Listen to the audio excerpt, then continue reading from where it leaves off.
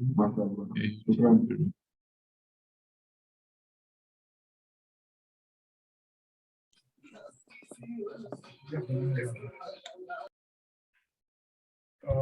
They are the food are the comments I find major use. तो मैं forward कर दी थी मुझे कमेंट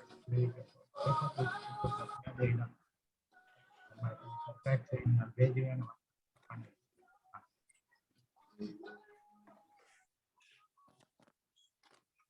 जो भी जैकू करें सो जो भी करें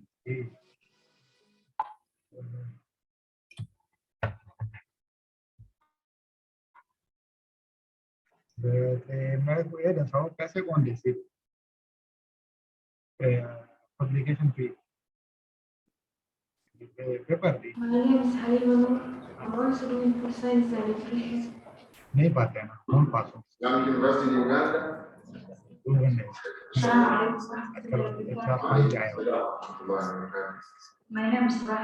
अच्छा वक्त में डरे इधर हो जाओ बस बीच में डरे इधर हो सर सर ऐसा इनमें ज़्यादा करने होंगे कि करना है वो पता नहीं इन्हें ध्यान दो भी सर मैं इस वक्त तो डायरेक्ट कर ले और मैं खुद सब मैं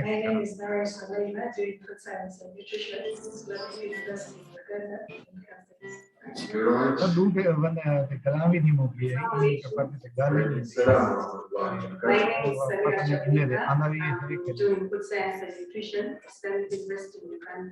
lot of food मैं देखता भी हैं इन्हें यार इन्हें मैं देखता भी हैं information वाले check open access $41 open access ये option देखता भी हैं a lot of beverages food and beverages thank you very much नहीं आने दवा ते ऐसा क्या पुनः अस्सलाम वालेकुम वालेकुम सलाम यार देखिए कि शेयर कोनी ना उन्हें कहीं ना कोई ईमेल करना है लेकिन उन्हें ये दिखाया कि पर तो कोड से नहीं पता चलेगा कि यहाँ पर कौन सा सैंपल है तो उसके लिए जरूरी है कि लिस्ट हो जिसके अंदर नाम है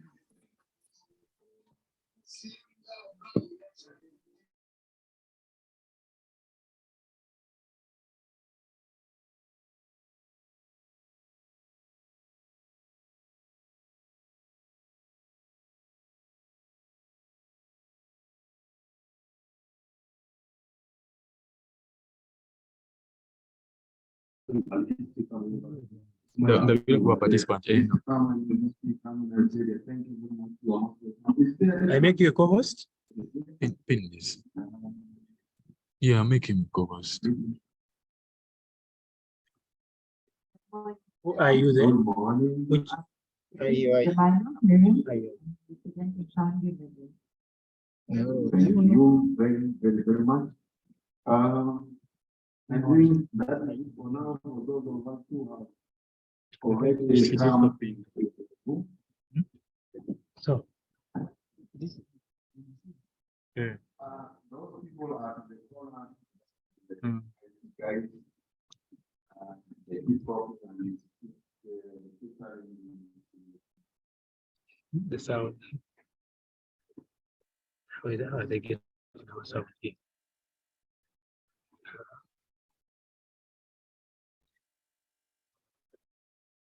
I think I'm going to put it here.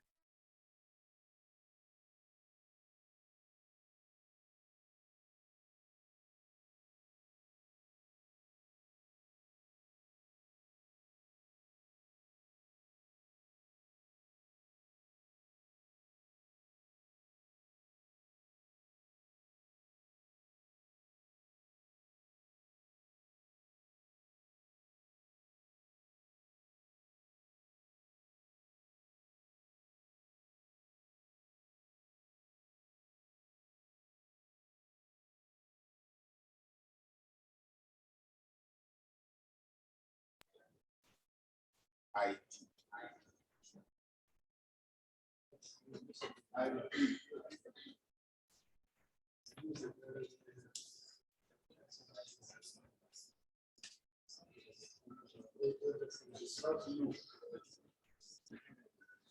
Muting me somewhere.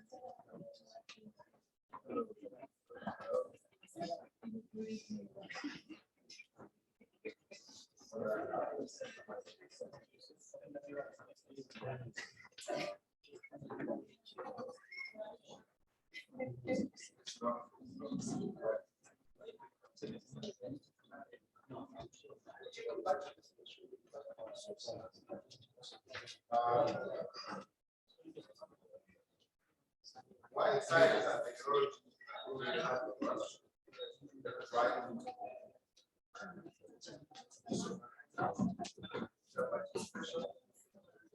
Teachers, by profession, they are supposed to be so yes.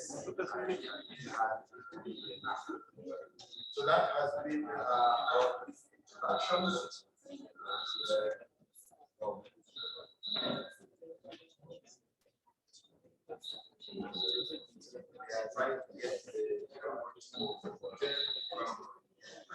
Check what is happening.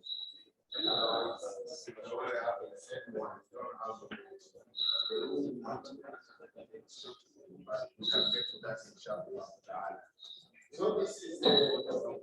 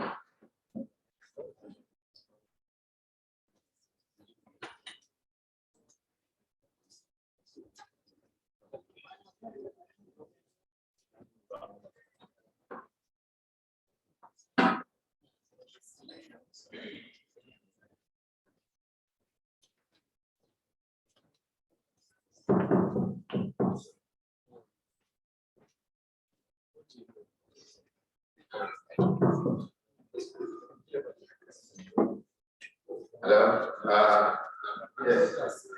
Assalamu alaikum warahmatullahi wabarakatuh. Once again.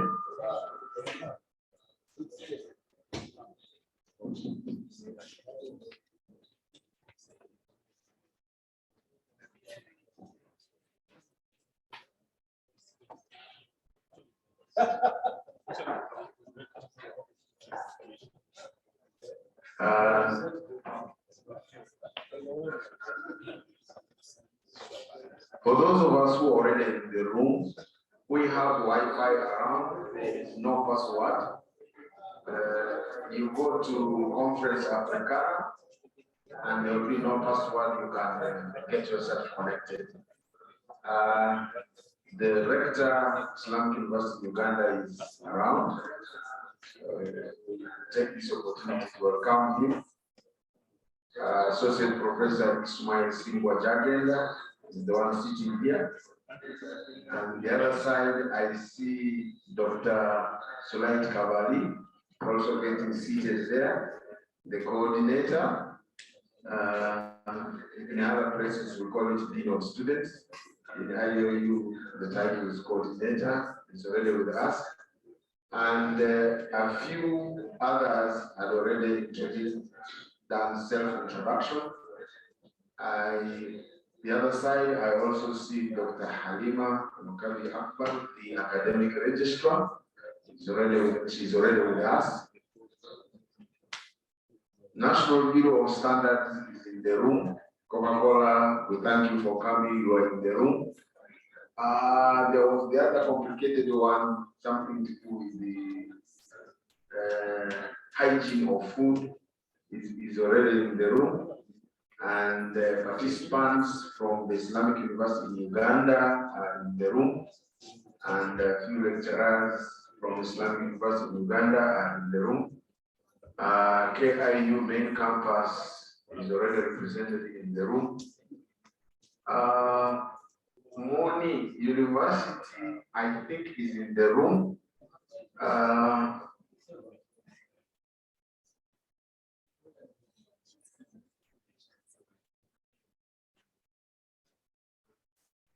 Yes, I said earlier, this is a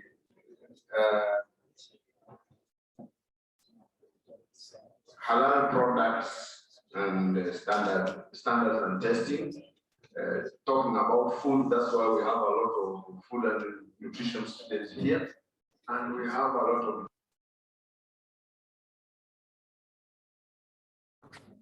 and Crown Beverages, popularly known as Pepsi, is also around.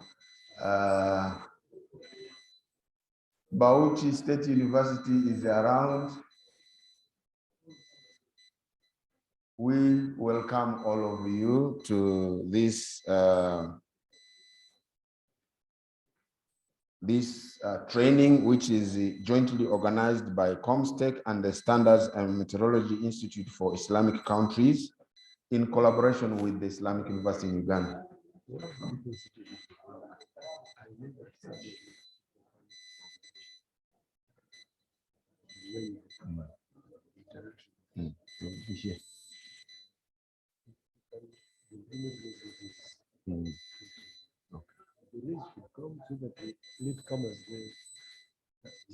Okay.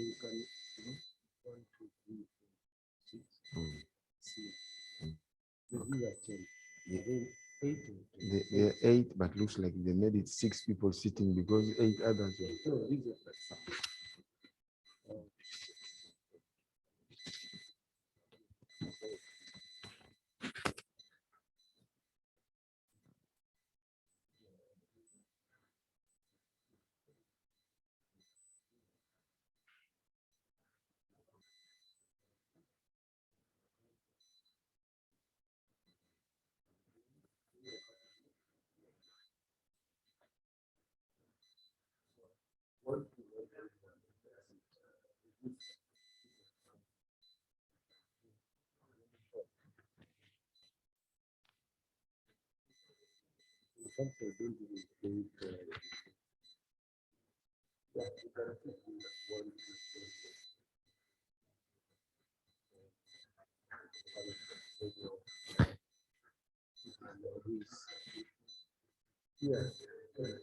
No, but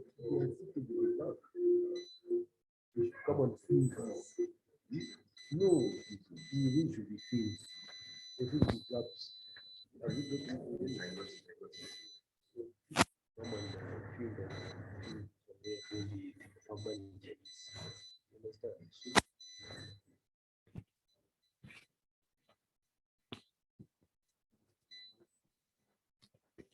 Assalamu alaikum once again. A kind request and a reminder for those of us who are behind there, let us come. You come and join this one here. That team, come and join this. We should be closer. We have some international group coming. They will be sitting on these ones. So those of you, please come and fill this one. This is okay.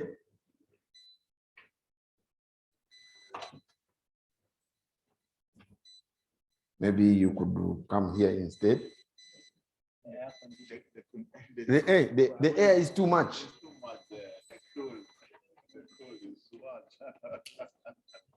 Is Nigeria very cold?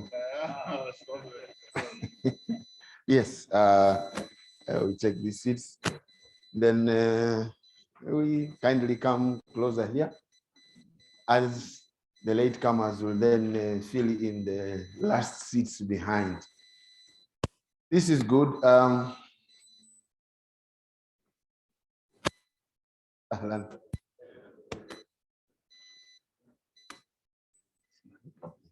Yeah, it's okay. When we are going to use. Okay. So this is good.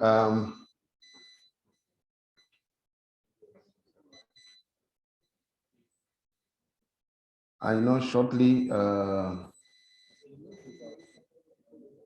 our guests are on the way coming. I hope those of us who are here, we have all registered and got ourselves our tags. And when the dignitaries arrive, plus their entourage, immediately will swing into business. But for now, yes, we did some self-introduction here, and a few other people seen have not yet done. I want to take this opportunity to kindly ask them to do some self-introduction. Yes, Doctor.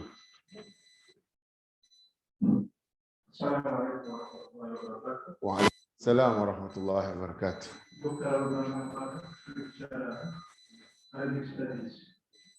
Islamic University in Uganda. But you have not.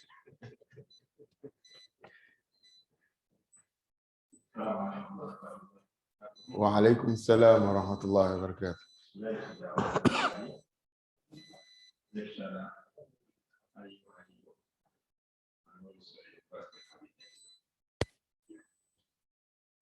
ايوه تفضل ثاني مره ما فيش مشكله.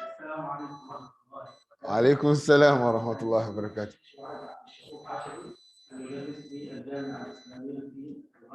شكرا.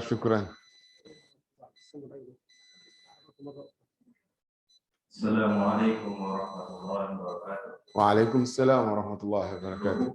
محمود University in Uganda, many campus, HOD Arabic Studies. Arabic Studies, mashallah. A lot of Arabic in the room.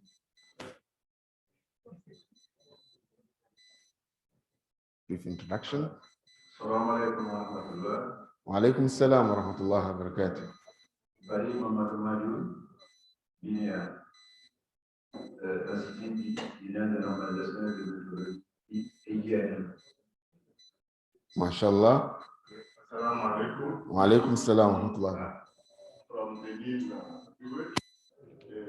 organization, standardization.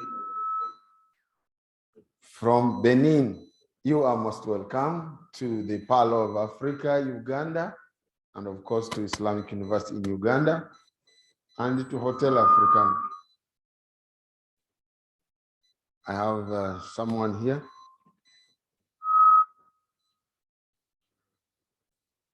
Assalamu alaikum wa rahmatullahi wa barakatuh to everyone. Wa alaikum salam wa rahmatullahi wa Good barakatuh. morning. Dr. Halima Wakabi Akbar, Academic Registrar. Just an assistant that might they don't polite.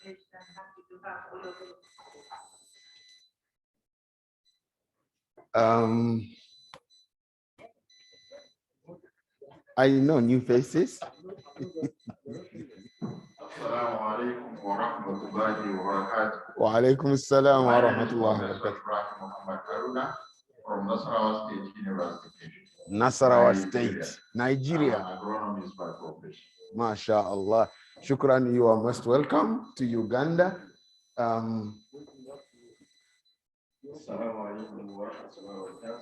alaikum assalam wa rahmatullahi wa barakatuh. I'm Dr. Liba Ismail Abiola, HOD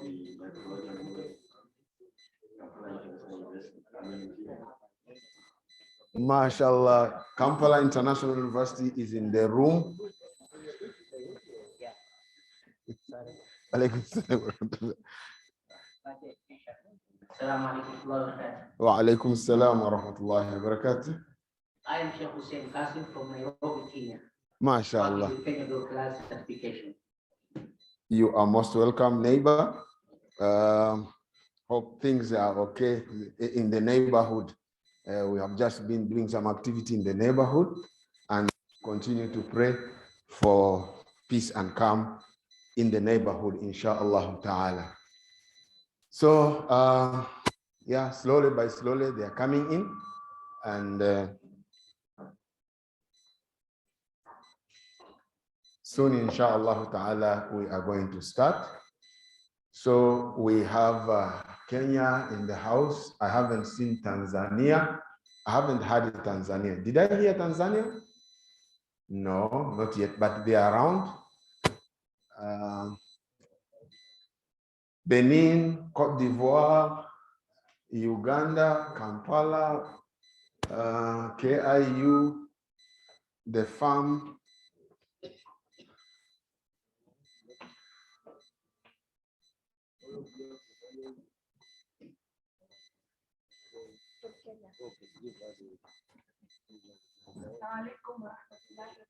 Wa alaikum salam wa rahmatullahi wa barakatuh. My name is Malika Habib from Kenya, and I work with Kenya Bureau of Halal certification.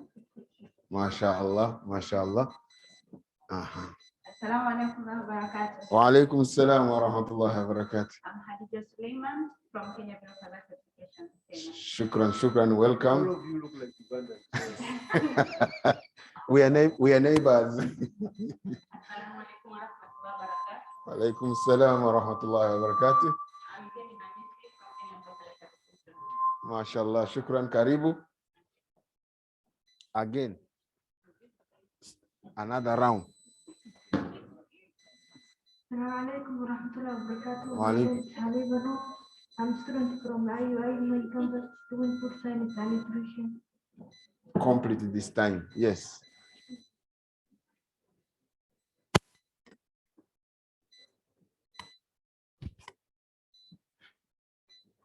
It's okay.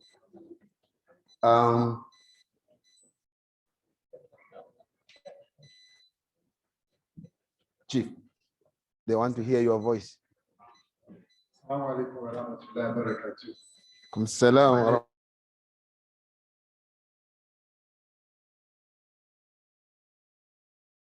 rahmatullahi. Are you Uganda? Yes, there is no IU Kenya.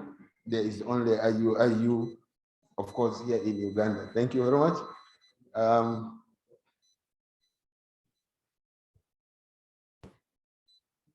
This is good. At least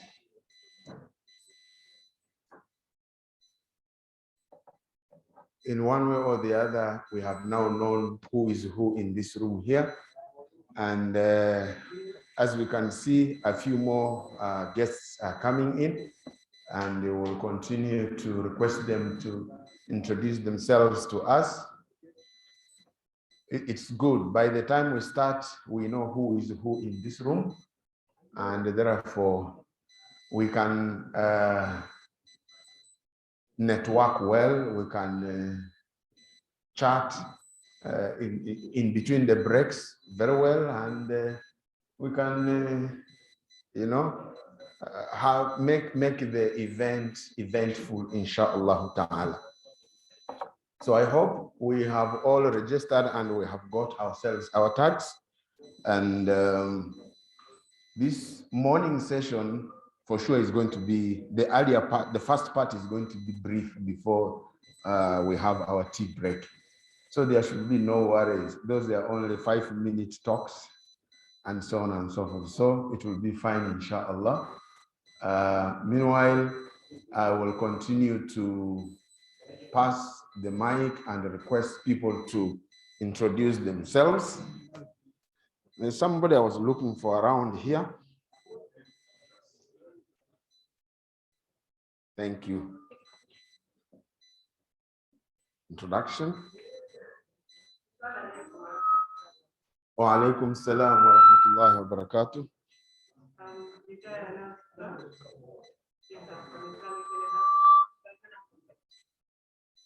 Kampala campus. Thank you very much.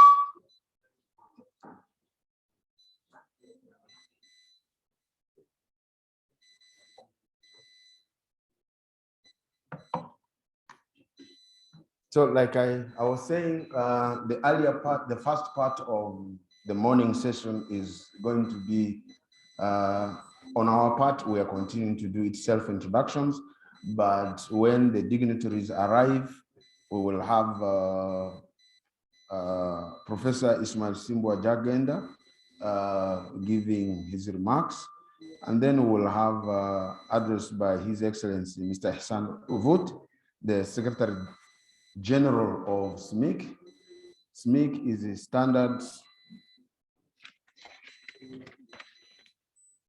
Standards and Meteorology Institute for Islamic Countries. Then after that, we will have His Excellency Professor Dr. Iqbal Chaudhry, the Coordinator General of Comstech, who will also give us a brief address. And then our guest of honor for today's program will be His Excellency Ambassador Askar Musinov, the Assistant Secretary General for Science and Technology of the Organization of Islamic Cooperation, OIC in brief. So they are not going to have long speeches. Then immediately we'll get into our training, which is going to be facilitated by able international trainers. They will take us through up to the end of the day. Then tomorrow will be another one. The official inaugural session will be tomorrow, where we expect high-level delegation to be around, like we'll have ministers and so on and so forth.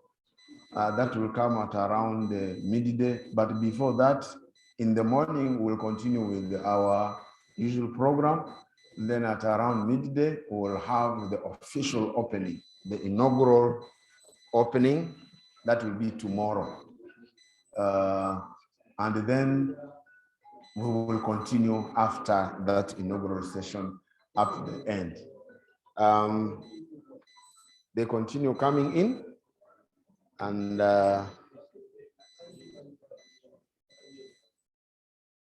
the university secretary is just coming in, shaking hands with people, and he will introduce himself better, in a better language.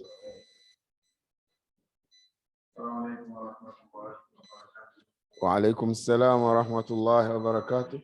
I don't know that the sheikh here, the director of our campus, is good at ambushing people.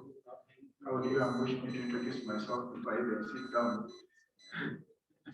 Don't know whether it was not true to make me, but I think you can't make me mess up. It was to help you sit down. I am the Master Secretary of the University of Uganda. It's good to be here, and thank you for coming. Thank you very much, and you are most welcome.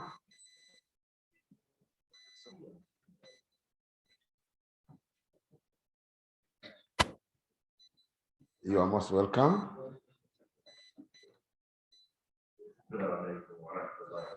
Wa alaikum salam wa rahmatullahi wa barakatuh.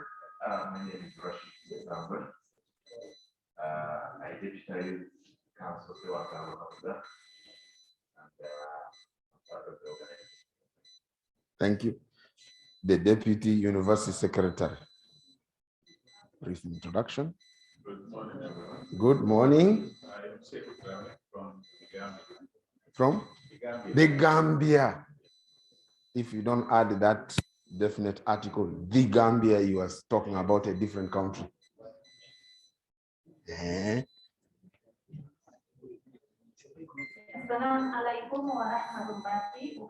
Wa alaikum salam wa rahmatullahi wa barakatuh. My name is Nancy Bahatifa from University of Professor Gary Campus, Puntland State of Somalia. Thank you. Puntland State of Somalia. That is how we say it when we are in Puntland. Simply means good morning.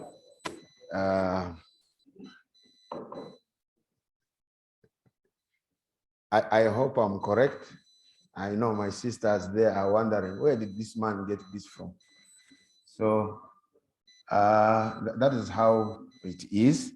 So we have more participants and guests coming in, and we'll continue to request them to briefly introduce themselves to those of us who introduced ourselves earlier. It will now be unfortunate for them. Wa alaikum salam wa rahmatullahi wa barakatuh. I am Suradi Kailama Kusa. I come from Burkina Faso. I represent Burkina Agency of Standards, Normalization, Standard Methodology and Quality. Burkina Faso. Yes. Good morning. Good morning. Yes, my name is Aloysius Kasoma. I'm a journalist from Uganda, working with a new vision. The new vision. The new vision, you are most welcome. We have the Gambia is in the house, Cote d'Ivoire in the house, Somalia in the house, Burkina Faso in the house, Nigeria, of course, the big Nigeria is in the house from the different states, Bauchi State and the others. We have, first, let me request introduction here. Thank you very much. Wa alaikum salam wa rahmatullahi wa barakatuh.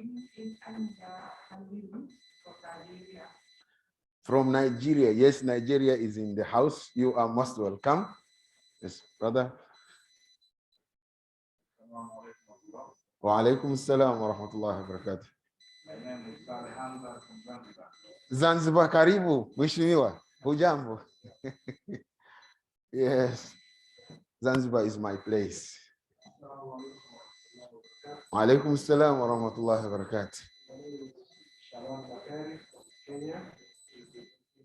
Join online so that we seeing the guests online. From Kenya, but from Kenya, Umma University, yes, you are most welcome. Please convey my salams to Haji Usi Makame. That one is my home, my younger brother. Thank you very much. Yes. Wa alaikum salam wa rahmatullahi wa barakatuh.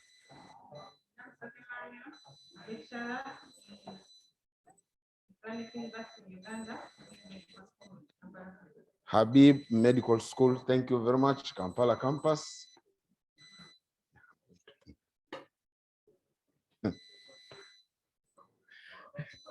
Wa alaikum salam wa rahmatullahi wa barakatuh.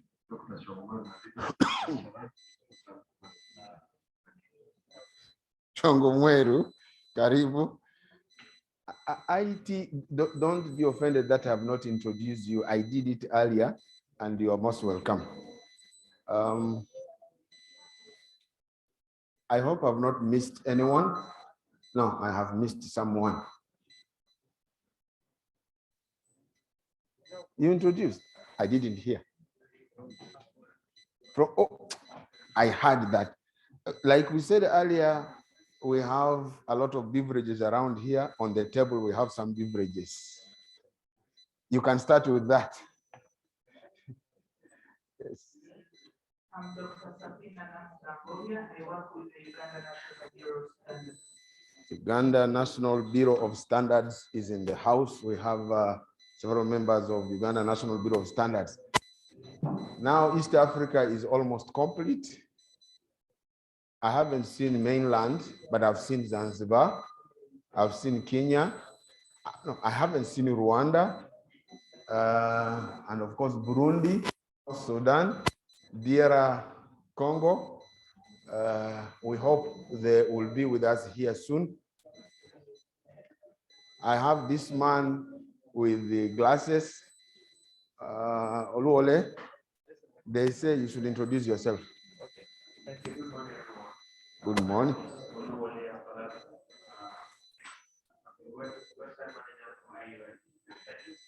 Thank you very much.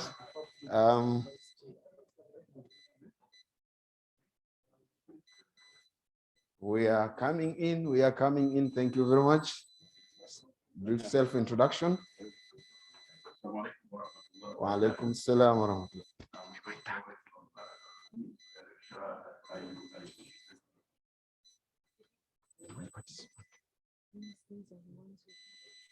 No, this is for participants. Lecturer, Ayu, thank you very much.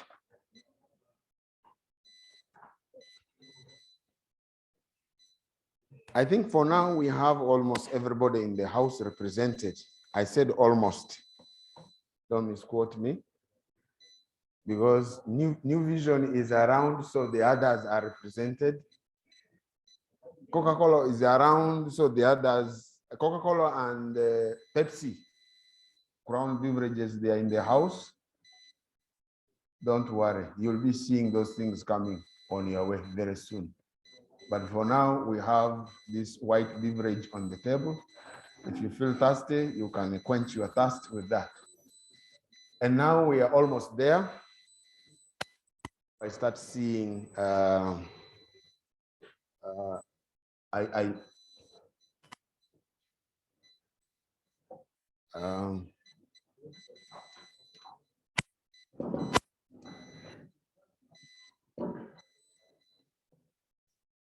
yeah.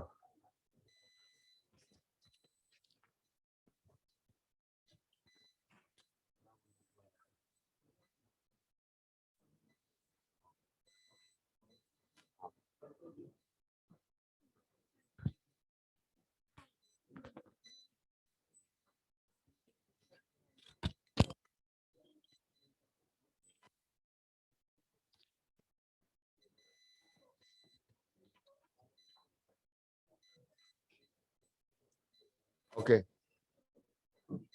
That call was to tell me that our guests are just about to come in, so we need to get ourselves ready. As we wait for them to come in, I have a few people that I'm going to ask to introduce themselves.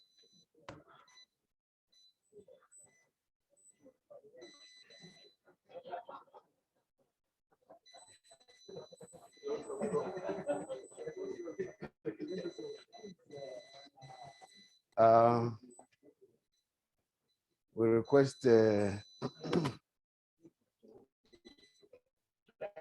yes.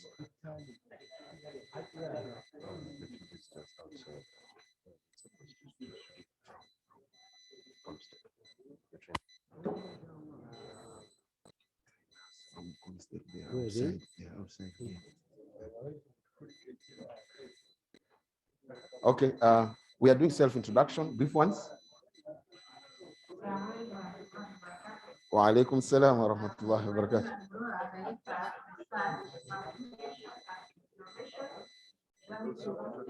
Yeah.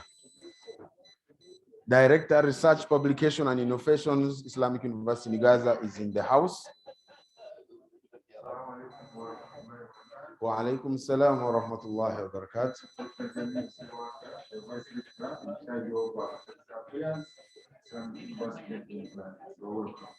Thank you very much.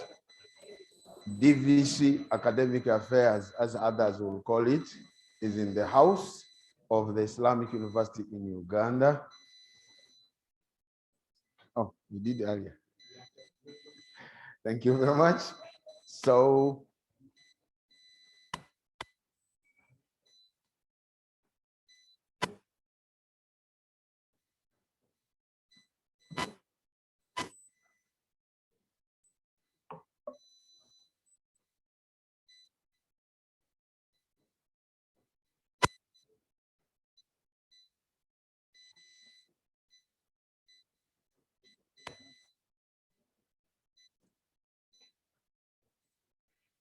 bring your things.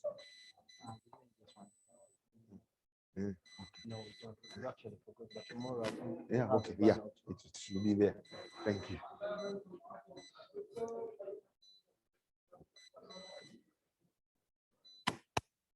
Very important persons continue to come in. And I will continue to take this opportunity to give them the opportunity to introduce themselves. I take the opportunity to give them the opportunity to introduce themselves, starting from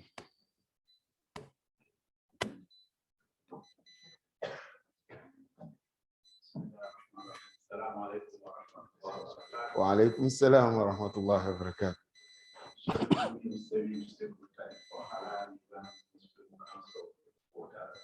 Halal, halal, halal. Uganda Muslim Supreme Council headquarters. Wa alaikum salam wa rahmatullahi wa barakatuh.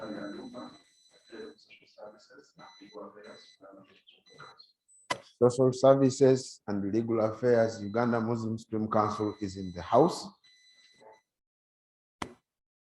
And we welcome you all to this training or workshop that is in this hall. It will take for 3 days, today, tomorrow, and Wednesday.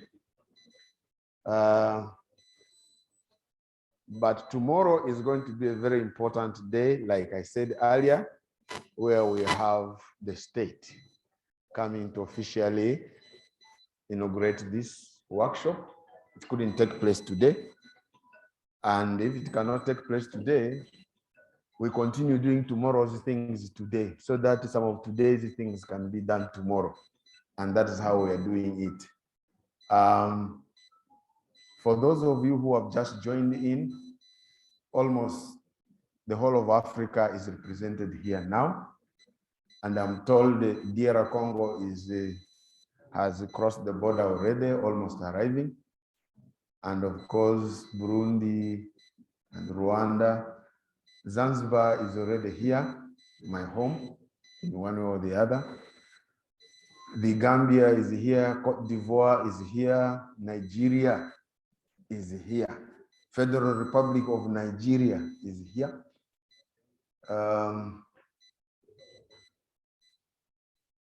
And of course, and many, many, many others from different organizations.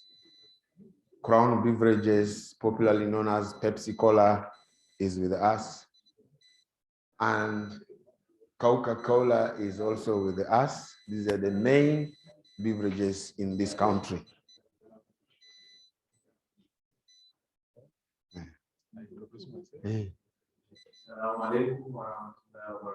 Wa alaikum salam wa rahmatullahi wa barakatuh. Good morning. My name is Ali Waziri, staff from IUIU from Nigeria. A staff of IUIU from Nigeria. Islamic University in Uganda, like the name says, is international. You have staff from Nigeria, staff from Uganda, staff from Kenya, Tanzania, Sierra Leone, Ghana, Egypt, wallahi, all over the place, all over the continent, and all over the world.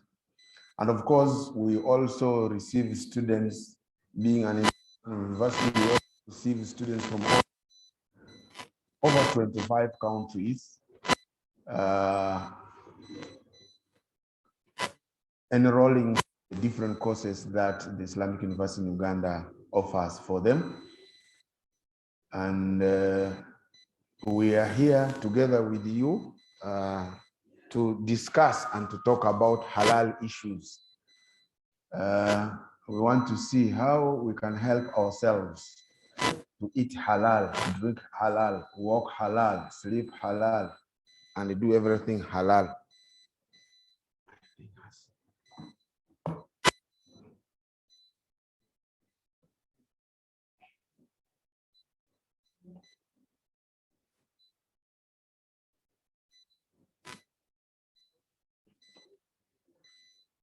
This is the day for us to discuss halal issues in terms of the things that we eat and drink, and it's a very big opportunity for us.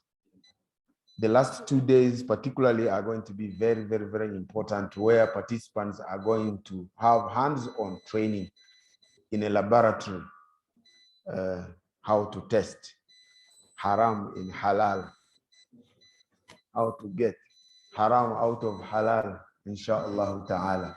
So we thank you all for joining in and for coming in and for participating in this very important training that is going to be in this hall for 3 days. Just leave it here.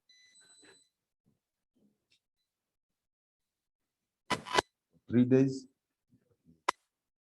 We have a lot of people who have already joined online. A lot from all over the world.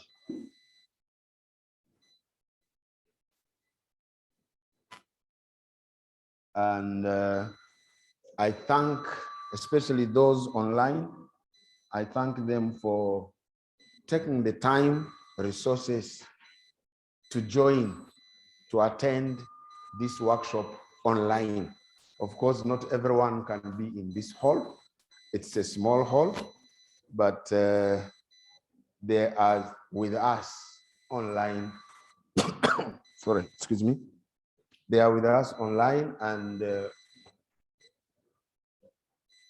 I am told our guests are almost here. And as soon as they come in,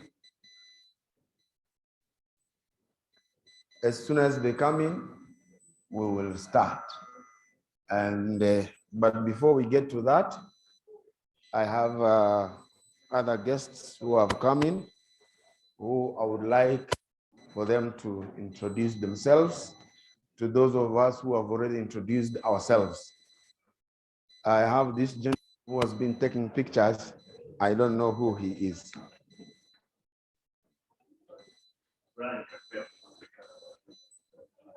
From Africana, the host.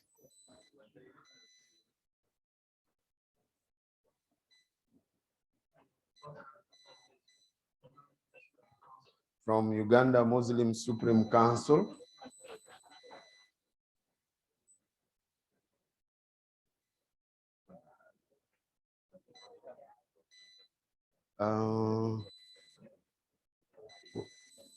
Where do we take them to sit?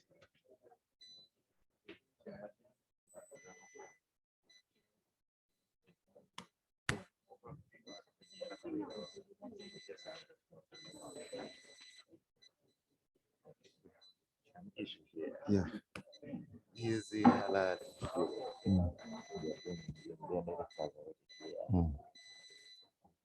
I had even them actually other banks they want to put but I wanted to go but they want all of us together.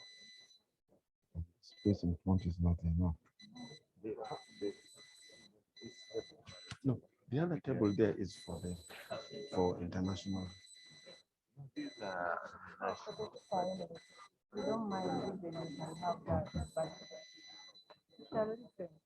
but wherever there is a Please. You can join, sit. You can sit anywhere here.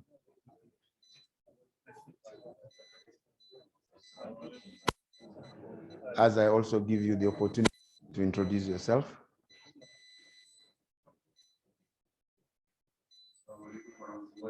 Wa alaikum salam wa rahmatullahi wa barakatuh.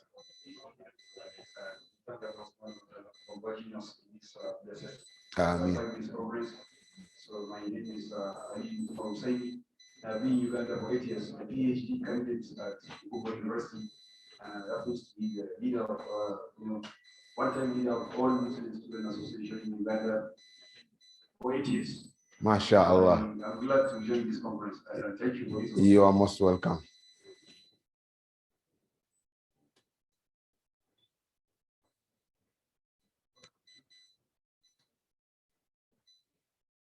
Self-introduction. Alaikum salam wa rahmatullah.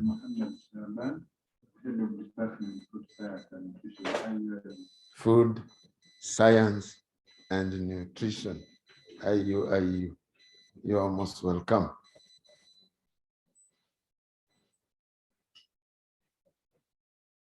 Assalamu alaikum wa rahmatullahi wa barakatuh. Wa alaikum salam wa rahmatullahi wa barakatuh. My name is Lamu Duhajara, and I'm Administrative Assistant Secretary to the Secretary for Halal, Uganda Muslim Student Council. MashaAllah, you are most welcome.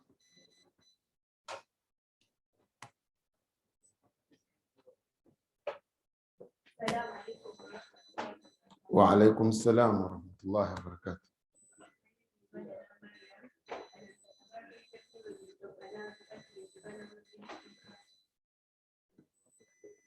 Shukran, you are most welcome.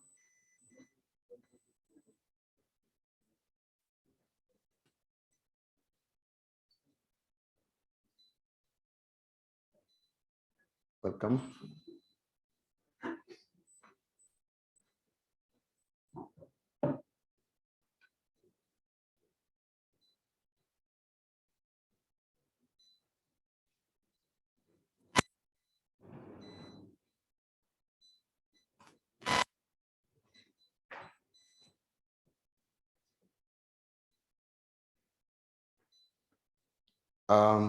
I said earlier, if you want to get services of Wi-Fi, it is Conference Africana, and there's no password. You can log yourself in and continue doing a few things as we listen to ourselves. Conference Africana, there is no password. That is not the password. There will be no password. You know, sometimes some passwords are funny. Somebody can put password as no password. So what is the password? No password. So in other words, you have to type in the word no password. But this is not like that. It is not there. It is, you just connect automatically, inshallah ta'ala. So Conference Africana, you will just automatically be connected.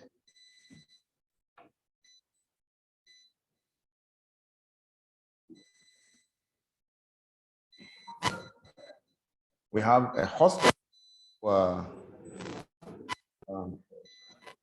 joining in online, and as time goes on, we'll give them opportunity to participate in the discussions that are going to go on in the house.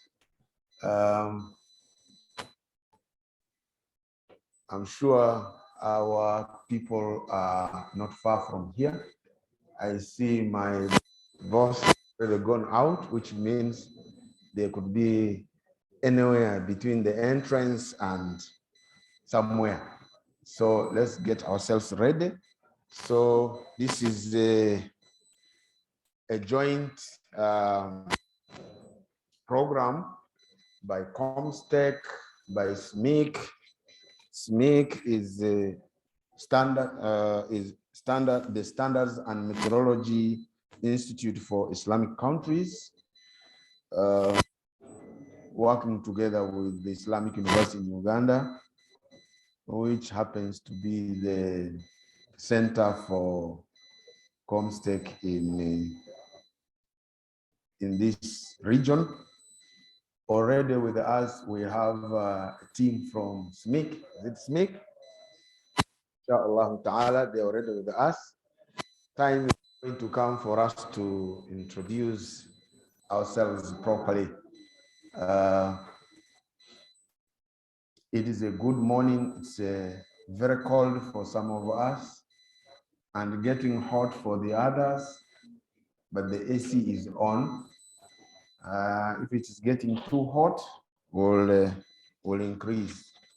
And if it is getting too cold, we'll play the game as we go along, inshallah ta'ala.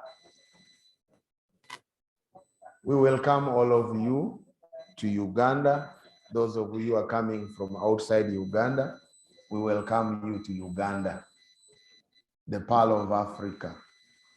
And of course, we welcome you to the Islamic University in Uganda, which is currently sitting at Hotel Africana. So you are at the Islamic University in Uganda. at Hotel Africana. We have several programs that can give opportunity for many of us who are out there. Courses ranging from certificates, diplomas, bachelor's programs, master's, postgraduate diploma programs, and master's programs and PhD programs. Coming from several faculties, Islamic University in Uganda has about 8 faculties now, I think. You have the mother faculty, Faculty of Education. That is the faculty that started, and then Faculty of Islamic Studies and Arabic Language. You had people introducing themselves, HOD Arabic Language. Something Sharia Arabic Language. So they all come from that faculty. And we also have Faculty of Arts and Social Sciences, Faculty of Law, Faculty of Management Studies, Faculty of Science, Faculty of Health Sciences. Soon, we will have Faculty of Engineering and Faculty of Agribusiness. And what is the name in complete? Faculty of Agribusiness and something, and Natural Resources. Faculty of Agribusiness and Natural Resources. Yes, the other 2 words had skipped my mind. Natural Resource Sciences. Faculty of Agribusiness and Natural Resource Sciences. That is the faculty coming on board.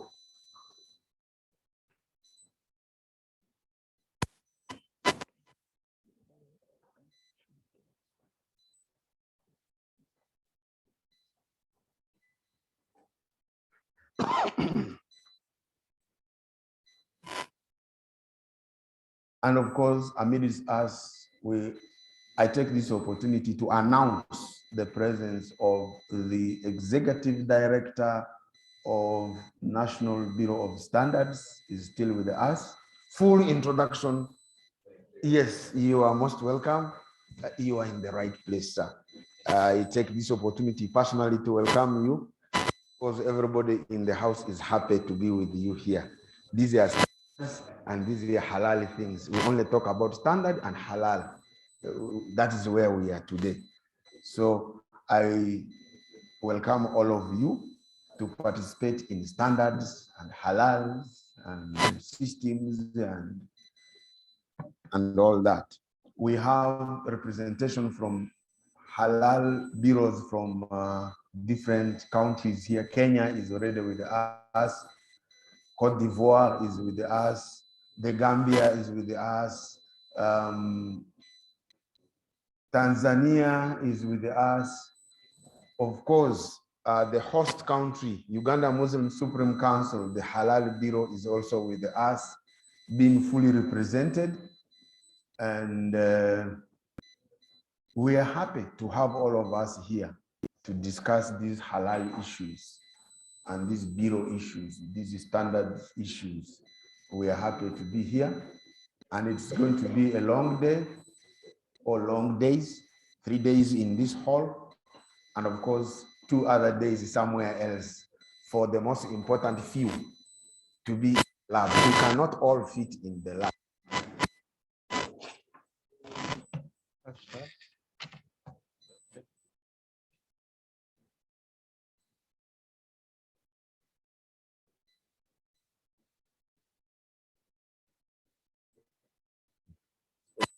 Yeah.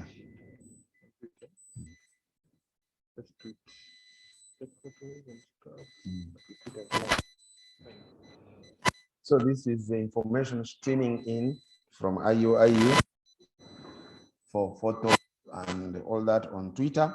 IUIU hashtag IUIU Halal comstech. IUIU Halal comstech. hashtag IUIU Halal Comstech, you'll find yourself there. And of course, IUIU has several intakes for courses.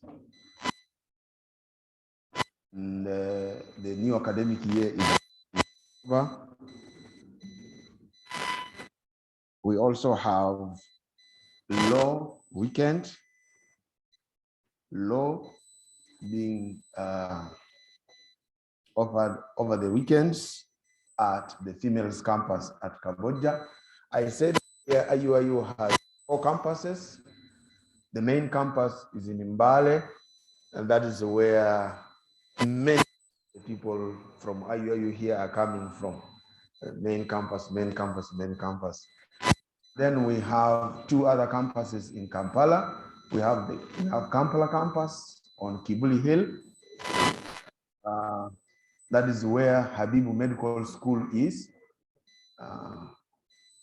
And then we have the females campus at Kamboja, although it is in Wakiso, but it is also in Kampala. We call it Kampala, the females campus. It also has a host of courses, and where we have law running over the weekends. You are a female, it is only for ladies. So if you want to study with the females campus, you have got to be a female. There you can either. And have a campus. The farthest campus from here in the northwest of the country, that is about 500 plus kilometers from where we are right now. You set your odometer and you start driving. By the time it clocks 500, you know you are in Arua, West Nile. So we have a campus there as well, and they are also being fully represented. All the campuses are represented here.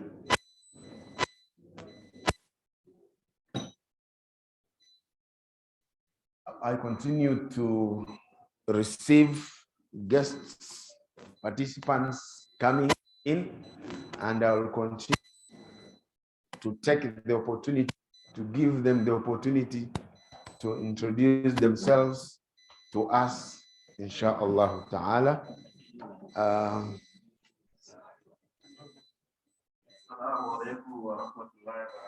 Wa alaikum salam wa My rahmatullah. name is Muhammad Awal. I'm from Cameroon. I am engineer in food industry. I am Cameroon contact point, Cameroon contact point, and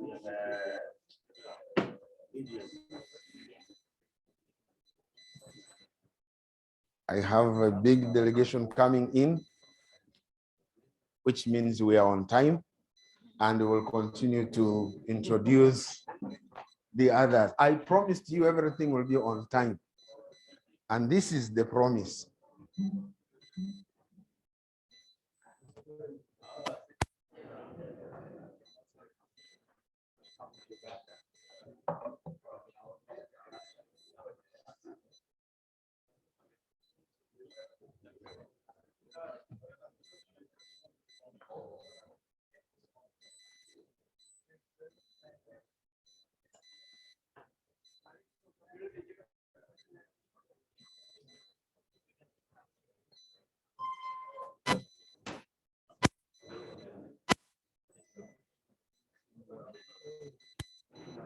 Do you want to say the opening prayer recitation of few ayat? Okay. ممكن هتقرأ لنا بعدين شوية من آيات القرآن الافتتاح إن شاء الله. اسم الكريم ثاني مرة؟ شعيب. الشيخ شعيب. أوكي.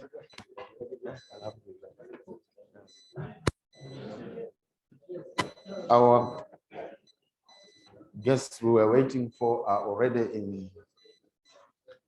in the hall.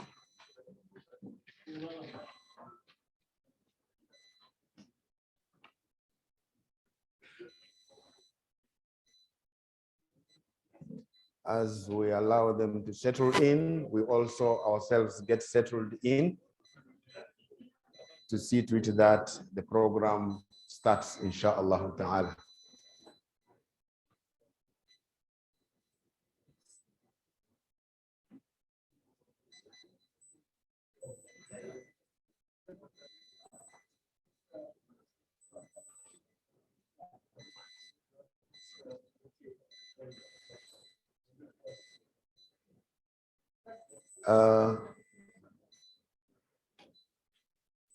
It is almost there where we are going to start. And I request that those of us who have not yet got seats to settle in, and we all get seated. Our program is beginning immediately. We are going to request Sheikh Shuaib to give us opening prayer with recitations from the Holy Quran, inshallah ta'ala.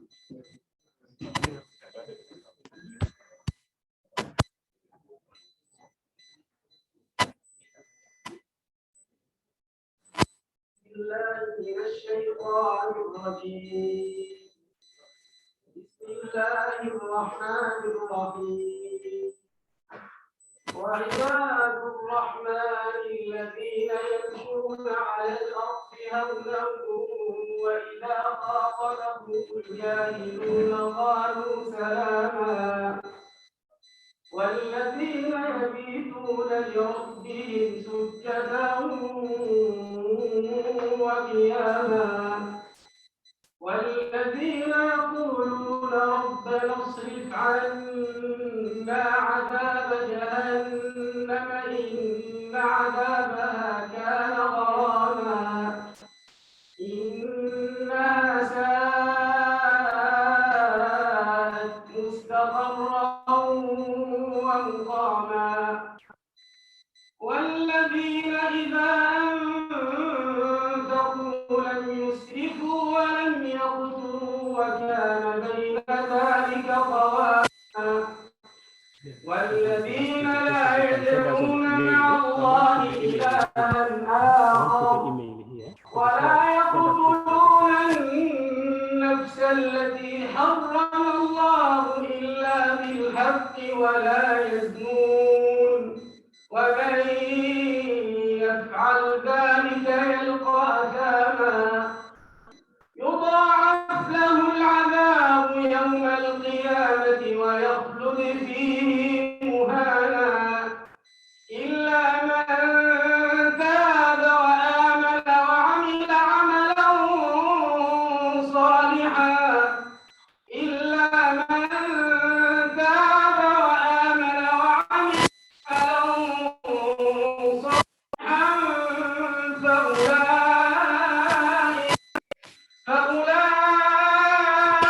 فأولئك يبدل الله سيئاتهم حسنات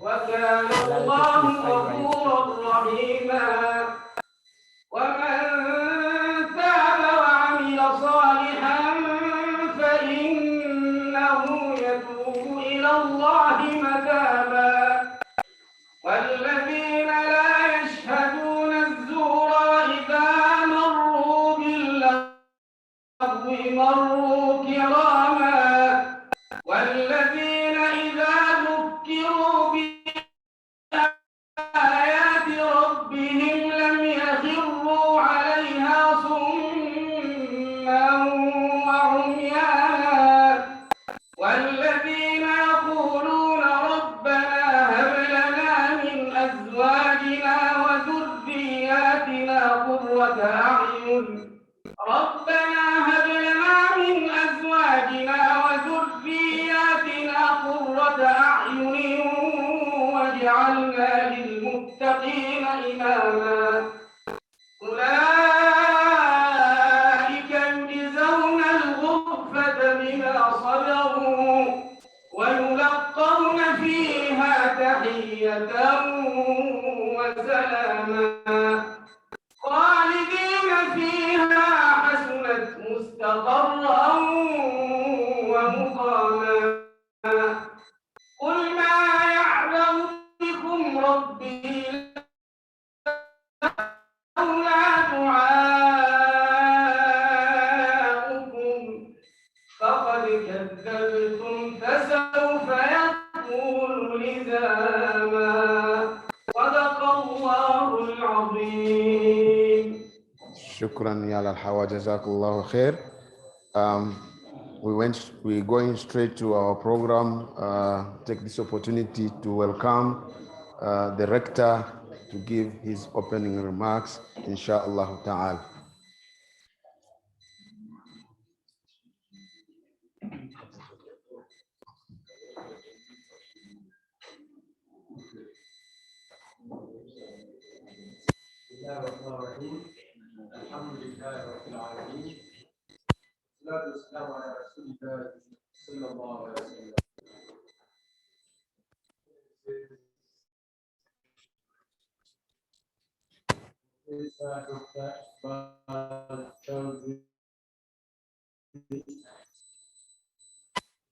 General comstech or the Standing Committee on Science and Technological Cooperation of Member States, the Excellency, the Chief Secretary of the Standards and Meteorological Institute of Islamic Countries, Dr. Hassan, our dear Your Excellency, the ED of Uganda National Bureau of Standards, distinguished guests from all over the world, including Vice Chancellors, our sister universities, Nigeria, Kenya, who will be helping us to understand Halal. They are coming from all over the world and want to thank SMIC and comstech for enabling them to come. We have distinguished members from countries, Kenya, Somalia, Cote d'Ivoire, Ghana, my dear brothers and sisters from the Islamic University in Uganda, from other agencies in Uganda, Environmental Council, Uganda Bureau of Halal. Assalamu alaikum wa rahmatullahi wa barakatuh. Today is a historic day. Today is a historic day because we are here for a couple of days to get specialized training in Halal. What does it mean? Gaining importance all over the world. But for us Muslims, it's been around ever since the Quran and the Prophet Muhammad sallallahu alaihi wasallam, the message of eating good things.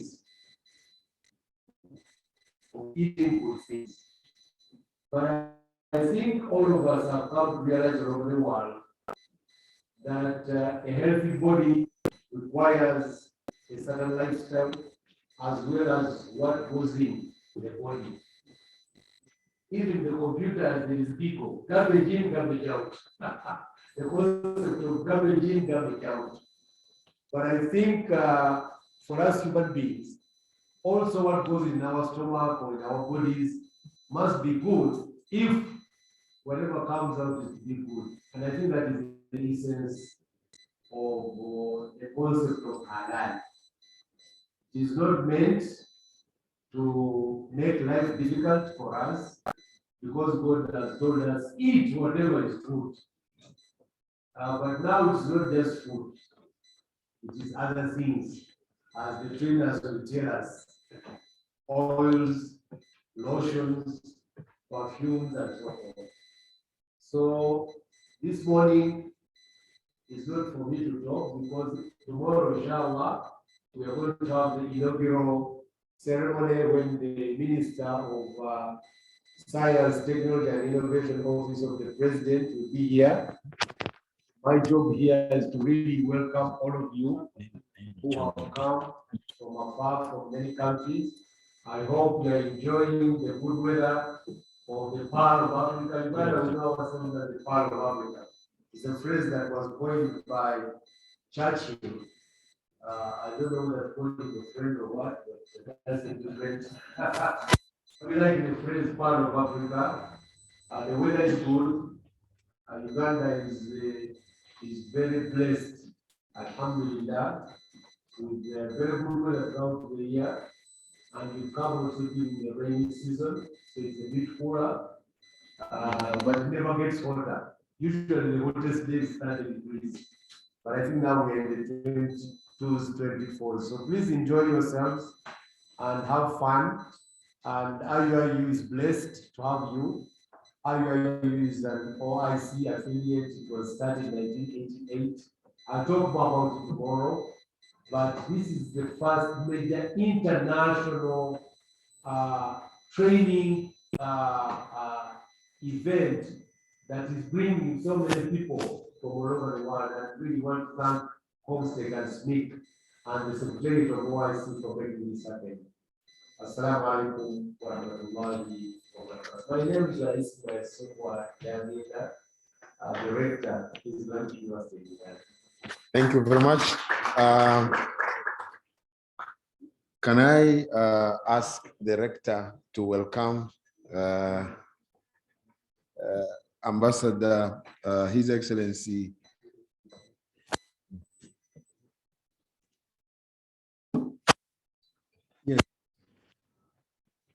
my dear mentor, newly found mentor, Dr. Sad Ofut, the Secretary General Smith. I think I'm going to ask his friend, the national come here and talk and then invite him. Please come. Please come.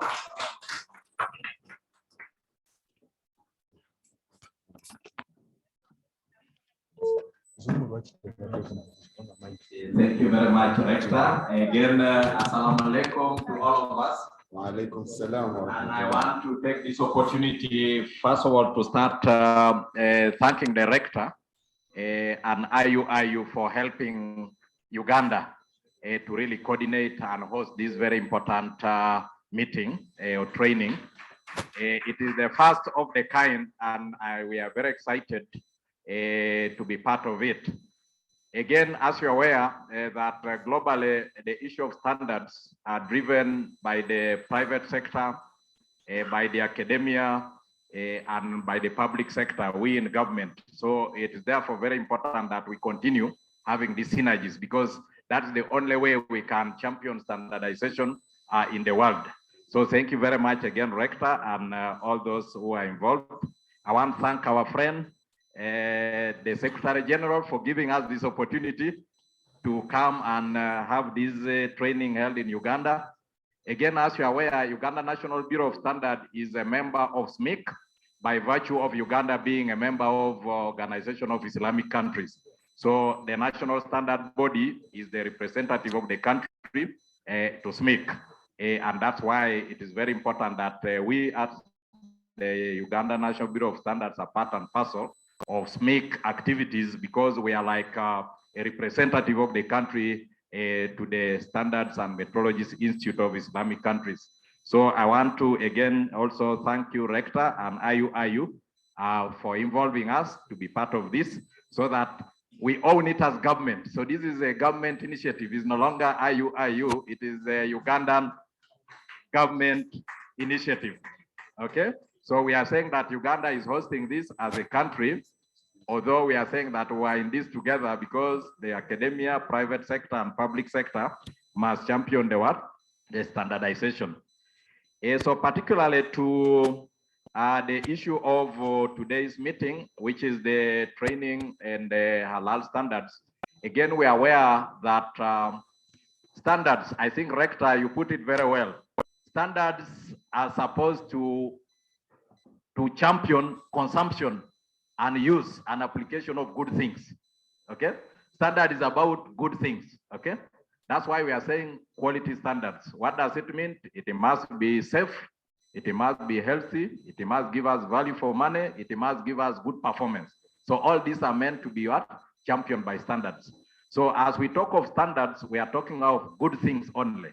And we are saying that why we as the national standards body enforce standards is to make sure that we don't allow bad things to come and compromise what? Standards. We are having challenges of enforcement of standards in our continent, especially Africa, but also in most developing countries, that as opposed to the developed countries where the responsibility of putting the good product on the market rests with the producer or the manufacturer. The manufacturer must ensure that before you put that thing on the market, you yourself must confirm that it is good, it is safe, it is healthy. And the opposite is with us, okay? In Africa or in Uganda, you want the standards body, the regulator, to be the one to find out whether actually you have put the right thing on the what? On the market. So you find people deliberately put what? Haram. They put haram on the market, and then they want the what? The regulator to find out, which is a problem of what? Lack of ethics, okay? It is actually not good that you put something knowingly that it is bad, it is harmful, and you actually want to make money. You know, the problem is that they want to make more money from the bad thing. How do you make money from haram? I think that's, you cannot be even excused by God, isn't it? Because you are harming God's people, the good people, okay?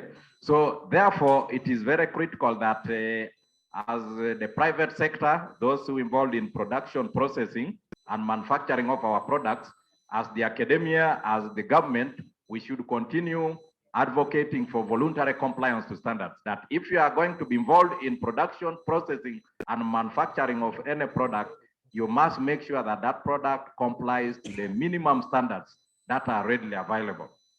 Again, you are aware that we are adopting standards, and even at SMIC, international standards are Hawa-based standards. Then we can now evaluate them to make sure that they're also halal compliant, okay? So that's how we do standardization globally. We start with the entire international standards that are good for everybody. Then for us now, we are saying that because across the world, people eat too many things. There are people who are saying that we eat everything which has four legs. There are those who say we eat everything under the sun, under the land, and under the water. And then we're saying, no, for 25% of these global citizens who are the Islam, we have to pay attention to certain requirements, okay? That the 20 billion or about, the 2 billion or about to 25% of the world population, which is the Islam, must be given attention that yes, we have global standards, we have international standards specifying the requirements of safety, but also we are concerned about the handling, the processing, the packaging, the labeling, the flavors, the additives. Are they also consistent with these standards? So that's why halal now comes that, okay? Apart from having all these standards, we need to go an extra mile to make sure that they also meet the interest of people who don't eat everything, okay? There are people, Muslims don't eat everything under the what? Under the sun, under the land, and under the water. They only eat a few. So we are saying that we must be recognizant of people who don't eat everything to make sure that for us who eat everything, we should not compromise the interests of others. So halal standards therefore become very important of protecting the interests of the what? Of the Muslims who are part of our community. But again, on the business level, you again now realize that the demand for halal certified products is growing in the Islamic world, as you are aware. Again, with the globalization and opening of markets, you're finding that now the market specifications are getting critical, and that if you are to export to Islamic country, then you must meet those specifications, okay? The requirements of the market. And now the requirements of the market for the Islamic market is that the products should also be certified for what? Compliance with halal standards, isn't it? So on a commercial basis of it, that if you are going to manufacture for Uganda, knowing that Uganda is a smaller market, you might saturate it. And yet you have market in Islamic what? World. What do? You must now begin to know that you make the products that can be consumed within the market, but should also what? Get access to the export market. The good thing again that all those who eat everything also eat what the Muslims eat. So meaning that if we get the interest of the Muslims right, we have gotten the interest of everybody right, okay? Because they eat what the Muslims eat, plus everything else. Okay, so we are saying that why can't we make sure that now we comply with halal as a minimum, then the rest can follow. So that is the message. So again, I'm happy that we have very many institutions across Africa who are actually responsible for the halal standards. And I want to urge you to promote the halal application of halal standards in our production and manufacturing, with the focus of helping our people to access markets in some of these unique markets like the Islamic market. In Uganda here, we have been doing the same. We have a memorandum of understanding with Uganda Muslim Supreme Council, with the Uganda Halal Bureau. I don't know whether they are present here. The Halal Bureau of Uganda, are you here? Aha, you alone? Uganda Muslim Supreme Council team? Ah, you are everybody, okay, that's good to know. We have discussed and agreed to make sure that we promote halal products and especially exports of Ugandan-made products to Islamic countries in compliance with halal. And we are trying to build that capacity within our country. But given that the African continent produce similar things, and that even if we are talking of the market now, you are aware of the African Continental Free Trade Area, this is now a market for Africa. And we're also aware of the number of Muslim customers within African market. So even within the Africa itself, as we are going to the African Continental Free Trade Area, we need to make sure that even within that big market, where we are trying to say that we should sell everything made in Africa on the African continent, okay? That means that we should also make sure that we take care of the demand, the market for the Muslims in the African continent by making sure that we produce the products that are compliant with the halal standards. Of course, we have already been having communication from our High Commission in Turkey and so on. Uganda National Bureau of Standards confirm whether our people can meet halal standards to be able to export beef, maybe milk products, dairy products, and so on. And we are saying that yes, we can confirm, but we want to be sure that we have systems and mechanisms and the competences of people who can actually be sure that this product or this process has gone through halal standard. So therefore, Rector, the first thing is that we must be convinced that we have the local capacity, the national capacity to be able to assess companies and manufacturers of products to make sure that they follow all what is required to put the halal product on the market. So I think I'm very excited that this is the starting point to make Uganda now, UNBS, to be comfortable that we have capacity as a country to be actually able to evaluate and provide conformity assessment of our Ugandan-made products to be able to access the Muslim market. So that's very important for me, and of course to our African friends from the other countries. So the Bureau has been responsible for harmonization and adoption of the halal standards. Again, Dr. Safina will be sharing with you the standards we have already embarked on to be able to be domesticated at Ugandan context.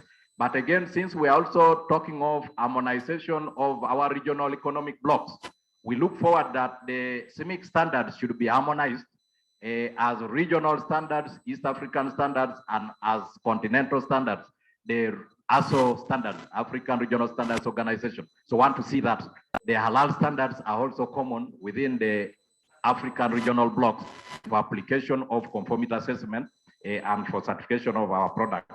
So we look forward to supporting our country, working closely with the Halal Bureau, but also the private sector that might want to be involved in certification process, offering conformity assessment.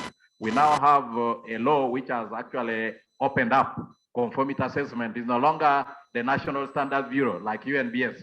We now have what we call Uganda Accreditation Services, which is a body which is now going to offer accreditation to all conformity assessment bodies, both private or public. So that is also an opportunity for us now to take it as a business, to invest in laboratories, to invest in inspection, in certification services, so that we can be able to provide a platform for those who are willing to work to comply with the halal standards, to have opportunity to have many providers of certification services so that we're able to get them to the market.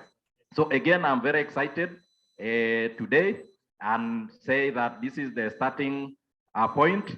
I also want to take this opportunity to invite our experts, including from university rector, to our technical committees that are responsible for writing of standards, reviews of standards, and adopting of standards. And I think Madam Safina here will open that because we need to have a fully-fledged technical committee to look at the development of halal standards, the harmonization of halal standards, and adoption of halal standards for application within our region, within our country, so that again, we should be part and parcel of people who demand to eat good things. Okay? So we have to make sure that we fight around and make sure that this world is only for good things, because we know the implications of bad things. Like Rector says, if you eat bad things, your life expectancy automatically is compromised. If you eat good things, also it is seen that your life expectancy will increase. And of course, money must be paid for good things. Value for money must be paid. Those who will be complying with standards will be able to earn extra money, because as a standards body, we have told all customers that please, if you see a certified product, and now we are saying, if you see a certified product which is halal compliant, please pay something extra, okay? Pay some additional money because it is good, okay? It's good. So we look forward that we will have a benefit of our businesses and enterprises that are going to be involved in the production and certification of their products on halal, based on halal standards. And again, we believe that as a country, we shall also be proud that Uganda is actually exporting products that are halal compliant. So with those many words, I want to take this opportunity to invite my very good friend, the Secretary General of SMIC, and welcome to Uganda. I know Uganda is your home. We were with him also in Yaoundé for the African Regional Standards Organization, and we should continue promoting the halal standards across the continent and internationally. You're most welcome, sir.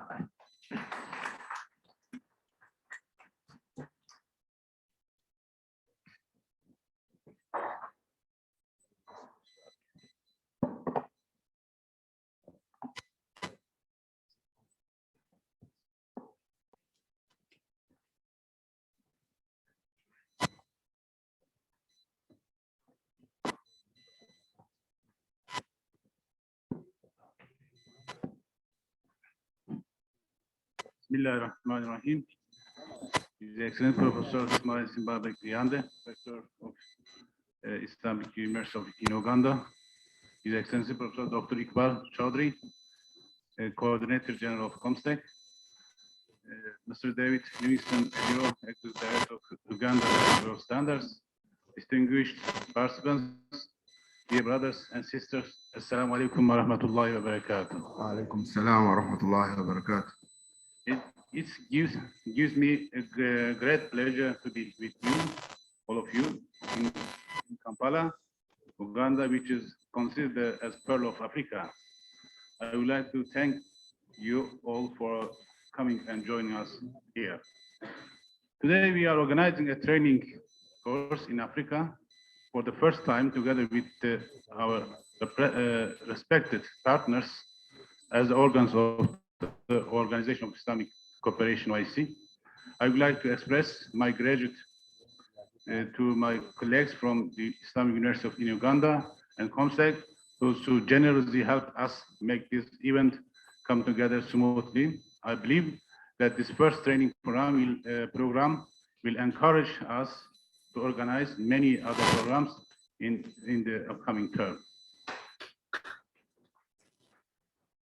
I'm here as the Secretary General of SMIC. SMIC has been established by the OIC to develop common technical standards. Its objective is to become a leading actor by making key contribution to the economic improvement and the welfare of its member states. While doing this, the idea is to establish quality infrastructure and develop high-quality standards by making the necessary steps in order to harmonize the standards, methodology, and conformity assessment procedures, and establish a powerful standardization, conformity assessment, methodology, and accreditation infrastructure in OIC member states. SMIC develops OIC SMIC standards for the use of all member states and give a special emphasis to the halal-related standards. We have standards on halal food, cosmetics, tourism, management, quality management, gelatin, and conformity assessment and accreditation-related standards. Most of the standards are the activities on the harmonization of the metrology and accreditation provides an opportunity to increase the intra-ICT rate whenever this technical work will be adopted by all member states. I'm happy to mention that Uganda is a member of CIMIC, as brother said, and is represented by Uganda National Bureau of Standards, UNBS, at CIMIC activities. I'm sure that the UNBS will continue to organize training courses in the upcoming term on the relevant OIC CIMIC standards, and we will be pleased to support them whenever needed. Esteemed participants, I would like to highlight that the recent exceptional coronavirus pandemic period has shown all the importance of standardization and having strong institutes that can issue the necessary norms urgently. CIMIC member states and its representing organization have been very responsive to the needs of its governments and people for their respective countries, and developed so many standards, guides, technical specification, as well as certification scheme specific to fight with the pandemic. This process, for sure, was coordinated and contributed by CIMIC at all necessary stage, and I'm very happy that we have enough expertise and human resources at CIMIC in general at the national level. With today's session, we hope that you will have some understanding on the importance of halal within the quality infrastructure of the countries. We hope to introduce you CIMIC and its activities on halal, especially from the technical point of view. Although halal is a religious term, you will witness its importance about its diffusion on different products and service groups, and at technical level, and how it is very much related to all aspects of our lives. I hope that you join us at the next session, as I will deliver a comprehensive presentation on CIMIC and concept of halal and global view of halal industry. I would like to thank again everyone involved in organizing this training. I pray for Allah's grace and blessings for our efforts. Thank you for your passion, attention, and participation. Assalamu alaikum wa rahmatullahi wa barakatuh. Wa alaikum assalam wa rahmatullahi wa barakatuh. Thank you very much, Your Excellency. Yes, I'm requesting that invite His Excellency Professor Muhammad Iqbal. Yes. Our boss has welcome.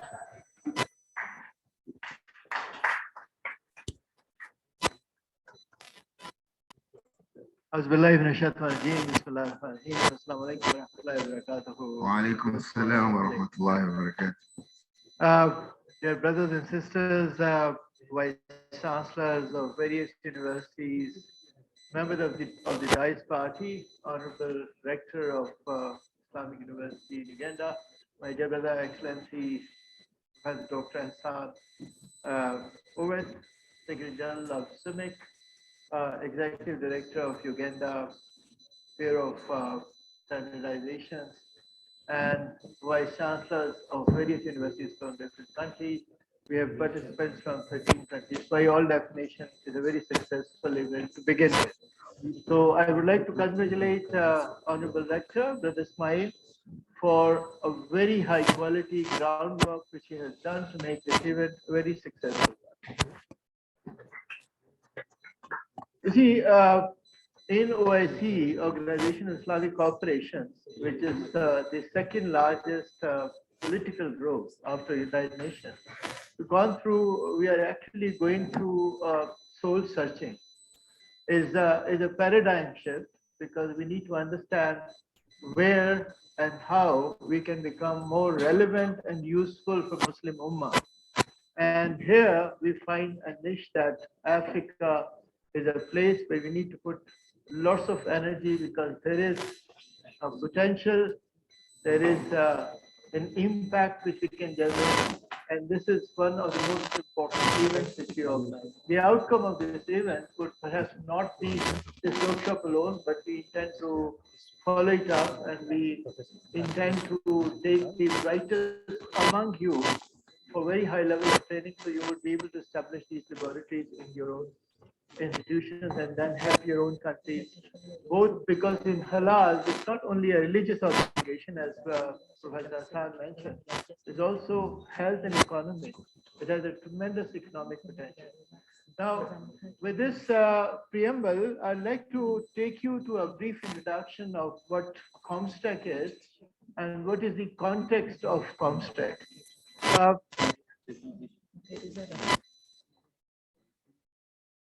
Comstech is an organization which is a standing committee for science and technology, 57 ministers of science and technology, including Minister of Science and Technology and Innovation of Uganda, is a member of this standing committee, which is headed by the President of Pakistan. And the core mandate of this organization is primarily to build the capacity of in the field of science and technology. We can't do it alone, so we need to work together with premier organizations like CIMEC, which is a specialized body of OIC, which works in the field of metrology as well as standards, and has a tremendous capacity of developing these standards as well as implementing the technical aspect of it.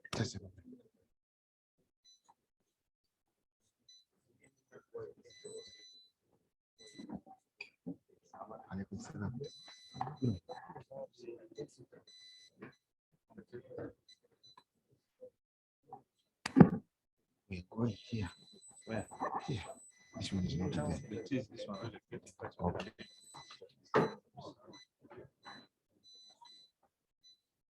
From there, we're going from there.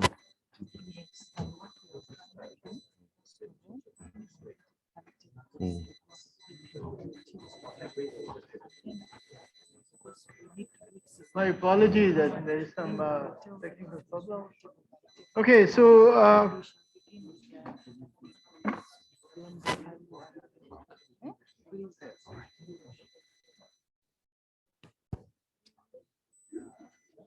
okay.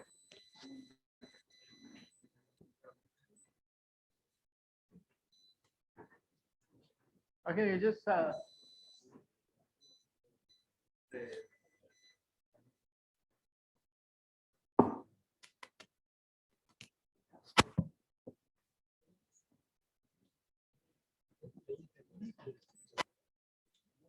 not moving.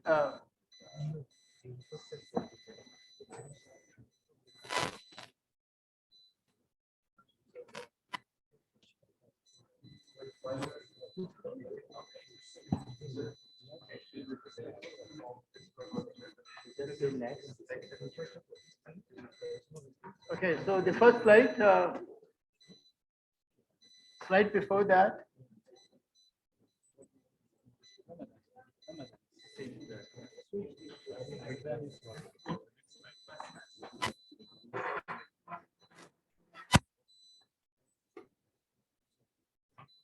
First slide, please. The first slide of the presentation, please.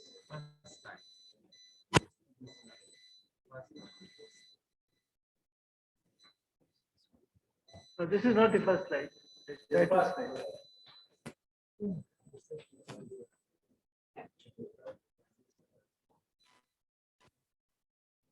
Okay, so never mind. Since I'm a professor, I like to move around and okay, so you see, this is what Obama said.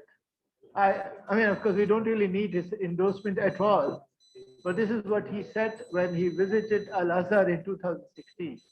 Said, as a student of history, I also know civilization dead to Islam.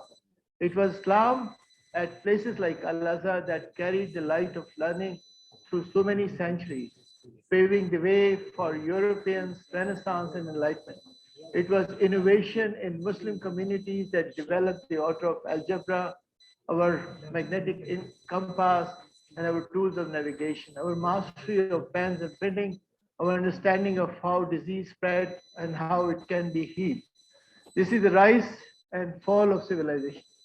From 8th century to 13th centuries, Muslims were ruling the world of science. Arabic was the language of science. Damascus and Baghdad and Tashkent were the centers of science and technology. But we have not really were not able to do that. And as a result of it, was 700 years of almost stagnation in field of science and technology. It is a time for us to come back. And here we find a niche. Here is where we find that it's extremely important that we all work together for the development of science and technology, because science and technology is the driver of change. Okay, so this is what we are, the world of Islam, 1.9 billion people, 1/4 of humanity, 57 countries spread over 4 continents, and they are the member of OIC. And there are much more Muslims in different other countries. So OIC, the second largest intergovernmental organization, 50% of the population of the OIC world is below the age of 23. Tremendous pool of creativity. This is what the real asset of the Muslim world is, the young people. So, we need to invest into the training, higher education, science and technology, equipping them with the skills, and that is where the actual niche is. And of course, our world is endowed with large oil, gas, and minerals.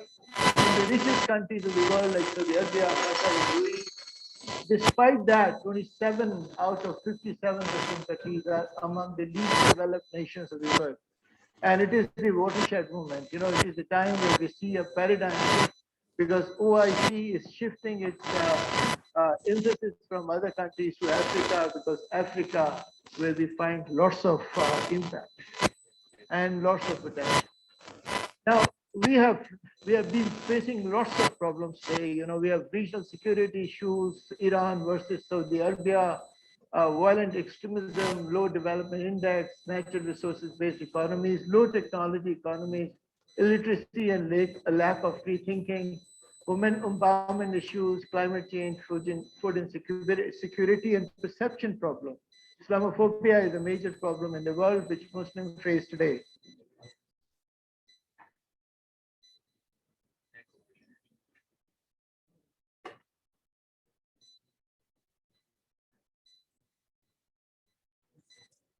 And here, the science and technology can really play an extremely important role, because the security and development challenges, the menace of violent extremism and Islamophobia, science and technology can not only help in developing our economies, but also the development of our culture, because culture is very much embedded in scientific principles.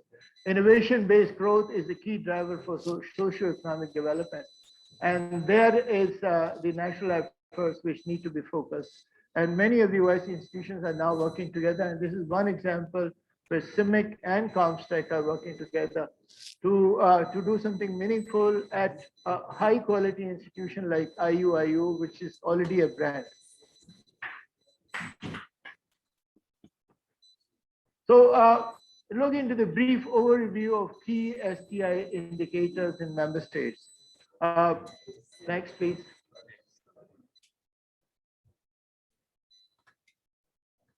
This is what we find: scientific research and publication, which is the indication of basic curiosity-driven research. You see, in the bottom, this is where we stand today.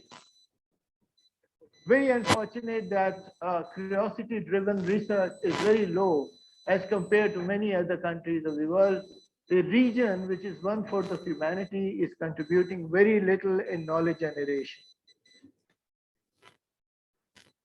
Similarly, look into the patents, which is one first indication of innovation going into commercialization, products and services. 0.98% of the world patents are coming from the entire OIC countries.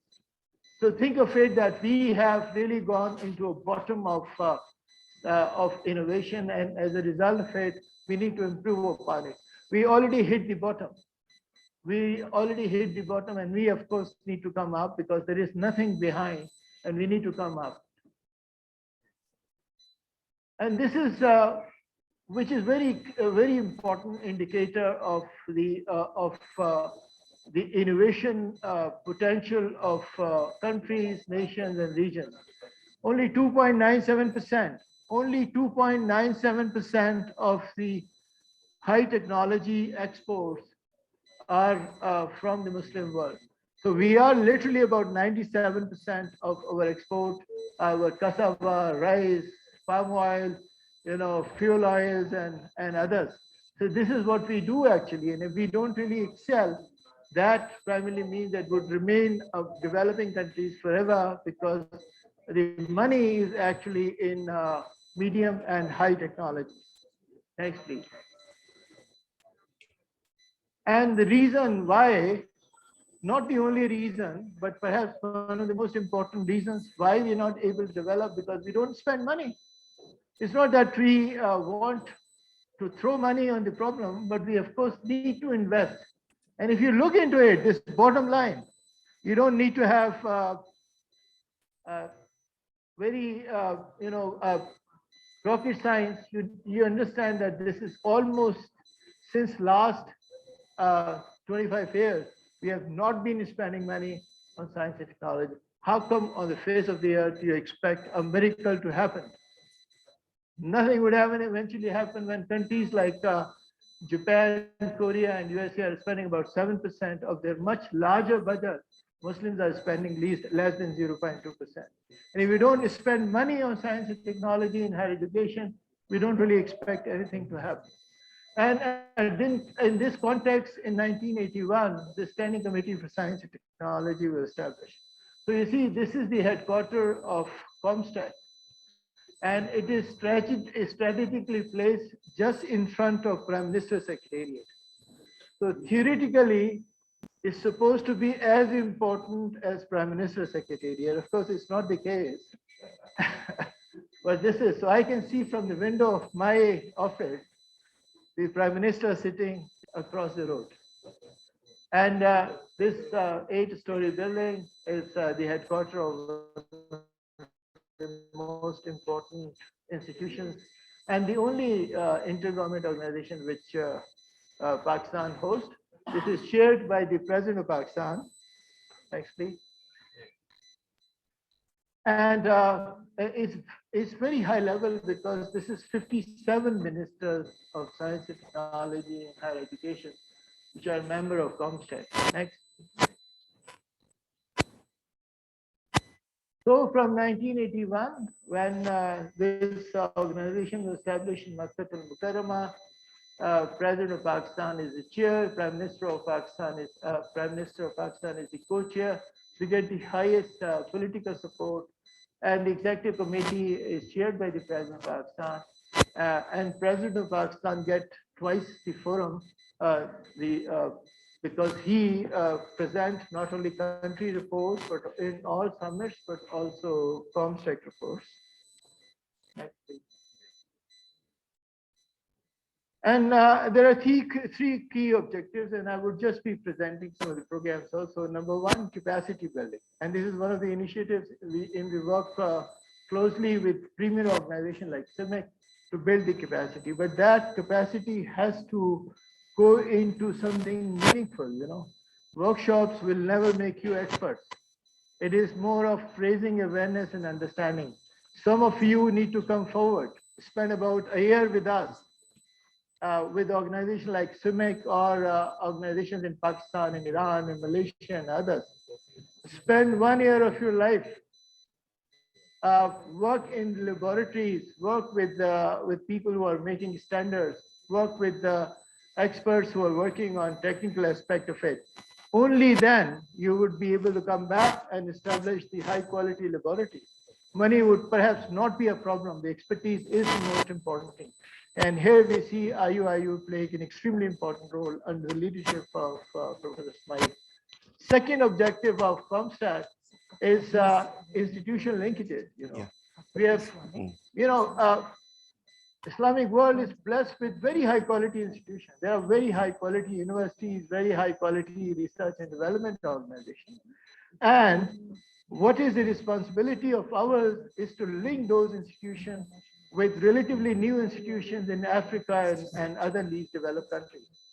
This tuning of institutions is the most important thing, because this is like a big brother adopting a younger brother so he can grow together. And that is where the strength of comstech is, that we were able to establish those linkages with many countries like in Kazakhstan, Sudan, and Somalia. We have a program with Yemen. We have a program with other countries also. Second is comstech work as an observatory of science and technology development in Muslim world. So all 56 member states and Palestine, we work with them and to see the trending, what kind of development is taking place. And we see lots of positive signs. I don't want to be pessimistic, and I don't want to give you only the negative picture of it. The fact is a 32% increase in expenditure in science and technology in last 2 years. Muslim world is spending lots of money. Some of the countries are spending lots of money on very, very high profile projects like sending mission to the Mars and developing science parks and others. But of course, we need to do a lot of it. So we see the training of what is required, what is actually happening in the Muslim world. Next, please. So, and this was a very important moment in the history of OIC, when in 2017 in Astana, Kazakhstan, the OIC Summit on Science and Technology took place, in which we all have participated. And that summit has decided that by year 2026, they'll be able to achieve certain STI, key performance indicators. And comstech was made responsible of steering and coordinating those STI agenda along with our institutions. So this is an extremely important event in the history of OIC, where science and technology has received a collective support from the 57 countries. Next, please.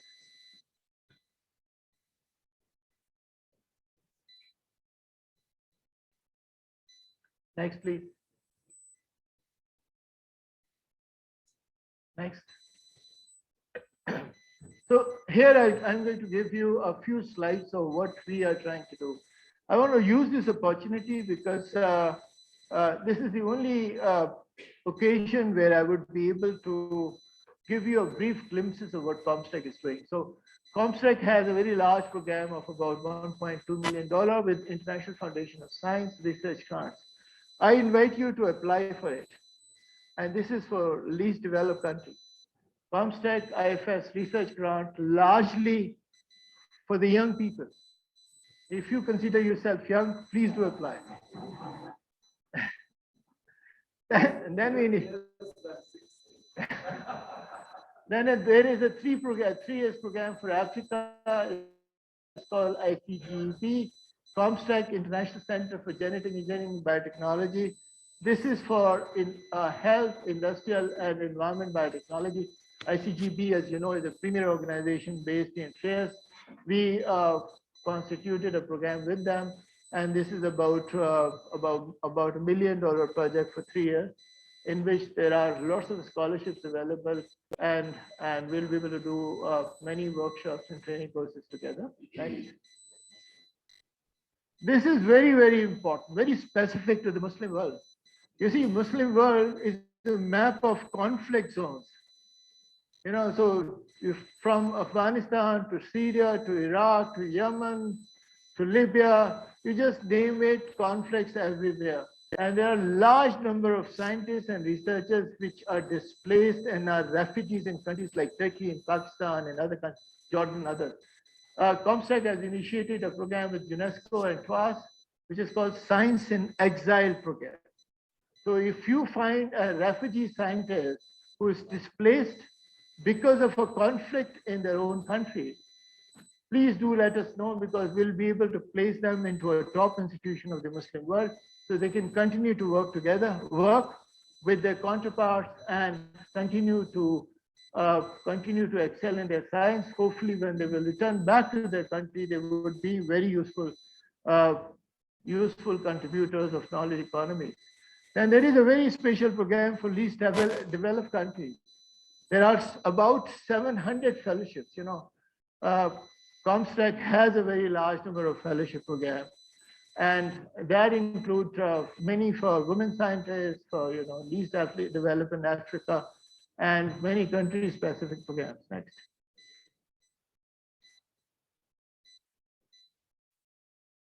We have a fellowship in virology and vaccine technology with OIC Center of Excellence in Biotechnology in Bandung. This is specialized training and very important one. If you find someone who wish to develop capacity in viral disease diagnosis, please do let him or her know that this such opportunity exists, so they can develop expertise in identifying diseases which are viral origin, because viral diseases would perhaps be there, and the next pandemic is coming forth very soon.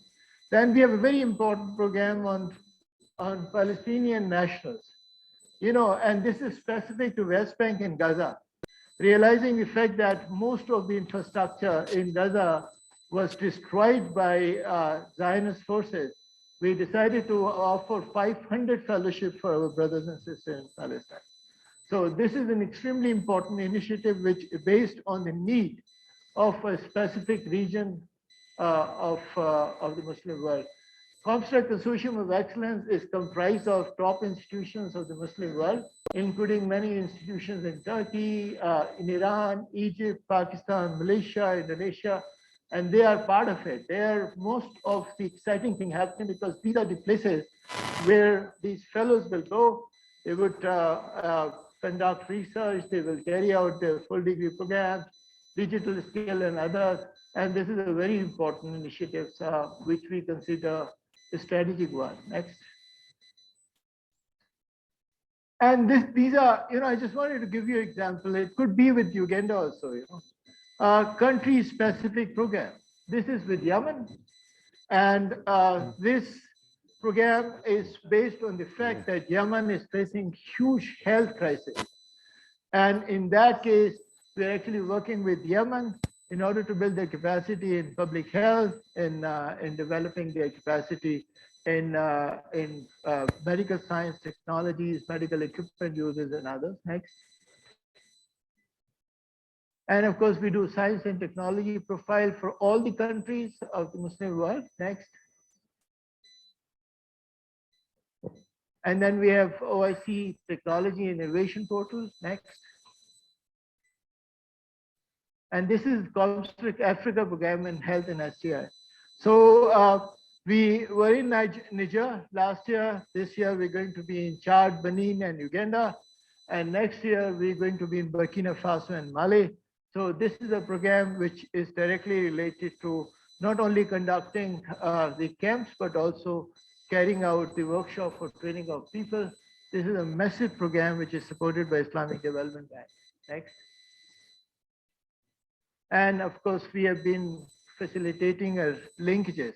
So what I would like to propose that we will develop a center of excellence in halal science and technology with the help of Islamic Development Bank, finding an appropriate institution in the Muslim world, and this center of excellence established through reverse linkage program.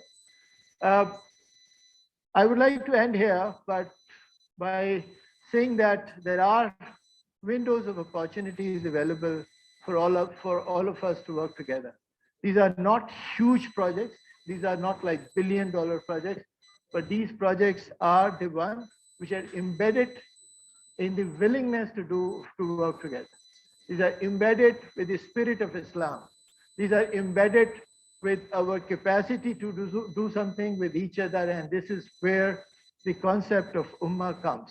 I'm absolutely delighted that I'm here, and thank you very much for your patient hearing. Thank you.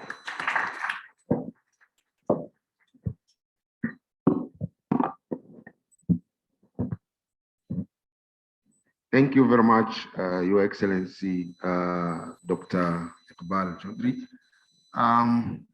We are coming to the first part of this morning session, and we are going to have a short tea break.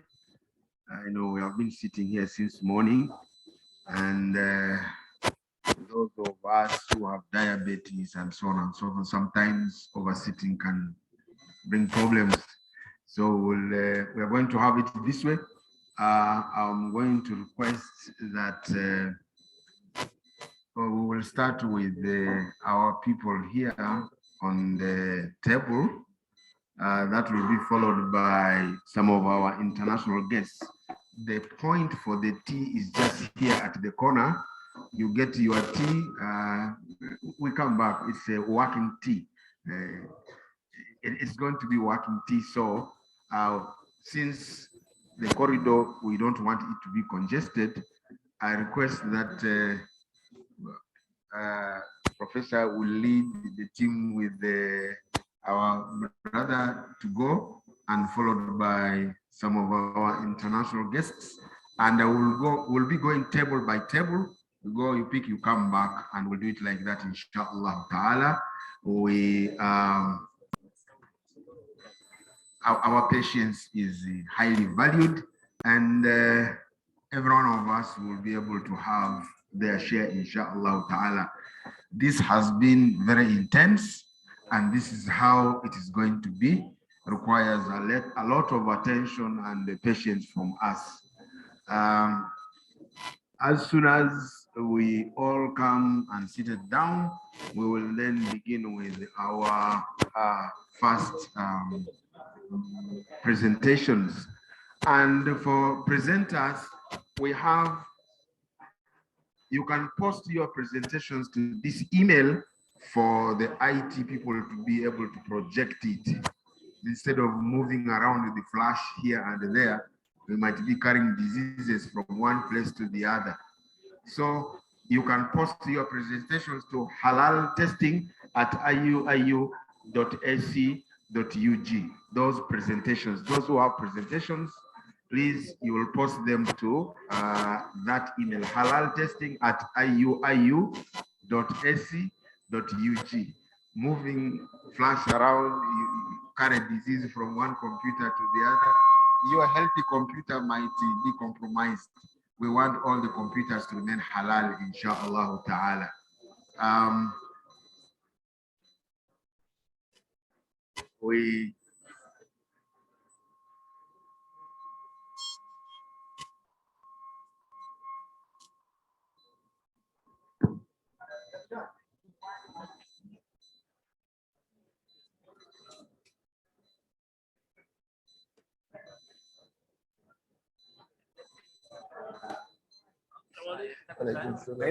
No, I'm okay. Sorry, I came late, but I knew you were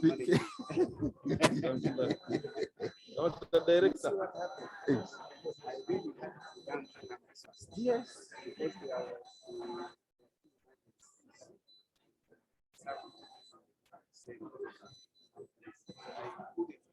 Of course, that is all part of this. So there's no problem. But so far, so good. Yeah, we have people from many countries here. So it's good. It's good, inshallah. So it is a health break. So this is, we are coordinating for the next group to move.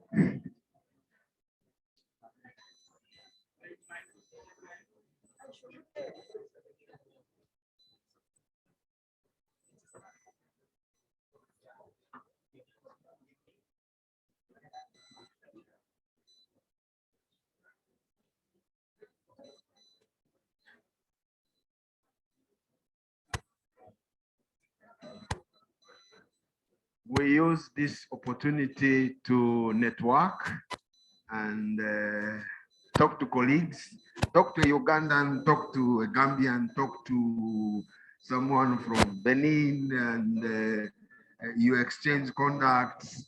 And you talk to Oluole from Nigeria in IUIU. place the UNDs. That can be here. There is also that corner. It's okay. It is part. Okay, no problem. Out for it. Malum bara.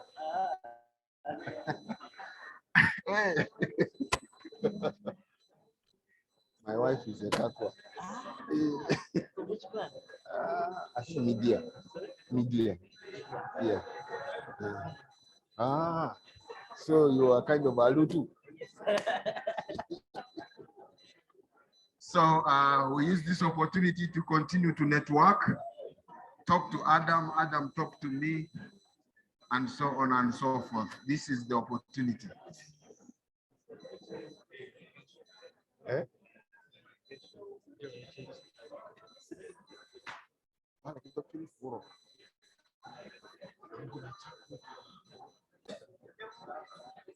Anyway, they can stretch. Stretching is okay. You can stretch, you can network, food science, talk about farm issues, faculty of agribusiness, and natural resources. Well done. Thank you.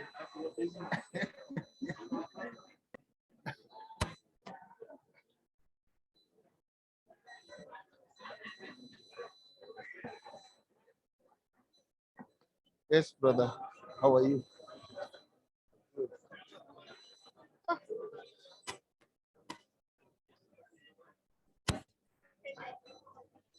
Halal and the Badri. Welcome, welcome. فضل فضل فضل.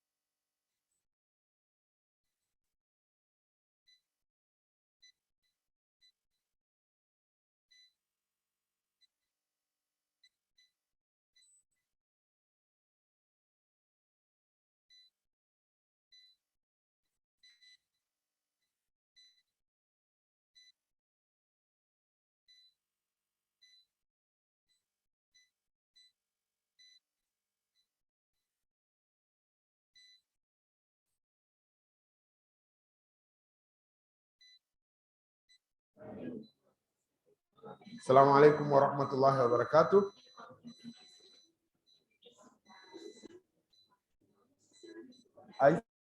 ICT, can you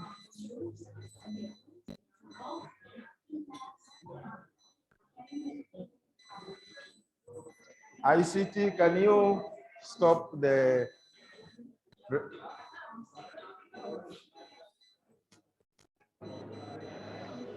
ICT?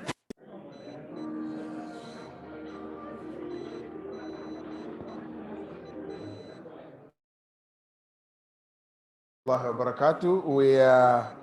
We should be getting ready for our next program coming. We have a presentation coming by His Excellency Ihsan Ovud. He will be introducing to us SMIC and the concept of halal and the global view of halal industry.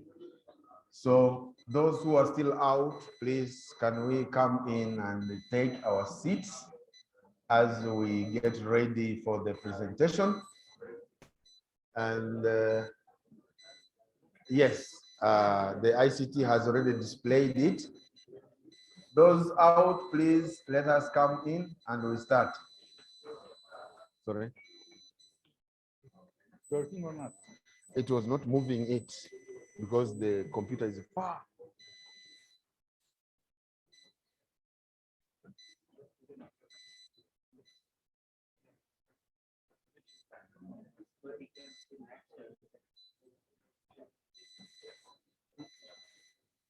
So we are ready for the next presentations. Please, participants, could you please find your way into the hall? Yeah. Yeah. And as we settle in, waste a lot of time, I take this opportunity to invite our next presenter, His Excellency Mr. Ihsan Ovut, to come and take the stage to present, inshallah ta'ala. You are most welcome.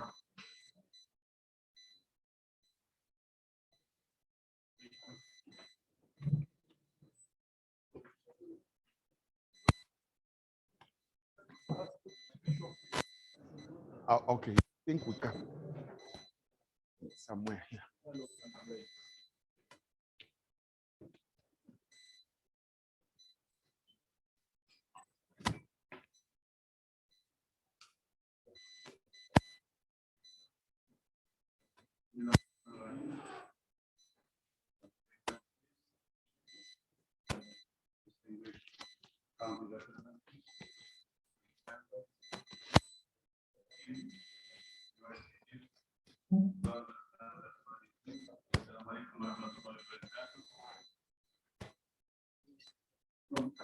So basically, 1 hour, I will introduce SMIC and Halal standards and give some information about Halal industry in the world.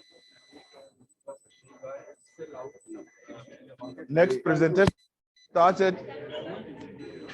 Next presentation has started. We go in. It's a working tea. Yeah. Started. Presentation. Let us go. Presentation has started.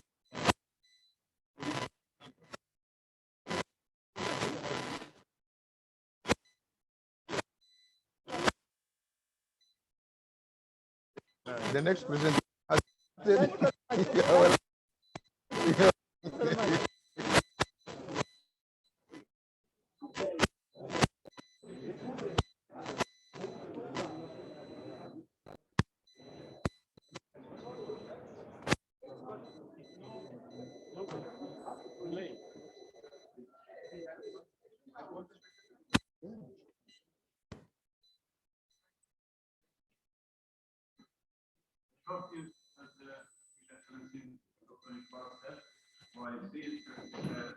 Seven member states that large organization of the United Nations established in 1999 for good issue, and then now umbrella organization for long.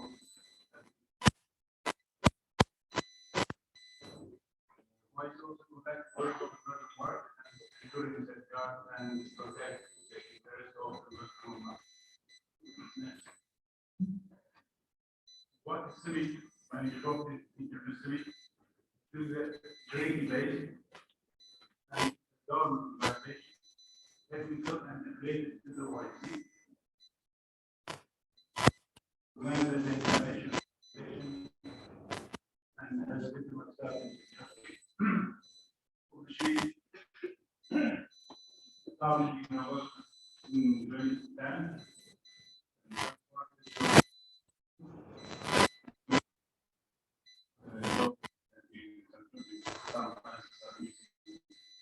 We are also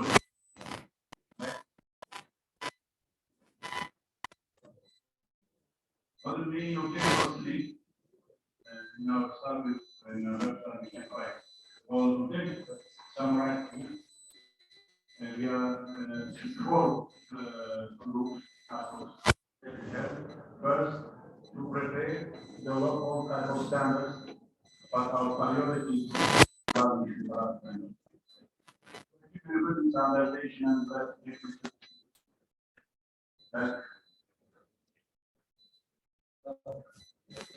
Please go back.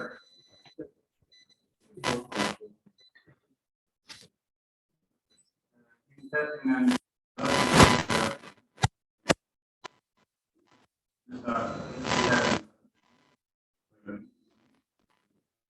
the third group to provide technical assistance to member states.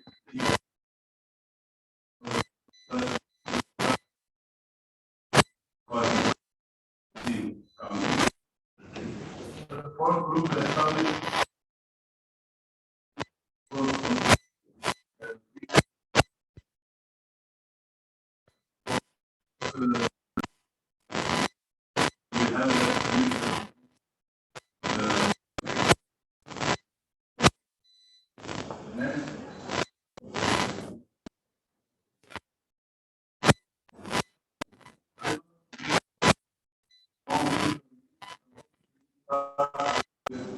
comstech, another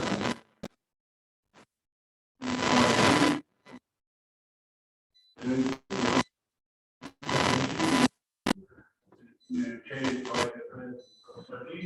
This is a project of the comstech started, but YC contributed, starting in 1985. In 1999, they decided to establish an organization with issues. As I said, she started 2010. Practically, we start work to 2012. After this date, each year, new strategic plan and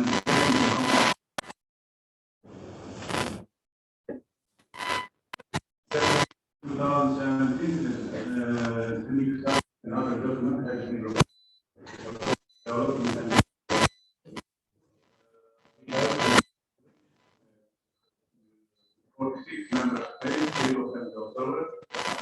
We have 10-year strategic plan.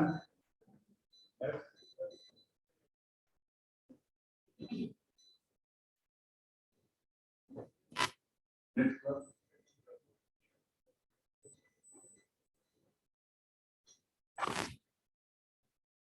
Is it network? Next slide. This is our main documents. We have started.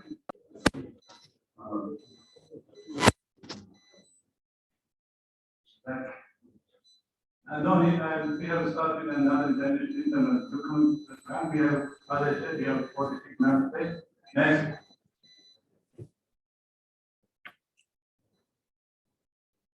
We are cooperating with other institutions.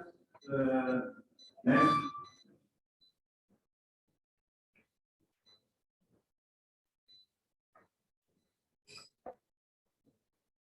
Next, we have the deep region adapted by all of the just a brief vision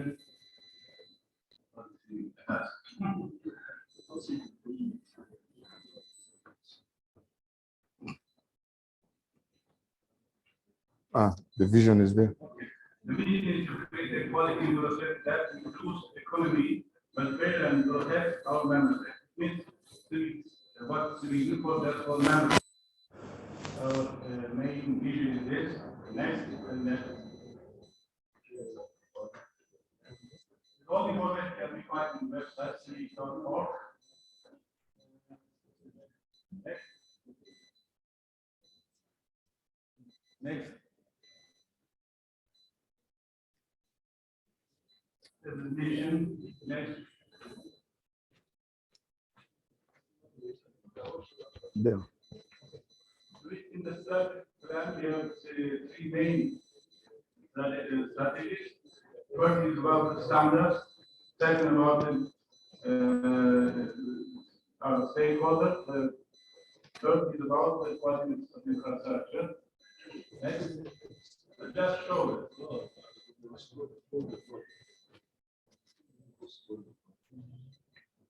The interconnection of our goals. Here we find something about Halal issues. Next.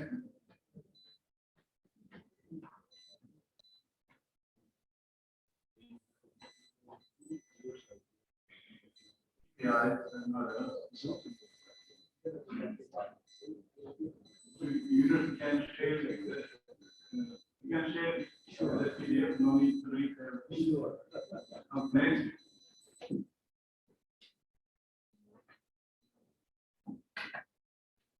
Here I want to say something about for certification bodies and standards organization. In the Halal sector, we have a problem about standards. In certification, main document your standards. Which document we are using? Look the countries from Malaysia, Pakistan, Iran, Turkey, Africa. Which city says they have a standard? But which type of standard? What are the standards? These are real standards or private company approach, or any madhab approach, or any groups, or any shaykh, or any tariqat approach, or any masjid. So in Europe, you can see in Lyon, in Europe, many countries, masjid are doing salat certification. But Imam of masjid, right, sign document, they say this is our standards. But it's a real standard or not? Standard means the document by consensus. Consensus means all stakeholders, from universities to the consumer, from the producers to certifiers. Everybody should be part of the preparation of this document. Secondly, this is recognized by the authority, by a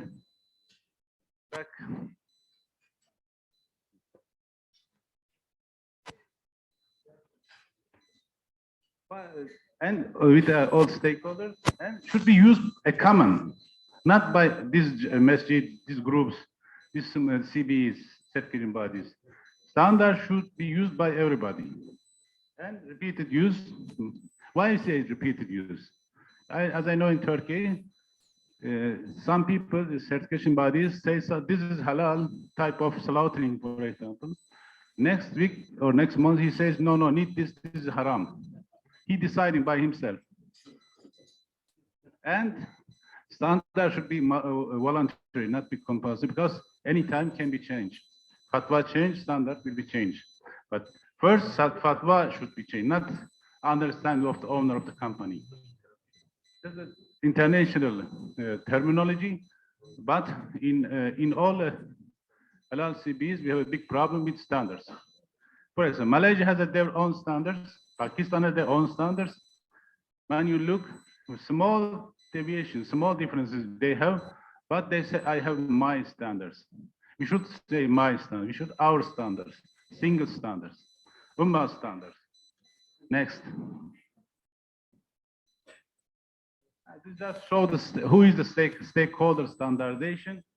You see from R&D companies, SMEs, Chamber of Commerce, universities, industry, etc. Next. Standards needs a quality infrastructure. What is a quality infrastructure? All aspects of standardization, methodology, accreditation, conformity assessment, it includes testing management system, inspection, certification. This all together name is quality infrastructure. Each country for trade, for free trade, for the facilitated trade, this country should have this structure. This WTO rules, the international organization rules. That reason we have standards bodies, we have methodology institute, we have testing laboratories, and then this quality infrastructure is the system of which joint ensure that products and process meet predefined specification is standards. Everything start with standards. First, we should have a standard. Then we will play. We will start to play and all work. Next, like football match, rules should be adapted before, not during the match. This is the World Bank scheme. They adapt for all countries. They say your country should have a national standards bodies. That reason, some countries establish Uganda national standards body. They're copying from you. In many countries, they're using national standards bodies plus country name. And National Metro Institute in Turkey, name is same. National Metro Institute, they copied also. Many countries, but people don't know why they say this one, because it's a mandatory of the world. Without this structure, you cannot send any product to other countries.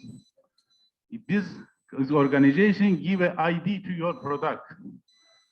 And then after the 2000 years, a new term came, accreditation. 25 years ago, it's a new term, accreditation. They said you should have national accreditation agencies. Many countries has national accreditation, like PNAC, for example, Pakistan National Accreditation Center. They plus in country name. And then under this accreditation body, we should have the bodies. Which are bodies? Certification bodies, inspection bodies. Inspection bodies, especially for the transportation, for the company facility, testing laboratories, calibration. Calibration is very important. If you are technical, without calibration, you are not be sure anything is right. You are testing, go to a hospital, give the blood, they give the result. You have sugar, you have high cholesterol. So how you are sure is right? Without calibration, you could not be sure. In our daily life, this technical terminology organization has to be. Otherwise, we don't know. They say you are diabetic. How you know? With a calibrated testing laboratory. And then under all these, we have enterprises, etc., etc. Next. This is a word. Back to halal. What we'll do? We need an umbrella as others. Umbrella, and the umbrella we should have standards. Single standards, joint standards, and according to standard, we need certification and we need accreditation. Otherwise, we could not recognize each other. It means this Ugandan system, Kenyan system, Cameroonian system, Turkish system. Recognition, impossible. Why? You don't have single standards, you don't have similar accreditation certification method, you don't have single accreditation understanding. Just CBE is now in the world. They sign some MOU with others, but this is bilateral. Some countries like Indonesia, like Malaysia, they establishing international recognition programs. But all systems, this system, not for other countries, just for the home, for the national, for whom? For Malaysia. International recognition system of Malaysia, just for Malaysia market. No benefit for Uganda, no benefit for, nothing for other countries. But they promote themselves, they are working international. They are brothers, but they are not saying true to us. And then, if we are Muslim, we have to be honest, open, and speak right. Next slide. In Turkey also same many problems. Now in the OIC, last 7 years, we discussed how to establish a trustable, a single system. Some of delegation from this our team is here, like Mr. Awal and others. After 7 years, 6 years, they finalized, adapt this scheme. He says, like a pyramid, on right side, joint standards, OIC standards.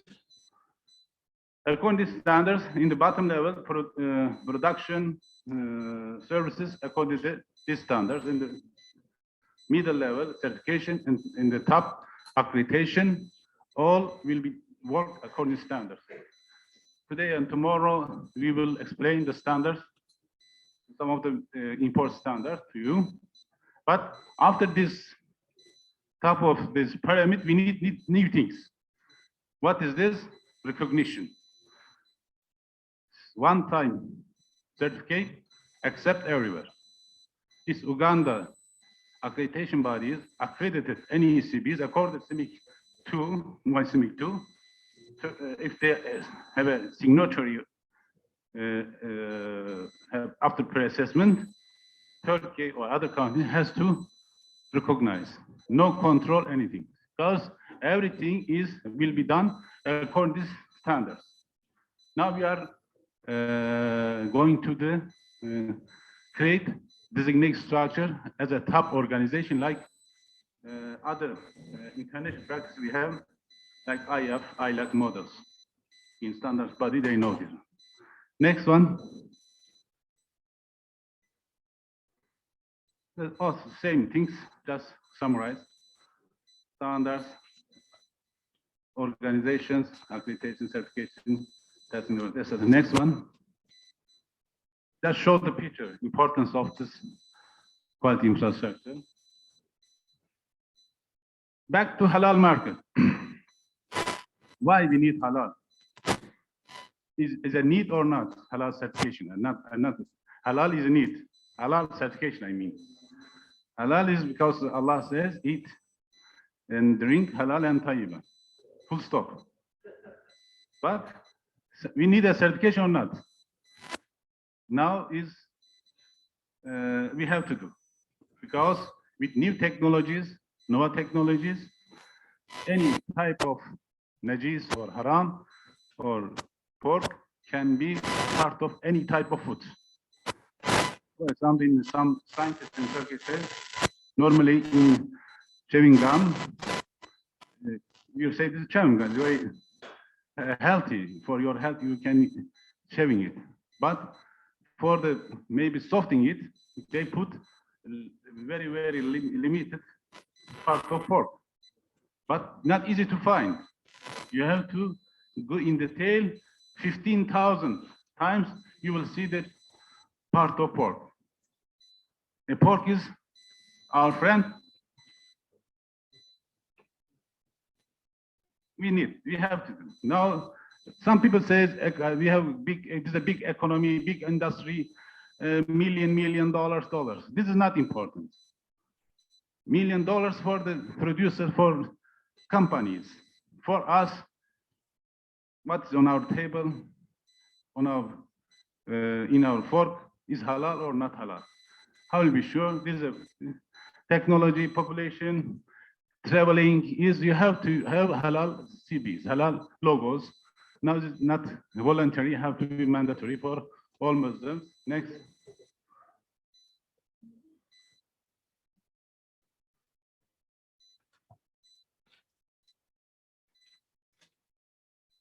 Next slide. I just said something about next one. So some of them movie is coming from not in the technology, from in prepared. I want just say something.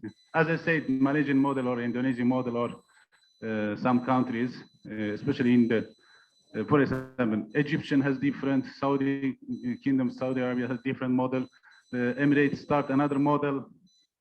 All models just for this country. For the Egypt, authorized private company, they say this company is responsible for all halal issues. For whom? Just for Egyptian customer. We are not looking this one. National approach is out of our work.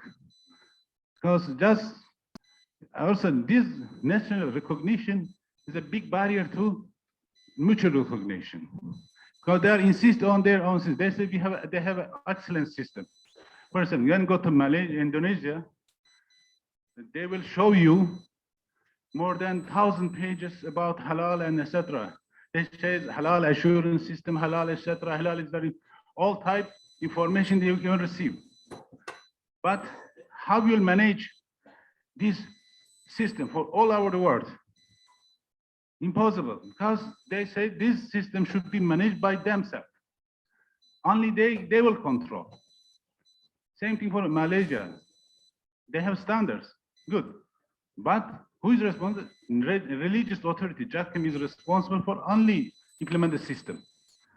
For other countries, nothing. They have some contact in the countries, but none of them are real enough experience. In some of them is religious organizations, some of them is private companies, some of them is individual companies, etc.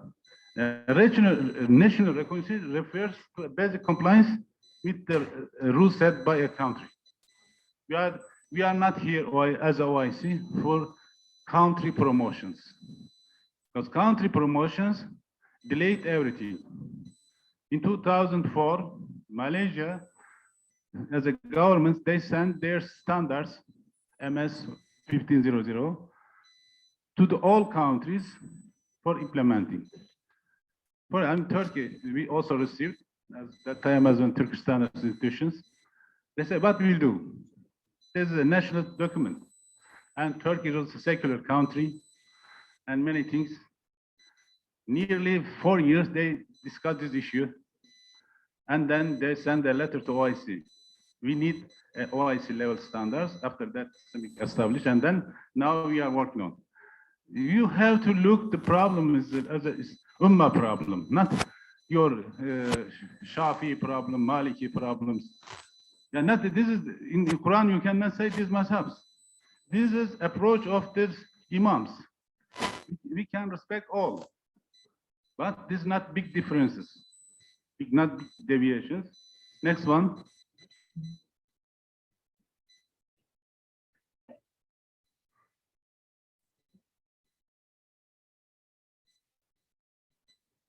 National recognition is bringing halal certification body together and recognize them to certify according to their own procedures. While accreditation is authorizing national halal accreditation bodies or authorized accreditation bodies of OIC member states to accredit halal certification bodies. System applied within CIMIC means following the best practices conducted for age in other regional and international accreditation associations such as European APLAC or IAF and ILAC. System is clear,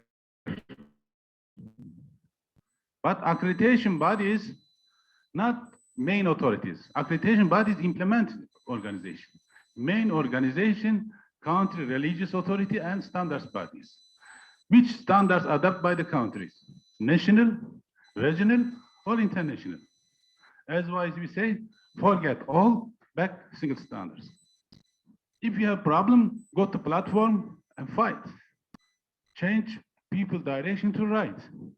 For example, in slaughtering problems, half of in the world are against stunning, but other half are agree. They're happy with stunning, electric shock. And what we'll do, how we will the problem this issue? We have to sit on table and condemn the others, show them Why am I reason? What's your reason? In favor, what I am against. Islamic Fiqh Academy. In June, there was a meeting. All over the world, professional scientists, researcher was there. During 2 days, we listened. Some of them from King Faisal universities. He showed this electric shock is impossible to kill any animals, any birds. It's impossible. He showed us. He explained many pictures, many results. He says we test on nearly 1,000 birds and couldn't find any harm, etc. Other people, another from science or research or individual in the world, they say 40% are killing, are dying. This is another approach, but Fiqh Academy has to find a solution and bring a new fatwa, solve this problem, not by the certification bodies, not by the masjids, not by the national standard, but because this is a big problem for the Ummah. Half of Muslims are eating shocked chicken, half are not eating. We are not sure. It's halal or not halal? Because half of us say not halal, half of us say halal. What we do? Our sheikh should find a solution. Why he came here? Okay, yeah, back. Just show the last about the halal quality infrastructure, and then I will back.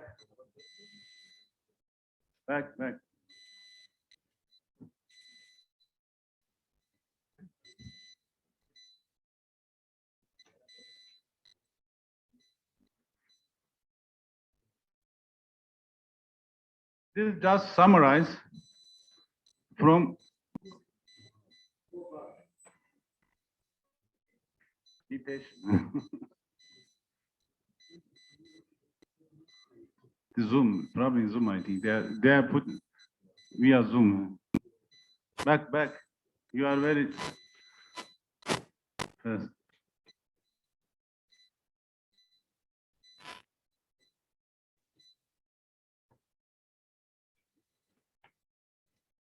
One more back.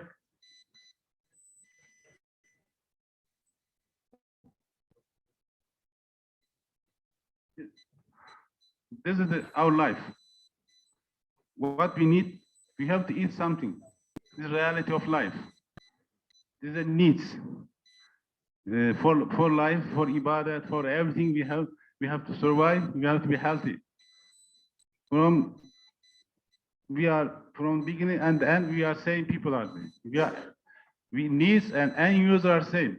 But during this travel of the product, from raw materials, from manufacturing, from being products and distribution, in storing in the labeling, retail in the market, you have to be careful as Muslims. And when you go to in some countries in the West, I don't know in Africa, but in Turkey, some big markets you see, they put the meat, normal meat, and pork together, same place. They're live. They are mixing, or with same fork we are using, or in the breakfast you can see in some hotels. You have to be careful in all stage. We have standard for all. It's very easy system. When you look, it's very complicated, but not too complicated. This is a work of certification bodies and producers. I'm an end user or customer. I just look the results. I have to trust the logo. How can we trust? Certified, accredited, according to my standards, joint standards, not the owners, company owner standards. I know a company in Turkey for the electric shocking. Last year, they says electric shocking should be haram, forbidden. This year, I read the same document on the website. They say No, shock is electric shock is very healthy. Should be free. Mechanical is dangerous. Yeah, different. Yeah, because he's thinking after 1 year change his mind. What is his profession? Look, he's not a scientist. He's just a mechanical engineer, owner of the company, according to his understanding. But his company is very famous. When you go to the international platform, when you say I am from Turkey, they ask this company to us, do you know this company? I say I know very well. I say, you know the company? No. Who's the owner? Which standards? But he's in the list of Malaysia, he's the list of Indonesia, in the list of the Singapore, good relation with Pakistan, Iran, other countries. Because his first started, he has a name, like a brand. But when go to the tail, many dangers are coming. Okay. Now we can go fastly. You don't want to.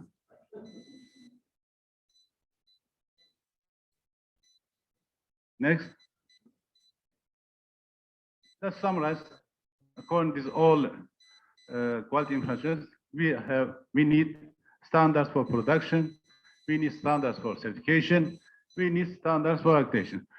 Just want to give an example. For Pakistan, Turkey, and 3 countries I can say. Pakistan has own standards, similar to CIMIC. CIMIC members, but they're using their own standards.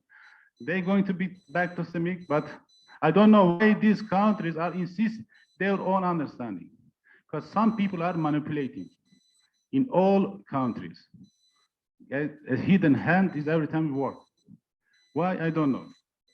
They have certification, similar methods. See, everything is similar, but there's a minor change. We have look at the financial part. Financial part is belong to country policy. This your country says interest is free. What will do? Banking system, it says what will do. We are not living in the Jannah. We are living in the world. Each part of the world has different system, has different approach. Just as a Muslim, we have to be more careful and what we will do together. And then accreditation. For example, Turkey using all one. Pakistan is 99% using. Go to Saudi Arabia, nothing. Just they say we have Gulf standards, but implementing only slaughtering. They are careful. The other issues, nothing. Emirates has a system or ESMA modality that they closed 1.5 years ago.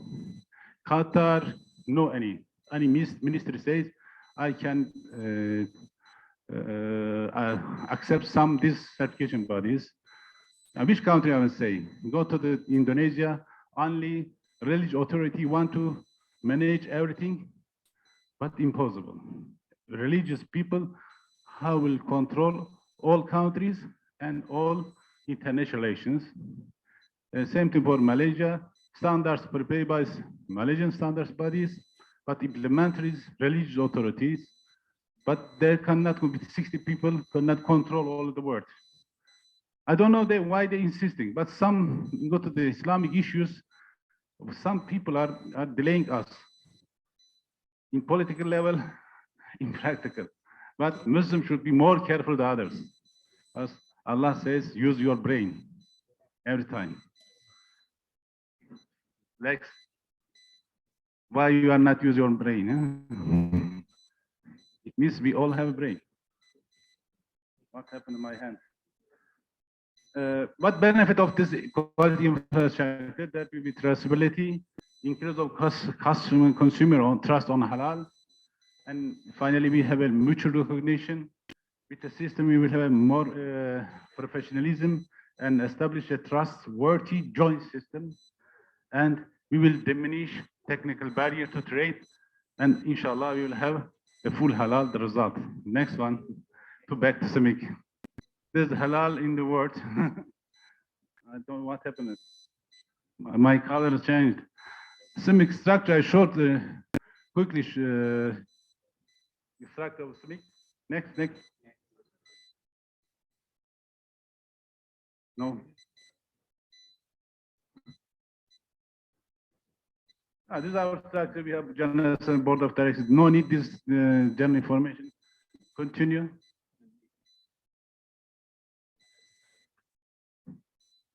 Just in the structure, we have 3 technical councils. In CIMIC, but if you back, one slide back. In each organs, General Assembly, Board of Directors, councils, Accreditation Council, Standardization Management Council, and Metrology Council are governed by the member states. A General Secretary just have for a secretariat issues observer. Decision. This as a pyramid I showed you, prepared, adapted by member states. Which member? From Saudi Arabia to Malaysia, Pakistan, Turkey, etc., Cameroon. In accreditation, we have also same things, standards, preparing, developing, adapting, withdrawing by the member states. We're just following the rules and give the secretariat support. Next.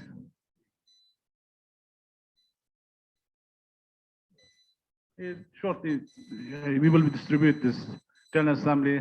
Next. Board. The board is the key organs, one of the key organs of CIMIC. All technical issues are finalizing here. Second level documents, second level decision, and are adapting here. For accreditation, we have elected by 12 countries, but we also all accreditation bodies, Uganda is member of these organs. Next.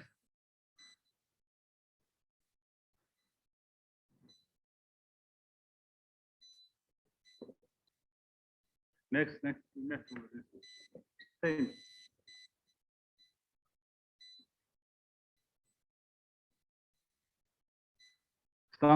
Standardization Management Council is managed by 9 member states. Our short name of published standards, OIC/CIMIC. What we are using together, because we are prepared standard for all OIC, not only 46 countries. Because we are OIC bodies, in standards activities, technical committee is important. Technical committees, each technical committee, like international organization. Next. They each have a name. It has a management. Next. And members. As a scope, work program, business plan. And the secretariat is designated at a country. Country give a secretary, a chairman, appointed chairman for each 3 years. Chairman can be re-elected. Has a full member, observer members, and experts, and invited each committee, like there's international organizations. Next one.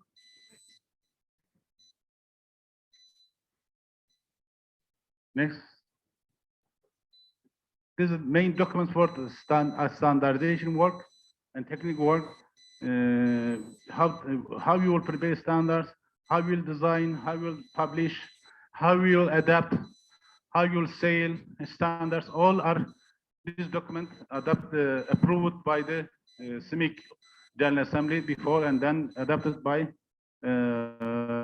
Standardization Council. And if you need, sometimes make revision. Next, show the technical committee list.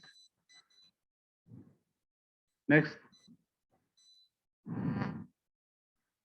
We have 16 technical committees: halal food issues, halal cosmetics, service sites, tourism issues, agriculture, halal supply chain management, etc.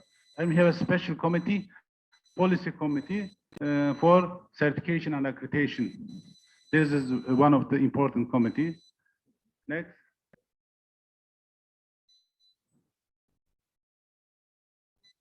Each standards start with as a project. For example, you need standards for what? Food, animal food, feed, for example, type of slaughtering or anything, or something need halal standards. University, individual, organization, private company, international organization. We are giving him or her project leader, is a working group establishing, and then standards developing like a cooking a food step by step. Well, how many, how much, etc., etc. In this level, standards from the as a new or amended or revised, or for example, a country has a major standards. Like Malaysia has many standards before. Some of them as we transfer to CIMIC. Not directly transferred. We are looking not only country approach vision. Look for all countries, for all ummah. Next.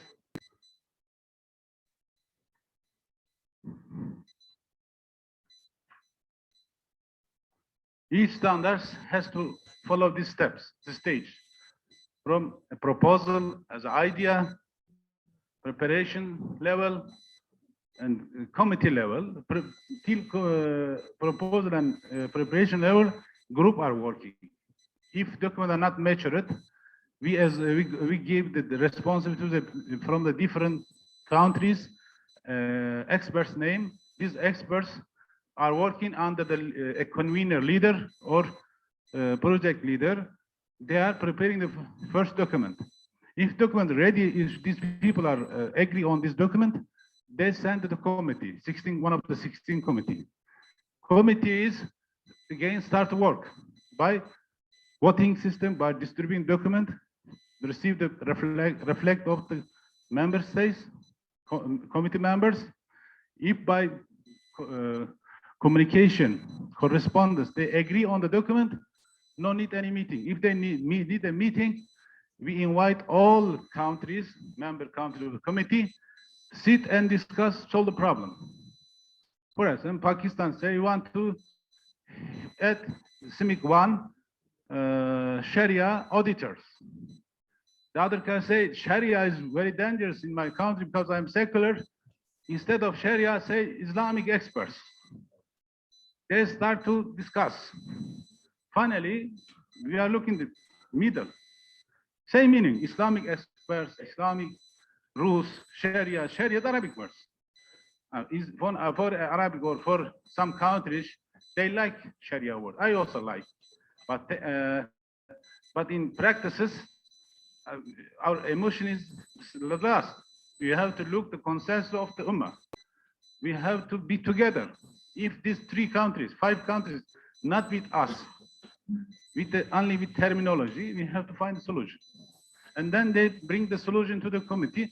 If the committee agree on the document, we are going to the next stage, 4th stage, inquiry. Inquiry means we send this document to all YC members for voting. 3 months, these countries are distributing this document to all stakeholders in the country. For example, Turkey or Uganda, not to Uganda standards body, send to the Islamic University, has to send Islamic University. But some of them not doing, I know it. Has to send the halal bodies, has to send to researchers, testing laboratories. We are sending letter, please don't manipulate by in office. Distribute to all stakeholders. And then he has to compile all country comments and make country position, like international organization, and send to CIMIC their country. They agree or not agree, or which part of the document they want to change. 3 type changes here: technical, editorial, or country position, political. Some countries say we have, as according to us, this is impossible for us. For them, is stopped. But editorial is English language problems, or some things, a different word can be used. Standards also has their own language, standardization language we have. Some terminology in standard you cannot use it. Here we are looking concerned. If they agree, there is a consensus, we are publishing. If still there is a technical differences or something not understanding or cooperative work, we are sending again as a final draft, FDS, final draft standards for approval, like elections, yes, no elections.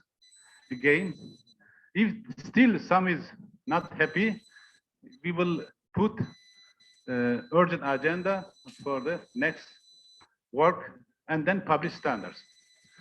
How we are publishing? We have two types consensus. Committee member consensus, all OIC member states. At least 75% should be agreed. If 75 is agreed on this document, we are publishing during 5 years, anytime can be amended. It's not a law, because it's a technical document. Sometimes technology has changed, sometimes fatwa change, you need to add something. You can make amendment 3 times. If radical change, we make withdraw or change it.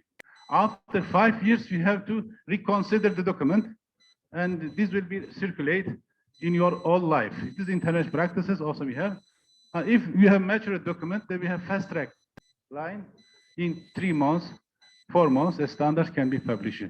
But should have member states support, not from office, not like the other organization.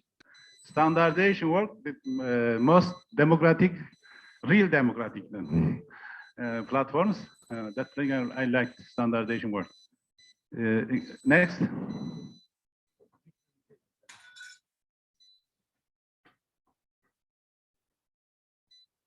We have a system, all are managed under information system, secured via password, with the nickname, etc., and managed by the countries, all password and experts. For example, Dr. Iqbal want to be expert in any activities, in testing facilities or researching. Pakistan standard bodies giving him is a password. He is receiving all document, reading and sending his reflecting to standard bodies sent to us. They have to do it, but our, unfortunately, Islamic world is very lazy, very not professional, unfortunately. But we have to work, we have to push them, we have to teach each other. And next one.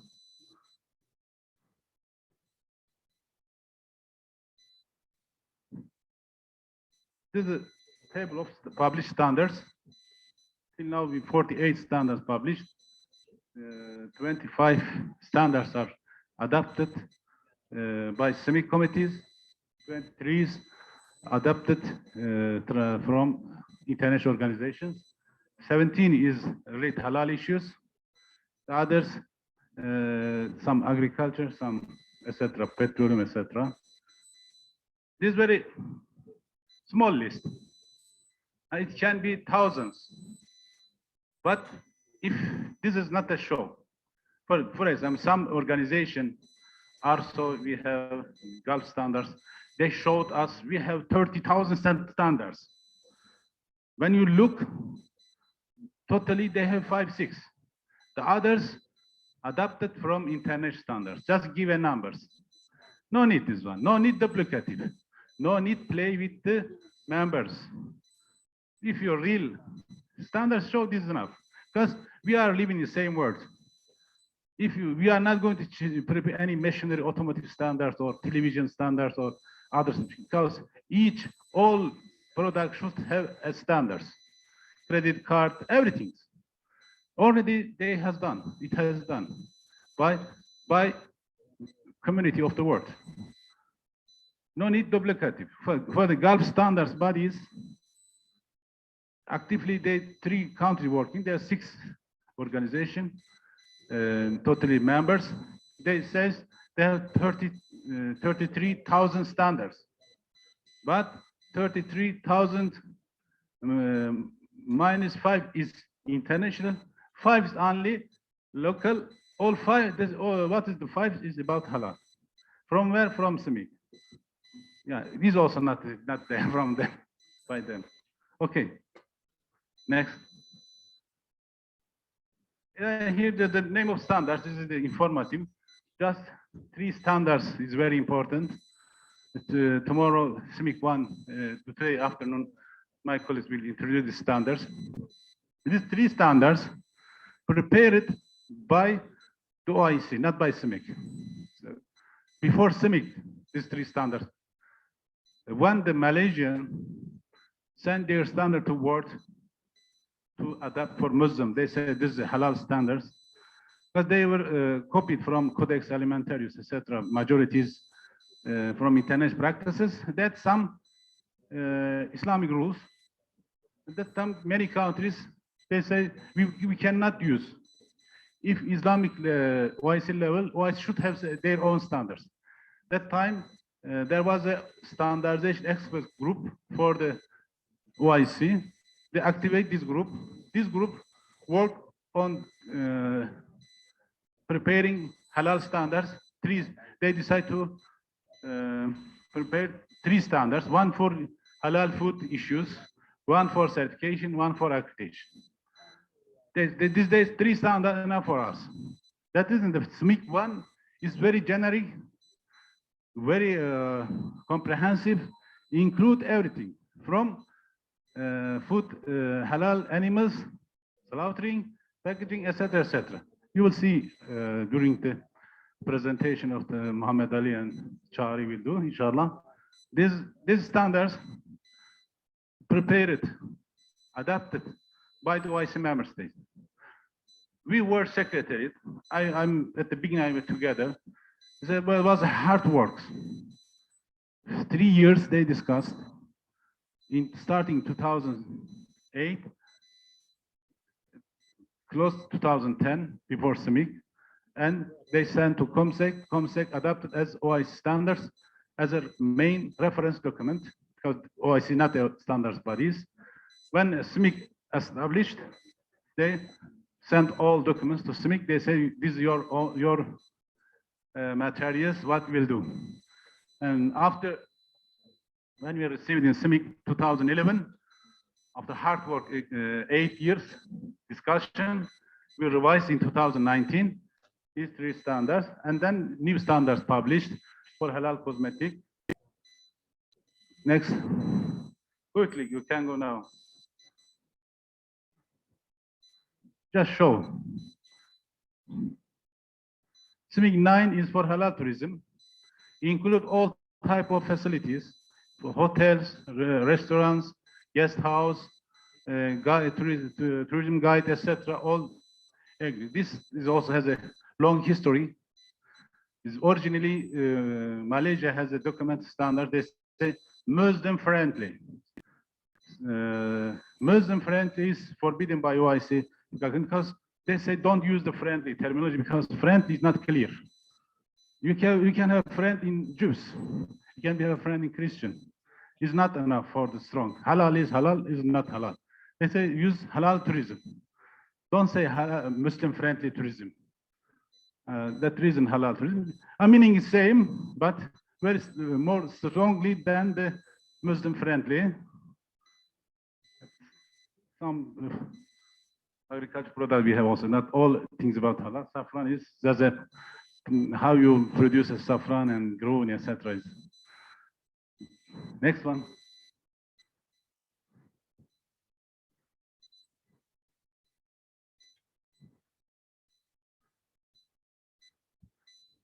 For example, 17 series, we have halal supply chain, 3 standards. For 100% is Muhammad is same to Malaysia, yes? Malaysia, chair of this committee, secretariat, and bring their document to CIMIC. We were happy. But when you bring something to other, what you are waiting, this document also will be used by yourself. You are gifting to me, but you are not using. You are using same document with your own cover. Very friendly. Muslim friendly or next one.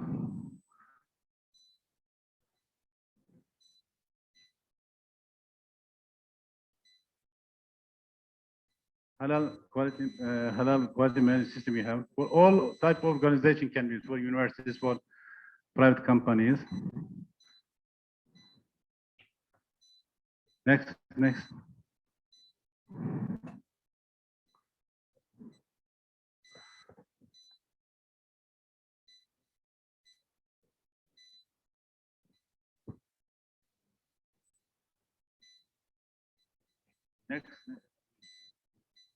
Just 2 slides I will. For this one, 35 you will have training program for the testing laboratory. Next. Here. Islamic rules in OIC standards. Problem is now which type Islamic rules you are following. What is your understanding about Islamic rules? You have to decide first this one. Religious based for standard Islamic rules, Sharia rules. In CIMIC, only if EIF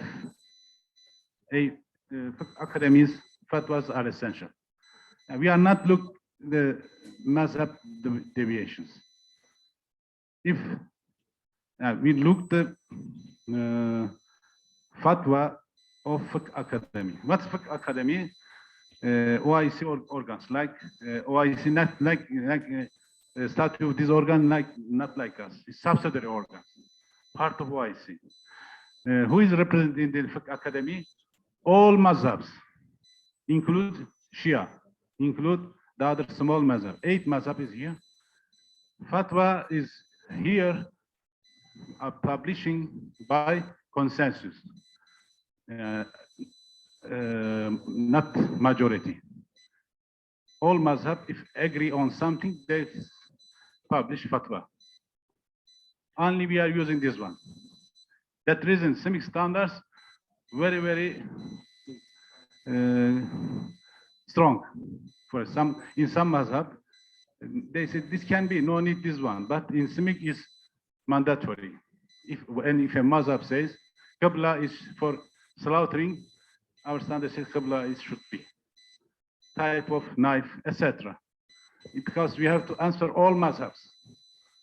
We are looking the fatwa because all documents are adapting by this council in the standards. But the standards are not also not should be like a holy thing. Standards as a technical document include some fiqh issues.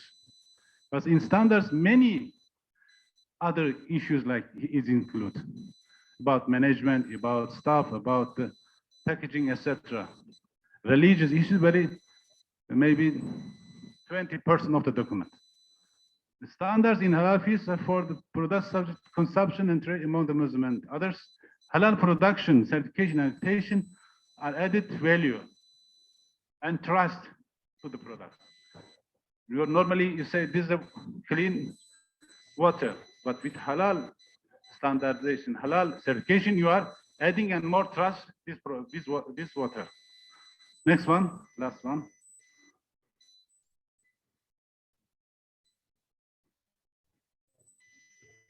Here we show something, some fatwas from this academy, International Islamic Academy, about the general structure of quality infrastructure. They says for all countries, not only Muslim countries, that there should be a supreme authority, state level, not many, not like a masjid or groups, different certification bodies. Single authority in the country should be for religious inspection. And accreditation bodies shall be owned and directed by Muslims. This fatwa. Certification. These also shall be owned and directed by Muslims. That reason for certification, halal certification, is closed to non-Muslims. For example, SGS or another companies cannot do any halal certification. And some action has done. For Pakistan, so in Middle East, some they accredited. I'm shocked. Why? They say It is the SGS of Pakistan, but manager is Pakistanis, for instance, for Dubai, manager is Pakistan, staff is, sorry, Emirati, Arabs. But owner, main owner, who is the main owner? SGS, Swiss. You have to be careful. In Pakistan, they didn't give any halal certification because people not trust this company. Who gave authority this one? Pakistan accreditation bodies made mistake. In other countries, some action has done, but nobody respect this type of actions. They stopped. But in Europe, still some certification bodies want to do halal certification. This is one of the we have to be more careful. Who certified? Who is the owner? How they did? Which standard they used?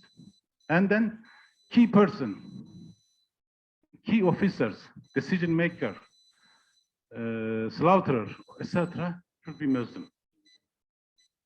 Your driver, your maybe other people for clean, for some office workers, not belong to the certification, not asking their religious, because they're not active in the system. Who is active in the system should be Muslim.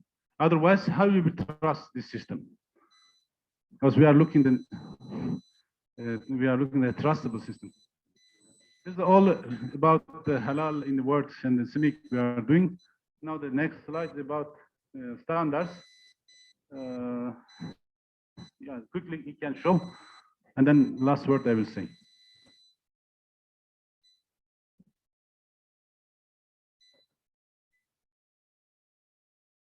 Or you can go and, for example, go to end.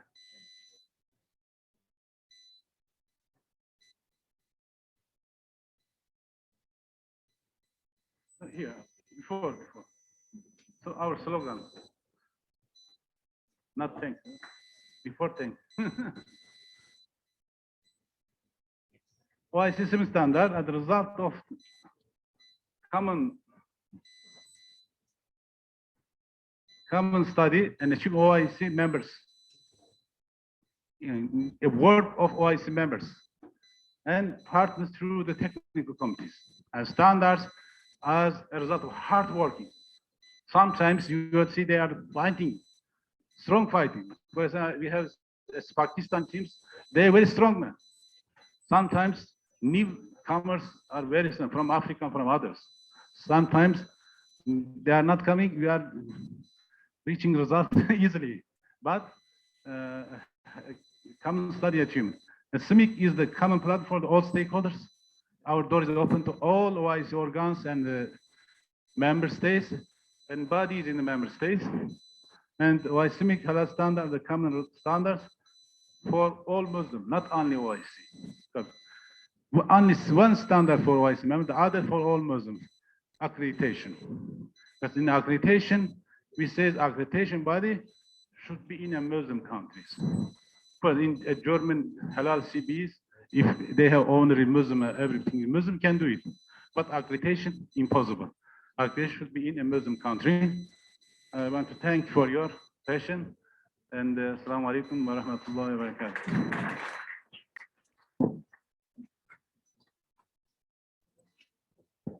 Thank you very much. And we can give another.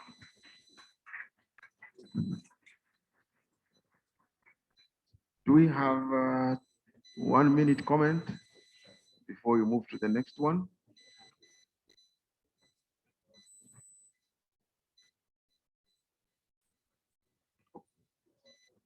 Because after this one, we are going to introduction to halal food by Mr. Chagri and Dr. Ali Sheikh.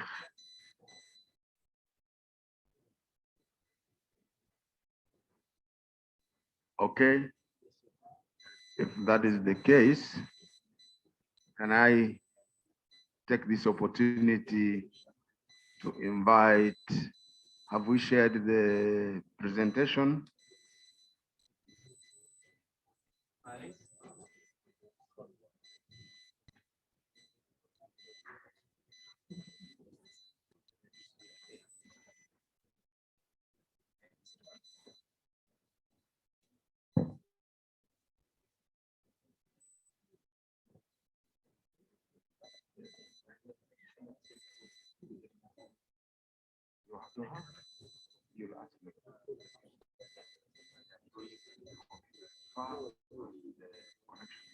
Back.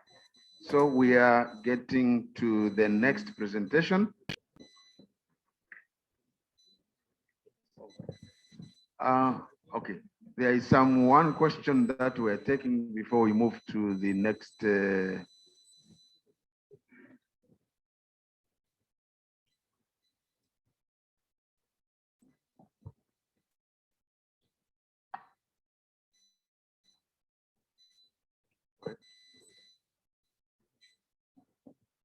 Hello. Okay. Yes. Okay. Thank you for the wonderful presentation. I just had one question to ask. Sorry, three questions. In my country, we intend to use the OIC standards for halal certification. Would these certifications be acceptable in countries like Malaysia and Indonesia that you mentioned earlier that have their own national standards? If we were to start issuing the certification, would that be accepted by them? Then the second question I have is, what is the difference between the Supreme Authority that I just saw in the previous slide and the Islamic Fiqh Council in a country? Can one authority assume both roles? And then I'm familiar that there's also a body called the International Halal Accreditation Forum. What is their role in OIC global halal infrastructure? Thank you very much. You ask all questions. First, for the national approach, no any in these countries, Malaysia and Indonesia, standard halal certification is voluntary, not mandatory. You have to be careful. In Malaysia and other countries, if you have OIC systemic standards, logos really accredited by the CBEs, they have to accept first. Second, they also declare it.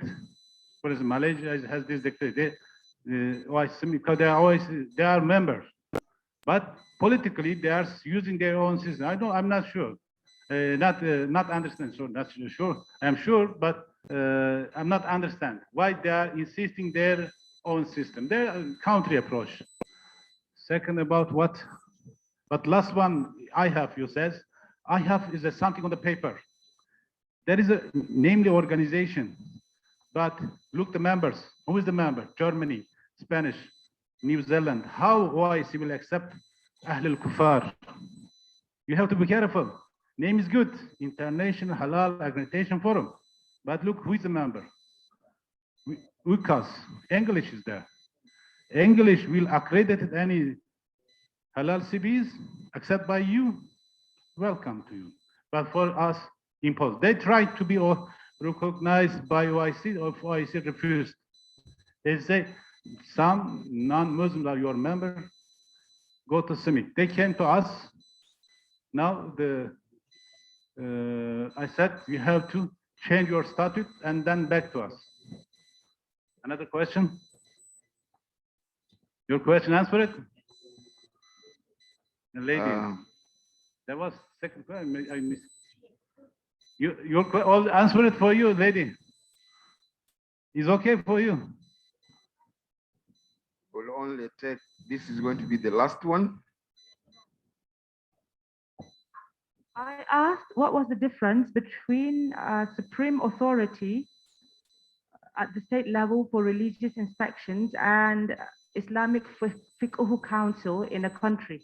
Can one body assume both roles? No, this is not that different. It belongs to country. If you say for Uganda, who is the main authority for Sharia issues for Islamic rules? In Turkey, we have Diyanat, for example. In Malaysia, they have Jakim, like this. If countries say in my country, 5 organizations I have, 5 accepted. No, any name is not so important. Should be authorized by the government. I know we would like to have a discussion on this, but time is not on our side, and our next presenter is already here, and the presentation has been shared. And I take this opportunity to welcome the next presenter for the presentation. You are most welcome.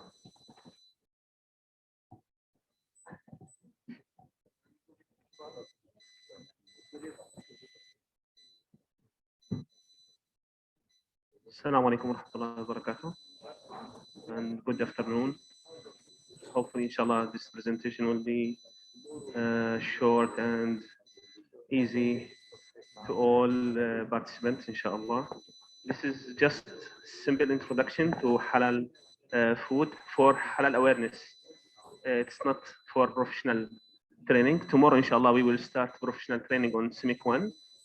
Tomorrow and the day after tomorrow, we will study the CIMIC 1 2019 standard in detail. So this is only halal awareness for the people who want to know what is halal and what we do in CIMIC for halal and about our standards. Yes, next, please. Okay. During the last 200 years, where they changed a lot after the industrial revolution, and a lot of things that change. And from long time, thousands of years, the life of the people is almost same. But during the last 200 years, many things change. The food nature changed. So you can see that old times, people use fresh and local foods. How they get their food? They get it from the near places. They collect the food from fresh farm. They have butcher meat from their own country. So you know the source of your food. It's rare to bring food from overseas. What you eat is what is produced from your country, or sometimes some grains come from outside the country. But the last 200 years, next please, we have the processed food, this new type of food. Next, the processed food is keep for a long time. It has a lot of chemical inside it. It has some freezing or drying or some chemical preservative to it. And this is what we have it in our market these days. This is the normal supermarket these days. You can find all types of food. It's come from overseas. You can find the product from Turkey here in Uganda, and you can find the product from Uganda in Turkey. This is normal these days. So this is change in food bring a lot of questions to the halal and how this food is made. Yes, next please. For example, the meats. Last time, you get the meat from the butcher, and you know the butcher, he's Muslim, and he slaughtered according to the Islamic rules. So you don't have any suspicious about this meat. Is it okay or not okay? Same for chicken. But you can find now with this new modern technologies. Next, please. Many questions raised in this modern technology industry of meat. Next. Yes, brother. Next. Okay. So we have something like we call it stunning. Stunning is a different way to control the animal before slaughtering.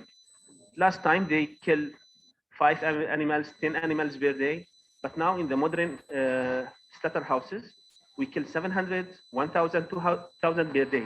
This is in normal modern slaughterhouses. To kill 1,000 animals, you need to control them and make the killing time very short. This is will increase your productivity and reduce your cost, the money cost. So they invented this stunning issues. But this is stunning issues, sometimes they stun by mechanical hit in the head, sometimes by electricity, sometimes the animal die before slaughtering. All of these questions come and we should ask, is the food still halal or not? Because if the animal is dead, then it will become maita in according to the Islamic rules, and we cannot consume this animal. Next, please. Also from the question which come, yes, next please. A question which come for chicken, because these days they produce a lot of chicken, and one slaughterhouse for chicken, they produce around 200 or 300,000 chicken per day. So to have this large number of chicken, you need to kill more than 50 chicken per minute. And this is, we need special type of stunning, and we have some mechanical slaughtering issues, and we need to know, is this halal or not according to the Islamic rules? Brother. Yes, next one. This is for slaughtering issues, because with the first number, there is different type of slaughtering. Something is acceptable, something is not acceptable. Yes, next please. Next one is a photo of the what you call it, the stunning of the bird in the factory. Next, yes, next. Okay, for example, milk and this cheese product. Last time it was produced in the market, and everything is clear. You know how it's prepared. Next, now, for example, we have the normal milk in the market. You cannot consume in some countries. For example, if I go to Europe now as Muslim and I want to consume normal milk, they fortify the milk. They add some vitamin to the milk. For example, some government add vitamin D. They make it law in the country to add vitamin D to milk to improve the health of the children. So vitamin D, from what it's made, sometimes it's come from non-halal sources. To put vitamin D with the milk, you need emulsifier. Some chemical, we call it emulsifier. And this emulsifier, sometimes it's come from non-halal sources. So even milk, sometimes it's not halal because they add some chemical to it. You know this milk, which is come from strawberry flavored milk, they add color. This color come from insect, 120 carmine color. So it's also, is it halal or not? Because insect, according to the majority of the Muslim fiqh, it's considered as non-halal. The source of the enzyme of the cheese. To make a cheese, you need enzyme. We call it rennet. Okay. This rennet come from where? Sometimes it's come from porcine, from pig. And sometimes it's come from microbial biotechnology. And in this case, we need to check the biotechnology process because there is some enzyme, they use it, and there is some culture media. All of these are new things happen to the food. Yes, next please. The GMO food, genetic modified food. They add some genes to the food. Now, if you notice, the majority of the food produced in America is GMO now. Soybean, corn, and even cotton come from America. 90% is GMO. And they change in the gene. Okay. According to the Islamic rule, is it okay? Can we change the genes? And there is culture media. We use some culture media. Sometimes we use najis material like blood. We use some peptone, which come from dead animals. Is it halal? Okay. This is also a question come to the consumer. Next, please. Even the bread. Next slide. The bread, you think bread is okay? Okay. But when you go in details, the grazing material, when they put the bread in the factory, they have to put some graze on the bun. And this is sometimes come from non-halal sources.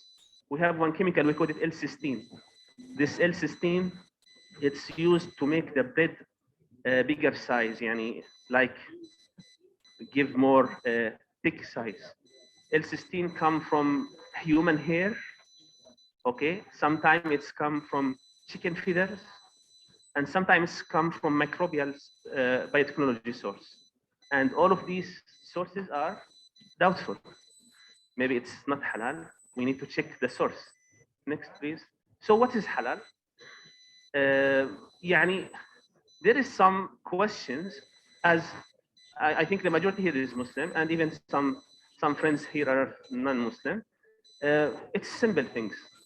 Muslim are religion which believe in Allah subhanahu wa ta'ala and the Prophet Muhammad sallallahu alaihi wasallam, they have some rules they obey. It's mentioned in the book that we call it Quran. This book is come from Allah subhanahu wa ta'ala to the Prophet, and we obey these rules and say that there is some certain rules for food in this book. So we cannot consume this food which is considered as non-halal in our Quran. The most important thing is pig. Muslim cannot consume pig in any certain way. Other than pig, we have different opinion. Some people can eat these things, some people cannot eat these things. For example, next please, reptiles, okay, turtle, these lizard, these things, is it halal or not? Next one please, the next, this kind of animals, yeah, like giraffe, like tiger, like elephant, is it halal or not halal? Next please, amphibians, frog and these things. Next please. All of these things, other than pig, we have different fiqh school, okay? Sometimes you find the majority of the people, 90%, agree that they cannot consume insect, okay? But there is one school will say that we can consume, okay? But in majority of the things, 95% is same in all Muslim countries. In the majority of the things, 95% is same. We have 2 billion Muslims around the world in all continents, alhamdulillah, all continents. Africa has the majority of Muslim, maybe the majority of Africa is Muslim. We have like Indonesia, Southeast Asia, there are majority Muslim there, India, Pakistan, and this country. We have the Arab people, we have the Turk people, we have in Europe and in America, some minority of Muslim people, different races, every kind of Muslim. They agree on 95%. We have only 5% difference. Okay. Why I should ask in my standard as CIMIC, why I should ask about giraffe, is it halal or not? I should not ask because no one will make giraffe as bucket and sell it to the people in the supermarket. It's not visible in the market. Okay. No one make a turtle in packaging and sell it to the people in the market. People is consuming 95% bovine and sheep and goats. So why to discuss these other things? It's almost neglected in the food industry. So when you come to the truth, 95% of the food, we agree on the laws. We have 5%. This is, we need to discuss. Okay. This is why they make CIMIC. In 1985, the comstech, this is the Committee of Trade in the OIC, and the International Islamic Fiqh Academy at that time, they suggest to make organization under OIC to put the rules for the halal and to make the standards. Yes, next please. I think His Excellency Mr. Hassan explained a lot about CIMIC, its organization, its following OIC, established in 2010. Even the idea was from 1985, but established in 2010. Next, please. Yes, next. This is the member of the OIC countries, okay? And from this 57 members, we have 46 in CIMIC, okay? And you can find all of the members countries in our website. Alhamdulillah, Uganda is one of our members, and we hope it will become more active in our technical committee meeting. Yes, next, please. Yes, next. Yes, this slide will take some time. Yes. Okay. So our standard based on 2 things. Technical part, it's almost like the international standard. We try to, if the international standard and in international system is okay, no need to reinvent the wheel. We adopted and we do some modification according to our countries. But the most important thing is the Islamic rules. So for example, CIMIC 1, it's based on ISO 22000 food safety. The same, the concept is the same. But we add some Islamic rules and the fiqh of the halal. Okay, we said that's different Muslim, 2 billion, have different opinion.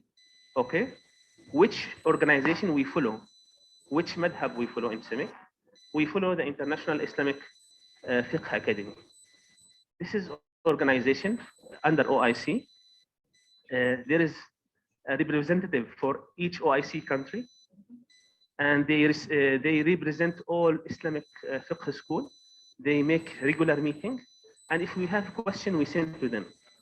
Okay, and they make resolution. We ask them, okay, is it okay to use blood in this food? They said, no, you cannot do like this, for example. And they give us the rule, and we put it in our standard. We don't discuss halal issues as Islamic issues in our technical committee. We discuss the technical things. The Islamic things, we follow the resolution of the International Islamic Fiqh Academy. You can visit their website. Lately, last year, they translate their resolution. They translate it to English and French, and hopefully, inshallah, it will become more resolution and more discussion will be translated, inshallah. So this is how we put our fiqh issues in CIMIC. And I can guarantee to you that what is written in our standard agreed by 98%, 99% of Muslims. And if you ask anyone from any school, he will tell you, okay, I can eat this thing. He will not say that I will not eat. He can say I eat. For example, for slaughtering, there is some people concerned now about the Ahlul Kitab slaughtering. In our fiqh, all times, we can eat if Christian or Jewish slaughter the animal, because they use the same technique of slaughtering. Can we accept now the Jewish and Christian slaughtering in over the seas when they sell to us? Why? Because the Christianity changed, and there is a lot of atheist people in these countries. They don't believe even in Jesus, in Europe or in Brazil, for example. Can we accept the atheist slaughtering? Okay, we cannot accept. But how we can know that this slaughter is real Christian or he is atheist? It will be problematic in certification. Okay, so what's the CIMIC opinion? CIMIC opinion about this one? We make it clear, only Muslim slaughterman or slaughter can be accepted. We solve the problem. So no fiqh problem will be in this issue. Okay, next please. So this is how we make relationship with the International Fiqh Academy. They attend our meeting. Any committee for halal in CIMIC, they attend our meeting and they join the discussion. Next, please. Okay, let's speak about CIMIC standard on halal food. Yes, next. I will speak about the TC1, the Technical Committee for Halal Food, and what's the structure member countries, and what's the published standard, and what's the project now. So you can have an idea what we do in the Technical Committee. If you want to join, inshallah, if you want to participate actively in this committee, it will be our pleasure to join, because until now Uganda is not member in Halal Food Committee. Okay, they are member in other committees, but not in the Halal Food Committee. Okay, next, please. Next. Okay. As you know, in standardization work, we need a technical committee. This technical committee should have a secretariat and should have a chairman.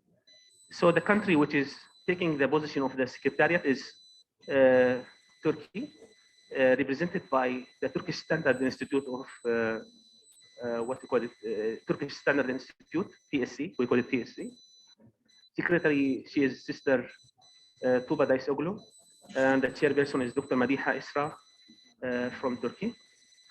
I am the technical assistant for this committee, so if there is any help you need from CIMIC, you can contact me and contact these people. You can find our email in CIMIC website. So it's easy. You send it to the secretary, you send it to the chairman, and the technical assistant, we will answer you. If you have new item proposal, if you have new project, new standard, some question, all of these things, we are ready, inshallah, to answer.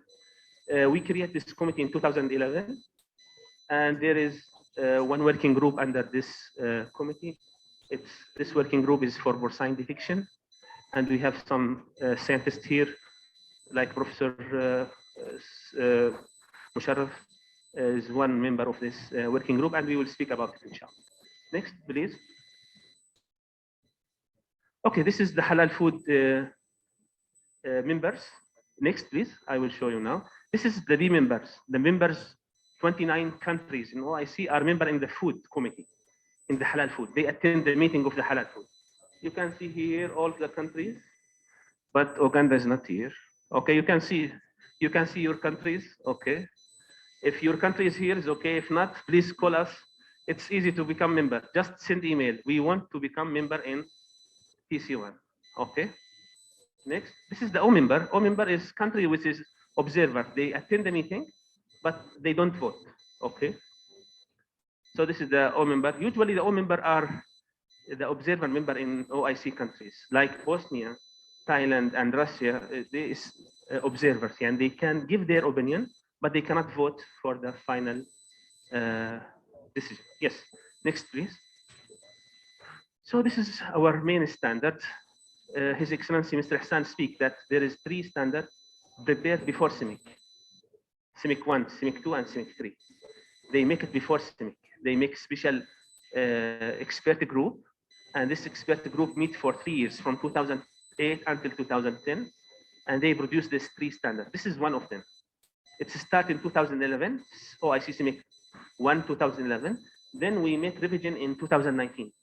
So you can see now OIC CIMIC 1, 2019. After 5 years, inshallah, every 5 years, we update the standard. Why we update the standard? Because we update the technology, not the fiqh things. We update the technology because the food industry is changed. We make change for these things. Okay, this standard cover all things related to halal food, every detail in halal food. Maybe it's not giving very full detail, but it's cover everything. Now CIMIC start to produce other standard, explain some paragraph in this standard. Let's give you more information about halal food. Yes, next please.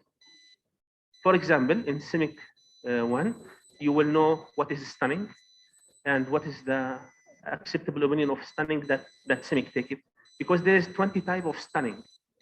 You will see tomorrow in the class, inshallah, that stunning is not simple things. There is 20 type of stunning. There is electrical stunning, 6 types, mechanical stunning, 6 types, gas stunning, around 8 types, and there is other types, around 5 types. Okay, so which one is acceptable by CIMIC? Which one is not acceptable? Because we accept sometime and sometimes is not acceptable. There is head electrical stunning. There is head back electrical stunning. There is different type. So which one is acceptable, which one is not, and why? Why we take this decision? You should know the sense and the fiqh before you decide this thing. Next, please.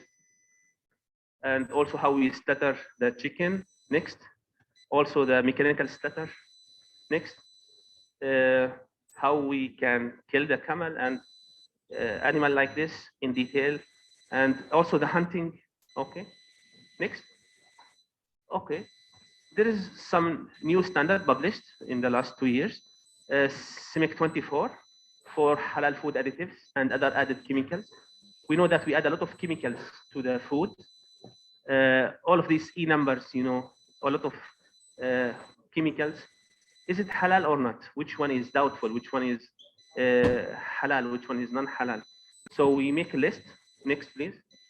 Insect, for example, things which come from insect, is it halal or not?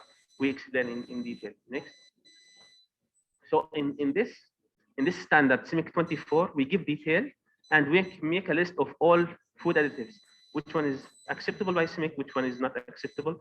After we study all of these previous work, we don't start from scratch. Malaysian people have their own list. Thailand people, they have their own list. Pakistani people, they have their own list. We connect all of these people together and we take the majority opinion, and this has become CIMIC opinion. Okay, so we don't start from the scratch. We start every time from where people finish, and this is the first standard on halal food additives and other added chemical. Other added chemical mean processing aids.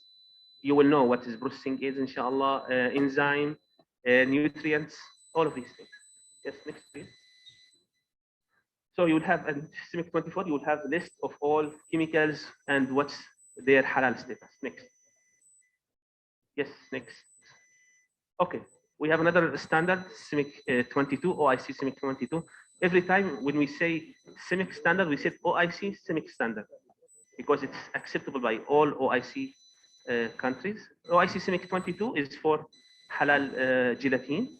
It gives you detail about how gelatin shall be made and the rules for this one. Next. It's give you the test, chemical test for halal gelatin. Next. Okay, why we make this standard? Because some halal certification bodies, since there is no standard for gelatin, they start to accept some porcine material, and they said there is a istihala concept in fiqh. This is why it's clearly in CIMIC standard that only halal animal can become halal food, halal gelatin. Yes, next. Okay, next, please. It's tell you how the factory should work in halal gelatin. Okay, next. Okay, now this is the project that we have. This is the last thing in our presentation today. Sorry for a long time.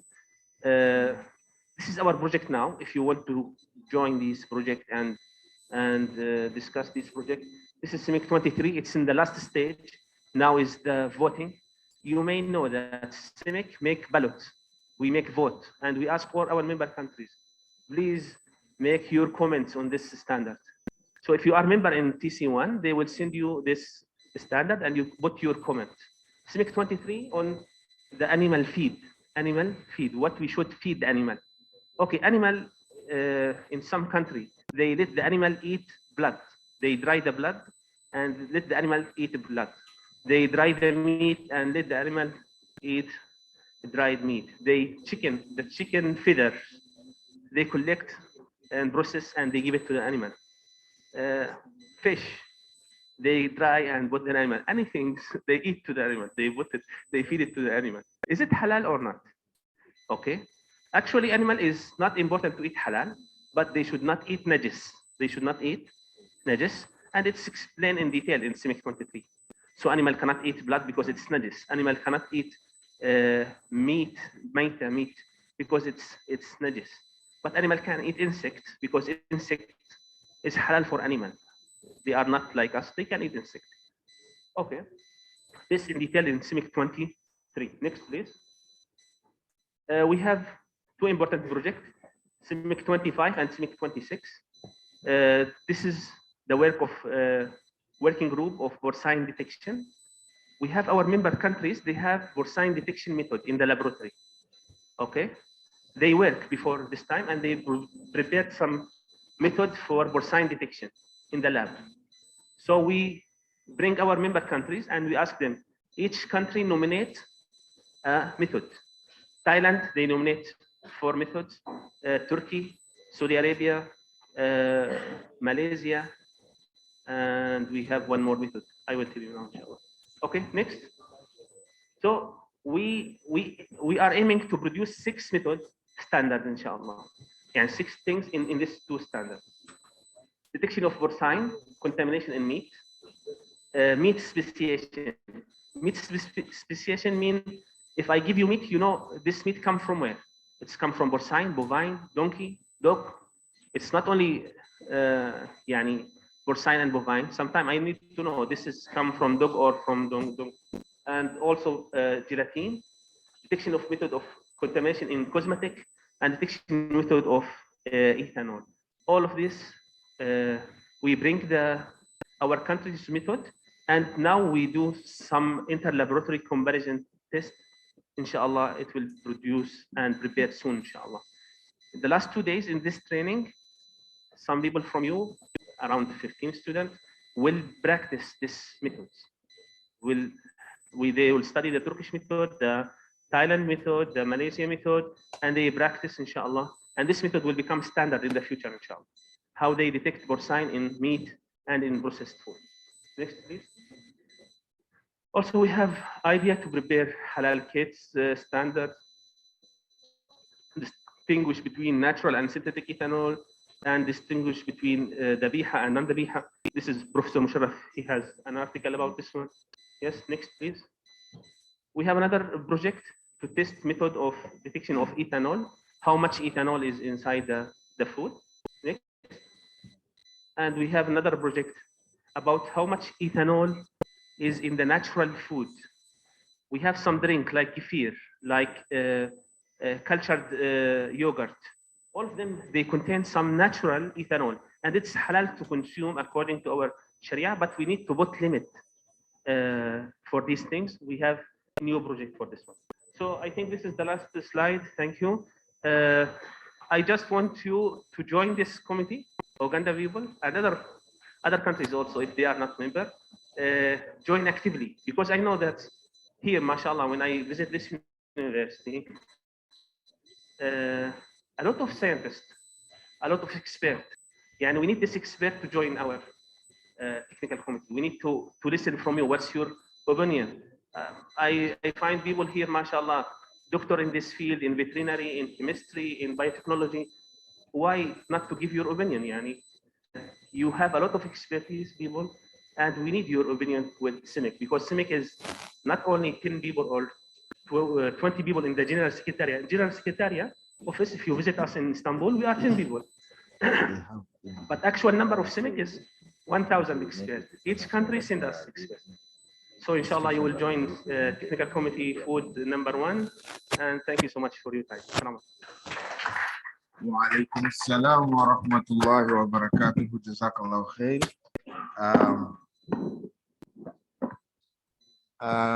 Let me see, let me look at the program. We have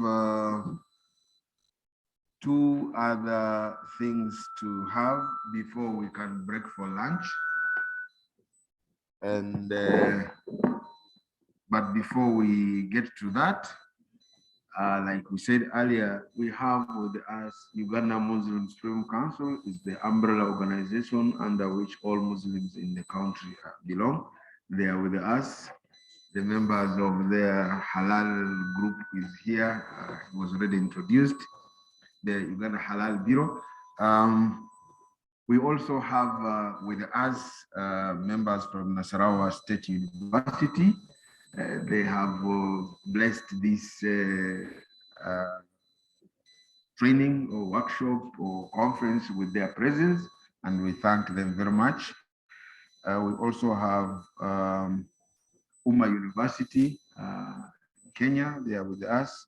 Kampala International University is here. Islam, of course, Islamic University in Uganda, the host, is with us. I suggest that these 2 remaining programs, we'll quickly have them, then we break for lunch, inshallah ta'ala. Maybe we'll have other time, we keep those questions, maybe we write them down, they can be passed over to the presenters and then answer those questions as we proceed along. Now I take this opportunity to invite Dr. Khadija to give us state of halal industry in Africa. Dr. Khadija, it is your time.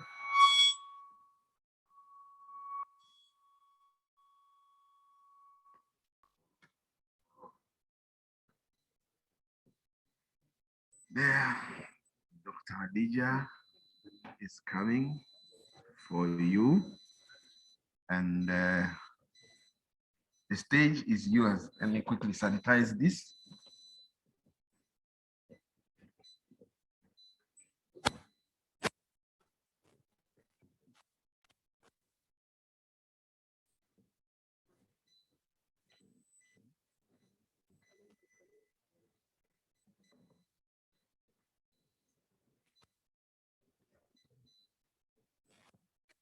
ICT, we are not seeing the presentation.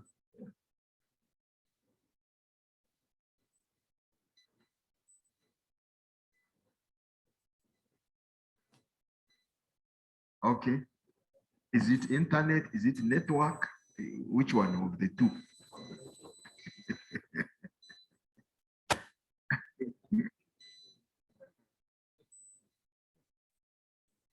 So inshallah ta'ala in a few seconds we'll be there.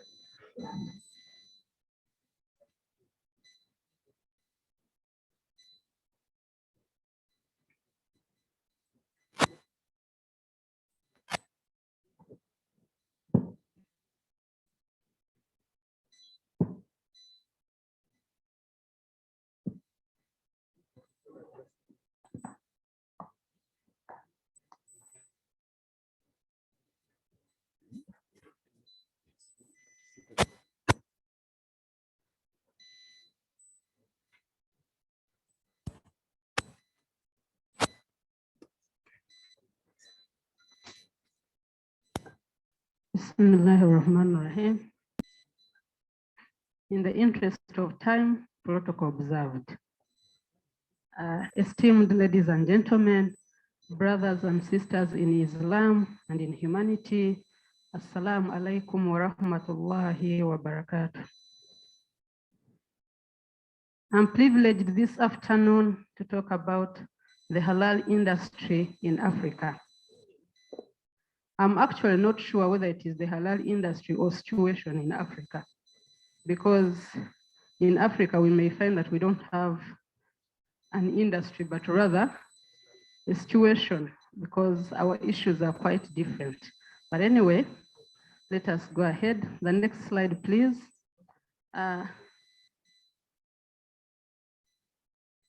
Next slide. The African continent is a very big chunk of land that you can divide into two if you want to look at halal issues.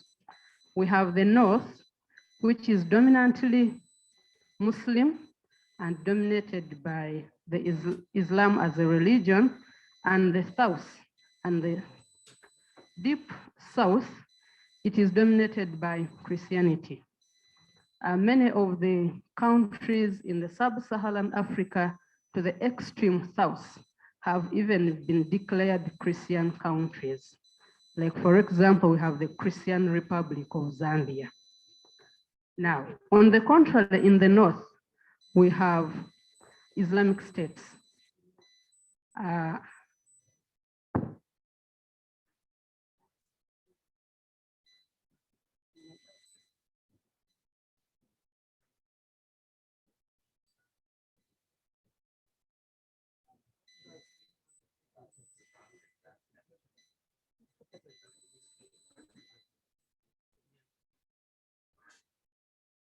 Maybe let me continue without the slides. I'm saying that Africa is divided into two, the Christian Africa and the Islamic Africa. However, there are certain interesting situations when it comes to Africa. We understand that we have a very big population of about 1.4 billion people. When you compare the 1.4 billion people in Africa and the 2 billion Muslims in the world, you will tell that the biggest population of Muslims worldwide resides in Africa. Looking at that map, there are interesting scenarios that even the countries we thought were 100% Muslims, there is no single country that is actually 100% Muslim. Even the biggest, Mauritania, is 99.9. But there is one thing that caught my eye, that Egypt, the population is 90% Muslim, and they have a 10% Christian population. And another thing that caught my eye is about Nigeria.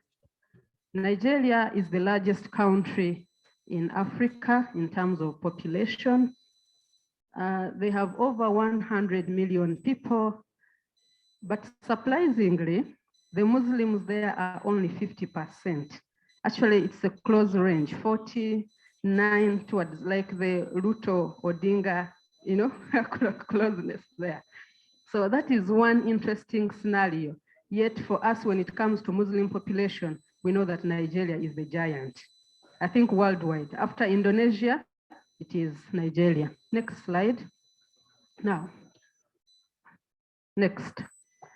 When you look at statistics, according to Statistica 2022, we have a country like Mauritania that has 99.9% Muslims, followed by Somalia, Algeria. You can see Djibouti at 94. But one interesting thing that also caught my eye, that there is a country in Africa that has only 3% Muslims, and that is South Africa.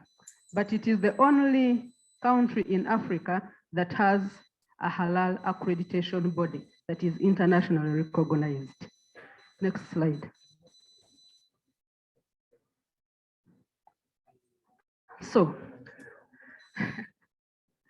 when still looking at the African picture, I looked for the halal certification bodies of the different countries.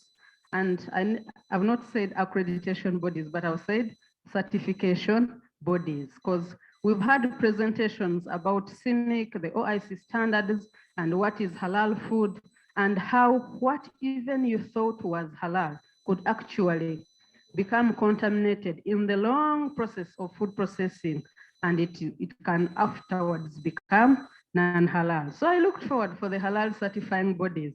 Now I'm going to pick a few outliers here that are going to surprise you. Of course, selfish interest, I started with Uganda. We have two halal certifying bodies, the Uganda Muslim Supreme Council and the Uganda Halal Bureau. We don't have an accreditation body. When you look at Kenya, they have, and other countries. But we said, look at these population statistics. When I said that Somalia is the second in terms of population, but they have no halal certifying body. Not even a single halal certifying body. Now, to our interest and our concern, this country is a net importer of food. It is a net importer of food. If you remember the last presentation, the second slide, when they showed food from the supermarket, because Somalia does not produce food, being a semi-arid state, but they do not have a halal certifying body. Now, their certification, when you look at Somalia, Southern Sudan, Ethiopia, and a few other countries, Ghana, Gabon, is done by a certain certifying authority that is meant to certify international standards called CertiValue. And go to the next slide. Interestingly, the headquarters of CertiValue are located in India. When you look at the mandate of CertiValue, halal certification is not there.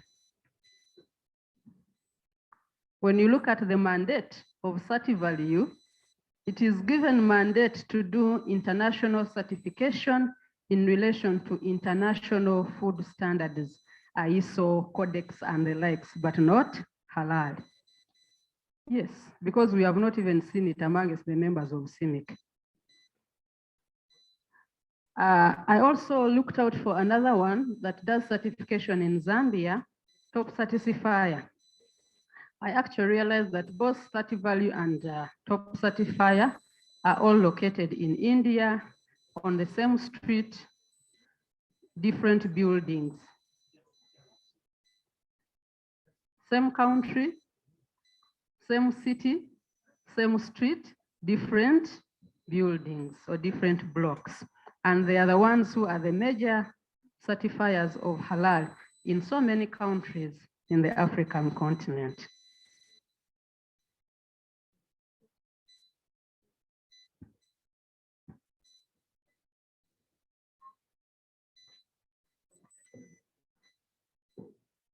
Next.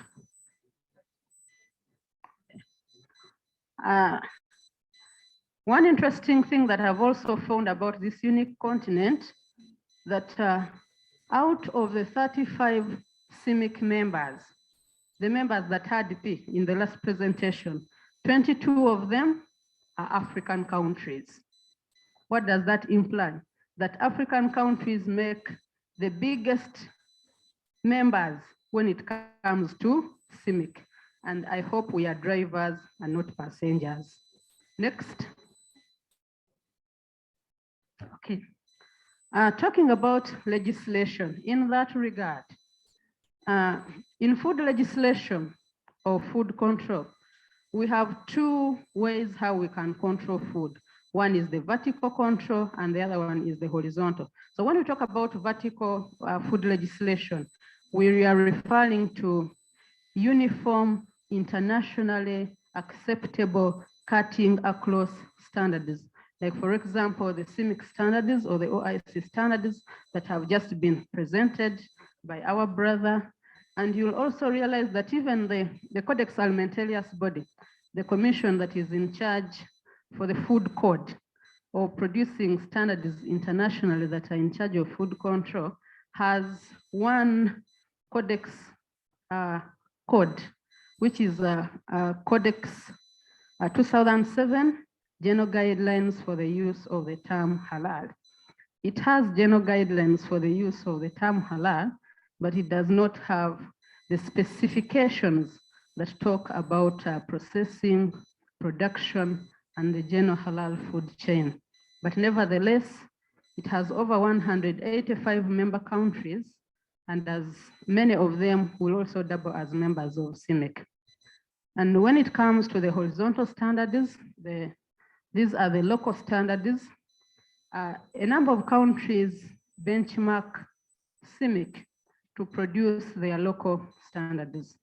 Previously, before CIMIC started producing the OIC standards, some countries used to benchmark what has been done in the halal giants like Malaysia and Turkey to develop their own. But of recent, with the coming of CIMIC, and we really appreciate the OIC for having envisioned the importance of CIMIC, it has really been helpful.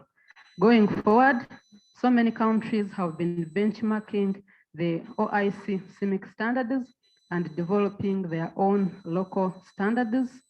And we are very glad as Uganda that we have successfully also benchmarked the CIMIC standards, and through our national standards development body, the Uganda National Bureau of Standards, we have been able to develop a number of halal standards for this country, as our next presenter, Dr. Safina, will indicate. Nonetheless, we also understand that as Africa, big as we are, having the largest Muslim population, we don't have any single uniform Africa standard or accreditation body whose efforts or mandate is geared towards halal only. Next. Okay. So when we look at the scenario in Africa, is it a challenge or an opportunity? Because we are talking of a very large market, 1.4 billion consumers, a food basket. We are the major producers of the food to the world, and organic food for that matter. The other countries are excelling now because of GMO. But when it comes to organic is coming from Africa. I don't know that. Then thirdly, maybe, this food that we produce, unlike the other countries that are coming from the extreme west and east, we have increased trade in food produce than processed food. I hope this will remain so in the next 10 years. But where we are going, I think that is likely to change. What is the challenge? 54 countries, over 3,000 ethnic groups, and over 2,000 languages. No unifying language, no unifying standard, no uniform accreditation or certifying body. Diverse traditions, expectations, and economies. We have economic giants like Nigeria. They can dictate what they want to do because they have capacity. But we also have the poorest of the poorest, who, even if they were interested in having accreditation, in having halal certification and certifying laboratories, they would be limited in terms of capacity because of their economy. So we have a population that is, let's go back to the last slide. We have a population that is divided into the haves and the have-nots. Surprisingly, the haves lie to the northern part, where we are saying that it is dominantly Muslim, and the have-nots are lying in the red part that is dominantly Christian. Where does that put our minority Muslims in those countries? One more thing about Africa, as we talk about the global village and international trade, we have so many food processing companies in Africa. However, over 90% of them are SMEs, which means that even the capacity to meet the international standards, which are in line with the toy ban concept alone, it's very hard and very challenging. Our colleagues from UNBS can attest to this. Every day in Uganda, there is a food processing company that is coming up on a certain street, if not in the backyard of someone's house. Very challenging when it comes to enforcement, because if you left Kawempe 2 weeks ago and you did your enforcement and moved on every street and you write a report that now in Kawempe it is okay, you will be surprised 2 months later, more 10 SMEs will have come up and some of them will be based in people's garages. To make matters worse, by far the African continent is the major importer of consumer goods. When it comes to all the other products which are not food, we basically rely on the developed world. And what do we give them? Raw materials. Next slide. So, as a continent, we have a few challenges when it comes to the management of halal certification and enforcement of halal standards. I noted a few challenges which are related to food production and handling and marketing systems, that we have a large number of small-scale farmers and middlemen. Unlike in other countries, where you find that they carry out intensive agriculture on a very large scale, managed by a few people, and therefore it is very easy to control. In Africa, thanks to our forefathers that introduced land fragmentation, we have so many fragments of food producing businesses all over. And these small quantities of food that are produced on very small scales of land pass through several middlemen before they reach either the final processing plant or the final consumer. What does that imply? That if you produced milk on your farm and you're intending to sell it to the neighbor in the next village, you're not going to take your milk there. So you do not know what happens between the distance from your farm to the next consumer, whom you think is located just a few kilometers from you. But even then, there is a middleman. So you're not sure of what the middleman has done, whether the food still remains halal and toy ban before it reaches your target consumer. We also have a challenge of literacy amongst the farmers, low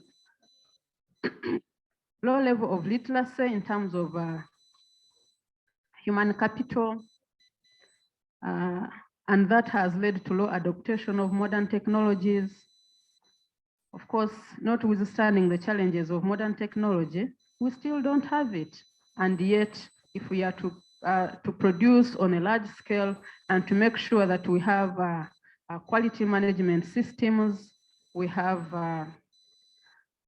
the hazard analysis critical control points, as well as the halal analysis critical control points. In order for those ones to be put in place, we need some infrastructure, and oftentimes in our SME, that is missing.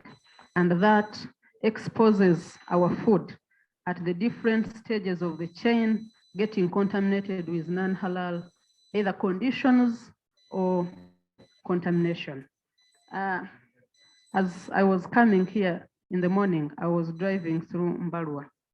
I passed by a road, and on my one side, there was a shop, and I call it an outlet for pork.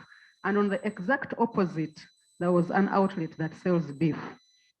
So I asked myself, if the person that does this sharpening, that sharpens tools, pangas, comes, then maybe starts by sharpening for the pork vendor, what will be the next point? What will be the next point? The next point is going to be the one for the beef that assumingly is supposed to be halal, but now someone who is sharpening, because the Muslim may refuse to borrow the panga from the other side, but you know the person that is sharpening is going to come. Then also as they sharpen there, as they cut their meat with the saw machines, there is normally bone dust. So if there is wind and wind is blowing, now this one is located on the other part and this one is located on the other side, where will the bone dust end? Next slide.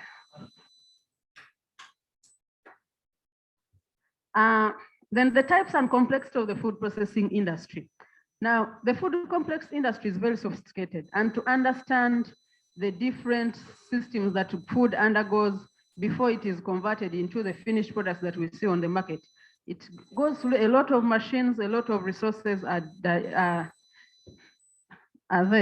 However, my major interest is on how we are challenged when it comes to processing aids. One is that since we are importing the processing aids, just like our brother mentioned, how do you verify that this gelatin that you are going to add to yogurt is halal? Or this stabilizer that you're going to add to bread, it is halal? So do you see the challenge that we have? If our food processor cannot verify the source of the food additives and the processing aids that they are using, and then this ends into our assumingly halal food, bread, breakfast cereals, yogurt, and other products. Is the food still halal? Now, that notwithstanding, we have inadequate capacity when it comes to managing some critical issues. The brother talked about the issue of stunning versus slaughter, mechanical slaughter of poultry, and a number of those. So when you go to Yuga Chick, when you go to Kuku, and they are doing the mechanical slaughter, if Yuga Chick or Kuku or any other company is not halal certified, who will check for that bird that dies before it reaches the slaughter knife? And if it ends in the chain of food? Because as far as I checked, halal, following halal standards is even voluntary in many of our countries, Uganda inclusive. If that is happening in Uganda, which is a member of OIC, then what about other countries like Zambia, Zimbabwe, and others which are not mentioned? Then we have other challenges, like for example, because the food science discipline normally uses some complicated terms which the lay people will not understand. They use such terms as lard. The other time, I received a list of ingredients by a technician of a lab here in this country, and then of the ingredients that were put for making meat pies, just normal meat pies that are sold in the restaurants, there was lard. Then I asked, what is the importance of lard? I said, you know, when you don't have lard, the meat pie does not taste good. The sausages, they don't go without lard. Whereas there are other sources of fat, yes, you accept, but it is the easiest to achieve. Why? Because the source of lard can give you big chunks and they come at a lower cost. Now look at this person that is making for you the sausages to put on the night market along the streets. Such words like bacon. You know, you go to a 5-star hotel and you want to eat chicken, and they serve you chicken and the stuffed chicken. Stuffed chicken, looking very nice and well garnished. But have you ever asked yourself what has been used to stuff that chicken? Then you will be shocked to see chicken stuffed with bacon. Now for a layman, when you see that chicken stuffed with bacon, you think this is the most tasty. I know what bacon is. So that level of our low level of literacy is predisposing us to halal contamination. Then this industry also overuses E-codes. E-codes. Instead of putting the name, at least if you from now onwards, when you see the word gelatin, you're going to be very sensitive. Gelatin? Monosodium what? Where is this one coming from? But now, oftentimes they don't even put those ones. They just put the E-code. E610, N2022, E244. That completely confuses the common people. Next slide. So those are some of the challenges that really make halal certification very, very, very important if we are to safeguard the tenets of Islam. One major challenge that we have generally is inadequate capacity. Inadequate capacity, one, we don't have laboratories. We don't have laboratories for halal testing. At least the last time I checked that in Uganda, we don't have one. My brothers in Nigeria, do you have a halal testing laboratory? No, you don't have. Now, if our giants don't have, then funding, we would wish to have the labs. But do you think in Africa, the priority goes into halal labs? That's not our priority. Our priority is in other things, education, health, but not halal. Then training. We have a few people that are trained in halal, unlike countries like Malaysia, like Turkey, like those others. Otherwise, if we had capacity, then it would not have taken us to get all these trainers from there. We would have used the local trainers, but we are still lacking in that capacity. We also don't have capacity when it comes to research and development. Now, how shall we even do the research when we don't have labs? Scientific research is based on the availability of modern equipment and modern testing techniques, to be it halal or not. Okay. Then the last challenge that we may not address, but we can only advocate, is governance, political will. Because we know that where there is political will, things are always possible. Where there is political will, things are always possible. I actually want to take this opportunity to thank my boss, because he had the will to organize this conference. Irrespective of all the constraints, in terms of funding, it has become successful. Barakallahu fikum, Prof. Next. Maybe before we talk about Uganda, let us first have some minutes, and we also talk about the Ugandan situation. Next slide. This beautiful country of Africa, in the traditional setting, people used to eat food that was not processed in any way. And if it was an animal, it used to be slaughtered by a certain Kamad, Abdullah, or Muhammad, whom you're well aware of. In fact, even our non-Muslim friends, if they wanted to slaughter a bird in their kitchen, in their house, they would send for a Muslim neighbor's son to come and do for them slaughtering. Now things have changed. Our neighborhood, villages, towns, and cities have become increasingly culturally diverse, enriched by people from so many countries with so many backgrounds. Yet as a country, we have 56 tribes, 7 religions, and nationals from several countries.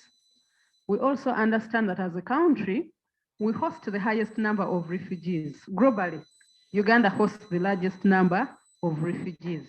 In the over 11 settlement camps, what does that imply? That we are now, on top of the so many tribes and religions that we have, we are even bringing many more from other regions, especially those ones that are always affected by crisis, because we are hospitable. Uganda is a secular state, and every citizen has a freedom to practice the religion of their own choice. Therefore, by that right, if the neighbor of a given mosque is a Christian, he has a right by our constitution to establish a pork business, a bar, a pub, and any other halal, non-halal business. And you have nothing that you can do because it is their constitutional right. Next slide.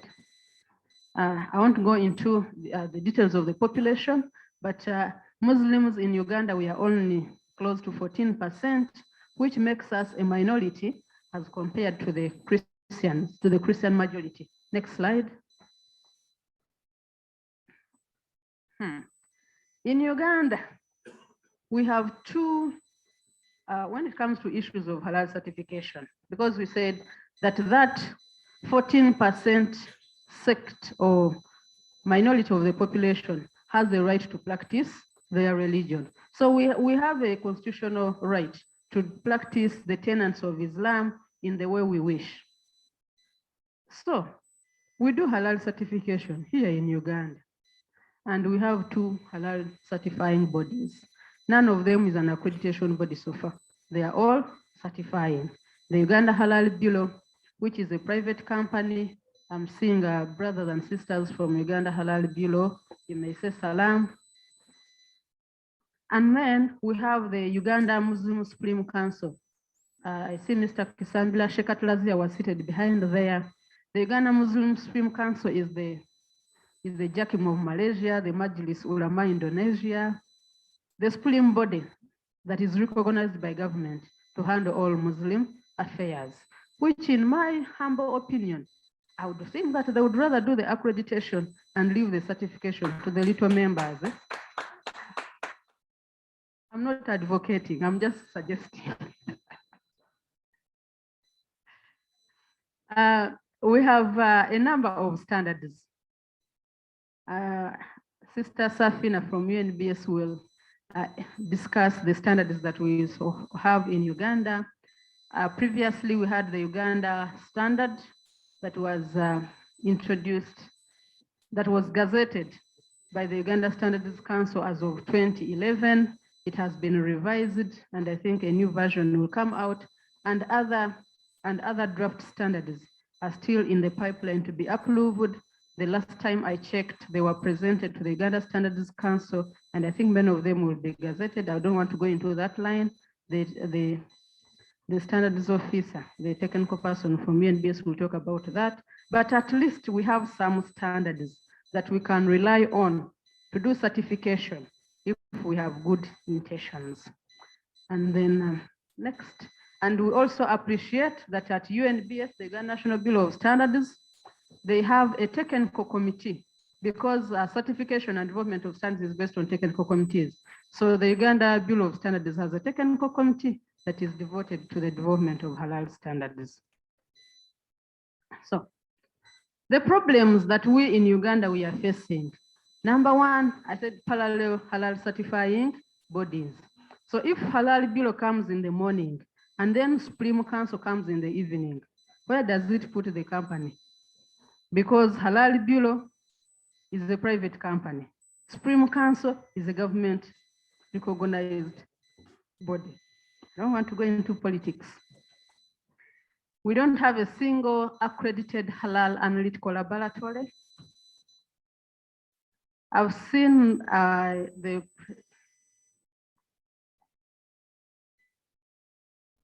comstech presentation indicated that there is some little money, some funds that are devoted to science and technology. I pray, it's a secret, but I'm praying that some of that fund can be devoted to the development of a halal testing laboratory in this country. Is my request. We also have a low level of halal literacy. Now, you're seeing this picture here.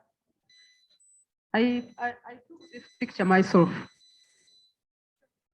Yes, I took that picture myself to show you how the low levels of halal literacy, to what extent it is in this country. This person is an LC1 chairman. So I took it from a home of an LC1 chairman of a certain country here in Uganda and Uganda. This LC1 chairman serves all the members of the community, Muslim or not. And I took this photo from his compound. That is a saucepan that is used to cook food. That is a sack, apparently where they harvest maize from. And next there is the kitchen. And you can see those creatures playing around there. Now, if these creatures want to drink water from that saucepan, and then the next day that saucepan will be used to boil water for the people that will come to visit the chairman. Because in Uganda, when we talk about halal, 3 things are understood: no alcohol, no pork, and what? Slaughter by the Muslim. That is all. The other sources of contamination or the risks that come along are not understood. The only thing, for as long as the person that has slaughtered is a Muslim. If Juma has slaughtered, whether he has recited Bismillah Allahu Akbar or not, whether the knife is sharp or not, whether he has decapitated instead of slaughtering or not, whether he has severed the trachea and the carotid vein and the jugular vein that are supposed to be required, if for as long as it is Juma. And the last time I checked, we don't even have any authority body that is training the slaughterers. Oh, by the way, before we even reach there, have you been to these local markets? Kalerwe, there is one here in Nakawa. When you buy chicken and you want to slaughter for you, they will slaughter for you. They will gladly slaughter for you.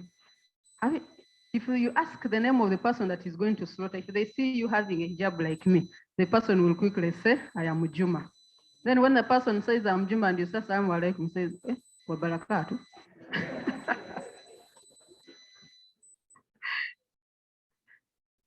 So we also have a challenge of mindset change, because very many people don't look at halal as a marketing tool. They don't look at a halal industry as being a lucrative business that you would base on tool that is reflecting so many. I think now we are at 4.1 trillion US dollars per month, the halal brand. The local people don't look at that. For them, halal means Muslims.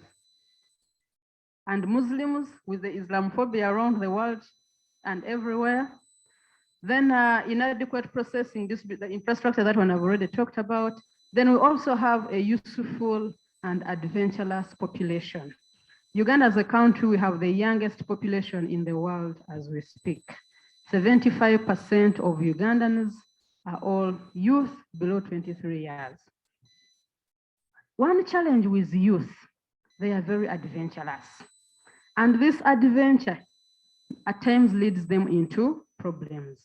Because for the youth, if there is wine, the youth will look up for the non-halal wine. Yes, that is why now on the market we have so many products that are being marketed as wine, non-alcoholic. Yeah, that's the term I wanted. Non-alcoholic wine.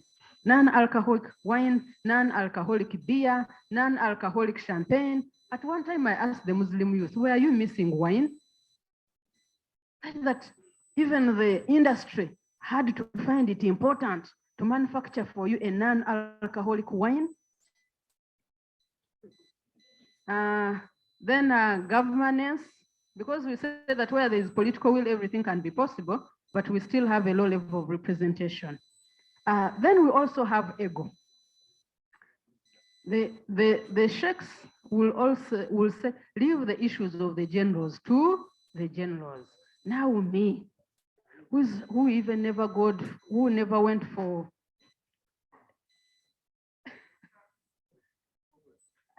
I've gone for Yasalina. But who never went to Bilal, to Kachili, to any Islamic theological institute. in this country, I would be looked at someone that has no mandate at all to speak anything to do with halal. Why? Because I never went for Idad. Now, when you go to other countries, you will find that Jakim has a halal testing laboratory and all the employees are scientists, including very good scientists, Chinese and Indian, who are not Muslim. But for as long as they are good in science. The lab where we are going to do the training from, only one technician is a Muslim, but because they have the technical skill. But now the sheikhs cannot respect those ones because they are not graduates of Idad, not Thanawi.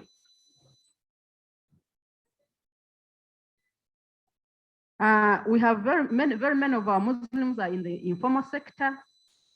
That one I will not discuss. And then lastly, that majorly our education system is secular, and very few of our Muslim brothers and sisters have gone to receive the Islamic education. I'm almost winding up. Next slide. So that brings me to the way forward for Africa and for Uganda as a whole. We need harmonization. We need harmonization. Who certifies, who accredits? Then we need a deliberate halal development, halal industry development, whether it is through an authority, whether it's through Supreme Council, whether IUIU can spearhead, whether it is whichever section, but we need a deliberate effort that is geared towards that. And that does not only apply to Uganda, but in all other African countries. We need training, human capital development. We need halal advocacy. If you're working in a company and then they are taking you in a hotel, are you sure that that hotel will go closer to meeting halal requirements? And then lastly, I said that was my wish, that I'm begging if comstech would assist us in only that, we will have achieved a lot to start a halal testing laboratory. My last slide, I'm going to pick it from this verse, and sorry, from this hadith, and let me begin from only the blue section, that after all that mention about the importance of halal, imagine the Prophet mentioned about this man having journeyed far and is disheveled and dusty and spreads out his hands to the sky to ask, oh Allah, Ya Allah. But when the food in his stomach is haram, the drink he has just taken is haram, the clothing he's putting on is haram, and he's nourished from anything unlawful. But he's saying, oh Allah, show me mercy. Assalamu alaikum wa rahmatullahi wa barakatuh. Wa alaikum assalam wa rahmatullahi. Thank you very much. And that is the state we have in Africa, sad and sorry. But getting out of that sorry state, I have the following good news. One is that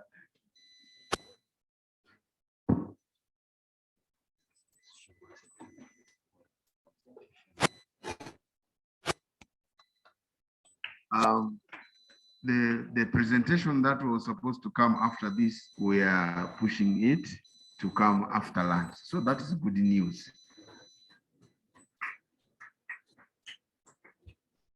So which means from here we are going for lunch, and the lunch will be at the poolside. I hope you have what it takes to enjoy that lunch. And then swala after the lunch. Yeah, lunch and then swala, and then we come back. But we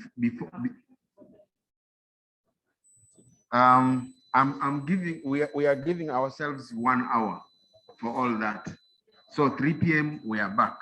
But before we get out, I have friends of Islamic University in Uganda. They are with us. For instance, I have the VC of Al Ansar University, Maiduguri is in the house. This is a very good friend of Islamic University in Uganda. We welcome you to this. I also have the founder president of Al Ihsan Foundation, Dr. Muhammad Dikwa, is in the house. That is the man. And I also have the VC of Istiqama University, Professor Salisu Shehu, is with us. I have the VC of Bauchi State University, Professor Awalu Uba, is with us.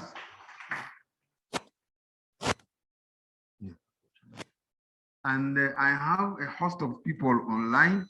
As time goes on, we'll be able to recognize some of them. I still have a lot of recognitions to make, but let me not eat into our 1 hour of lunch and prayers. The lunch is going to take place at the poolside. The Bismillah will be done from there, and it is halal lunch, inshallah ta'ala.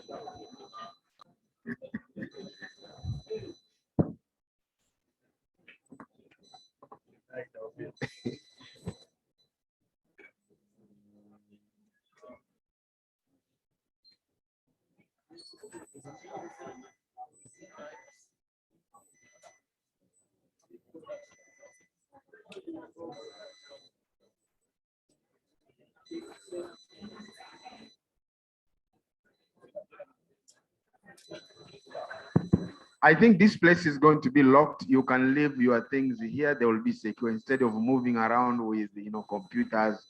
I think some of us should remain behind to take care of this as we go for lunch and salah, inshallah.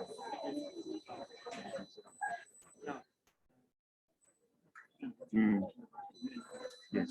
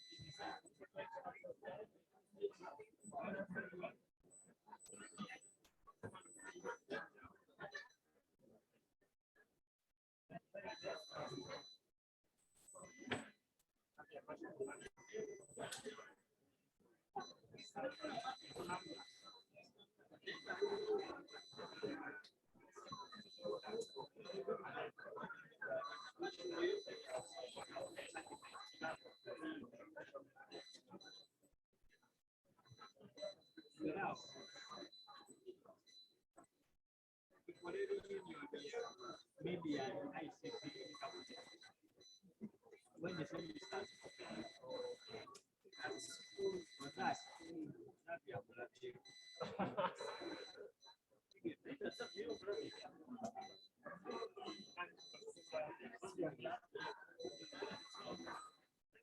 the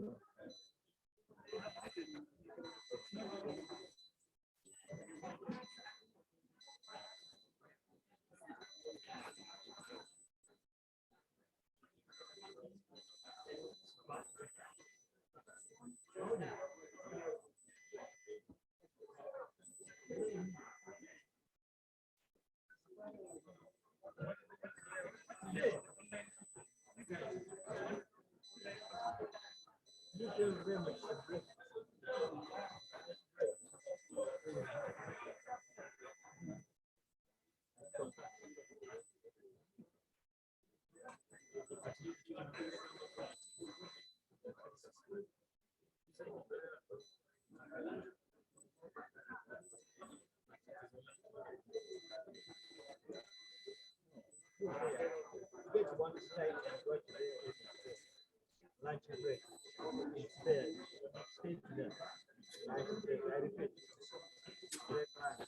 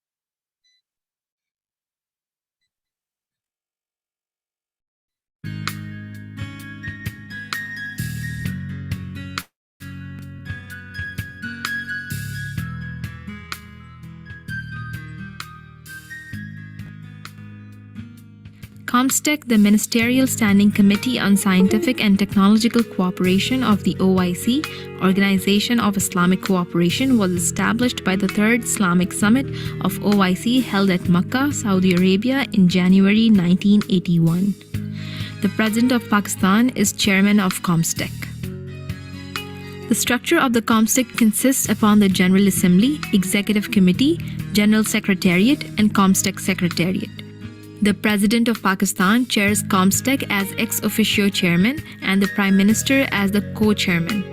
Comstech General Assembly is composed of all the member states of the OIC represented by the Ministers of Science and Technology or other nominated representatives, the Secretary General of OIC and the Coordinator General of Comstech.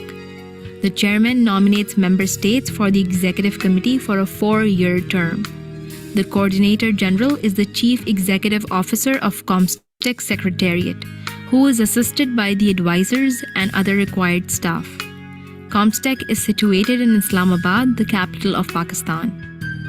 The mandate of Comstech is to strengthen cooperation among OIC member states in science and technology, and enhance their capabilities through training in emerging areas, undertake follow-up actions and implementations of resolutions of the OIC Summit, and to draw up programs and submit proposals designed to increase the capability of the Muslim countries in science and technology.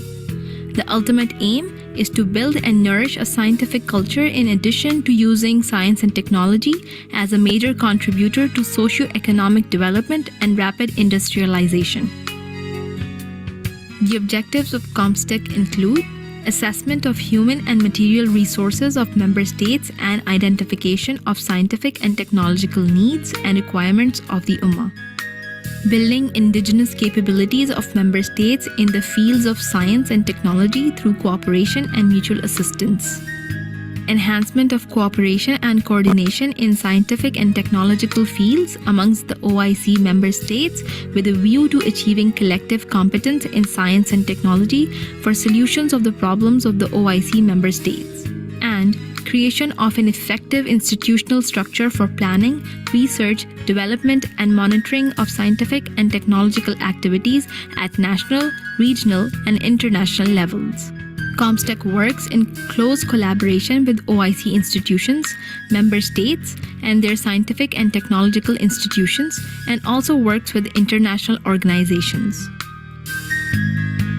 Comstech has established Islamic World Academy of Sciences in Amman, Jordan, Comstech Inter-Islamic Network on Space Sciences and Technology in Karachi, Pakistan, Comstech Inter-Islamic Network on Water Resources Development and Management in Amman, Jordan, Comstech Inter-Islamic Network on Oceanography in Izmir, Turkey, Comstech Inter-Islamic Network on Tropical Medicine in Kuala Lumpur, Malaysia, Comstech Inter-Islamic Network on Information Technology in Islamabad, Pakistan, Comstech Inter-Islamic Network on Biosaline Agriculture in Dubai, UAE, Comstech Inter-Islamic Network on Virtual Universities in Tehran, Iran, Comstech Inter-Islamic Network on Science and Technology Parks in Rasht, Iran, Comstech Inter-Islamic Network on Nanotechnology in Tehran, Iran, Comstech Inter-Islamic Network on Environment in Khartoum, Sudan, Comstech Inter-Islamic Network on Veterinary Science Research in Khartoum, Sudan, Comstech Inter-Islamic Network on Renewable Energy Resources in Niamey, Niger,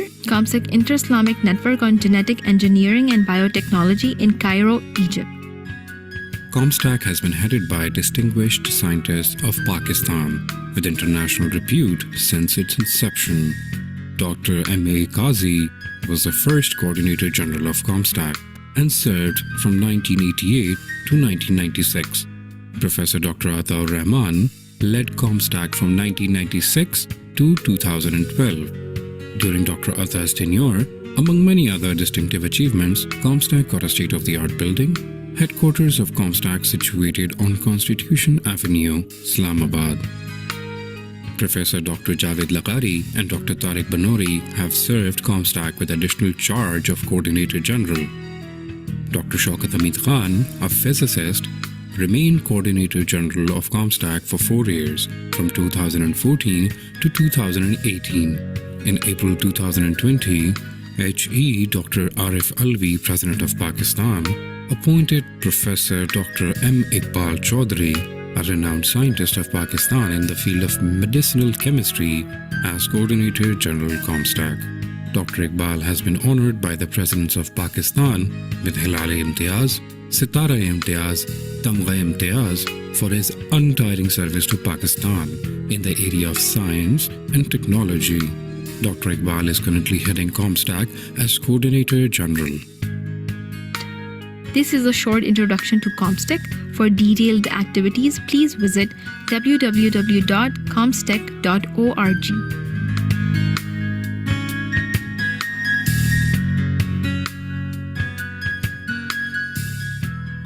The beautiful building of Comstech headquarters is located at Constitutional Avenue, right opposite of the Prime Minister's office and Supreme Court of Pakistan, in Pakistan's capital, Islamabad, one of the most beautiful capital cities of the world.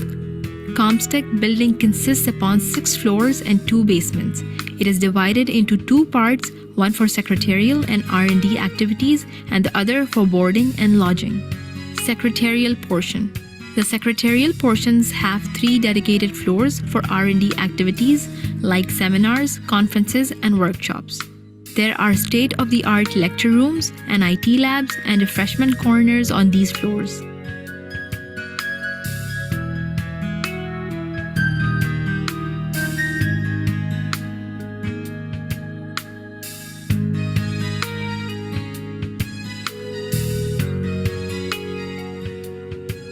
Two floors are dedicated to secretarial staff offices. At rooftop, there is a beautiful garden overlooking the Margla Hills with crystal dining hall.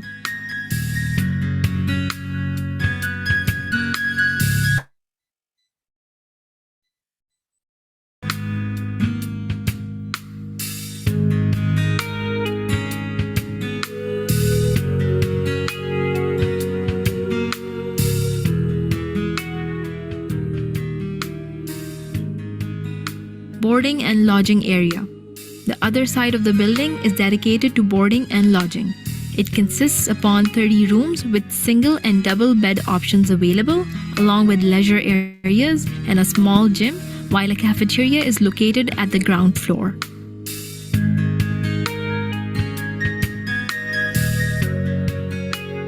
Comstech Auditorium is one of the best in the capital city with over 235 seating capacity.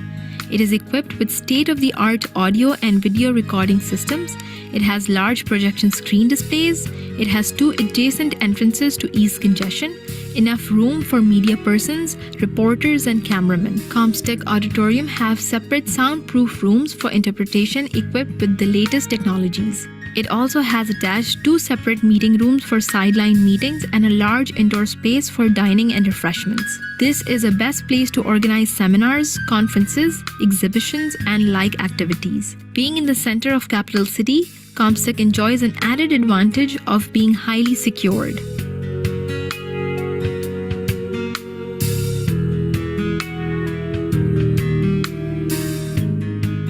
The Comstech headquarters building is equipped with the best technologies currently available.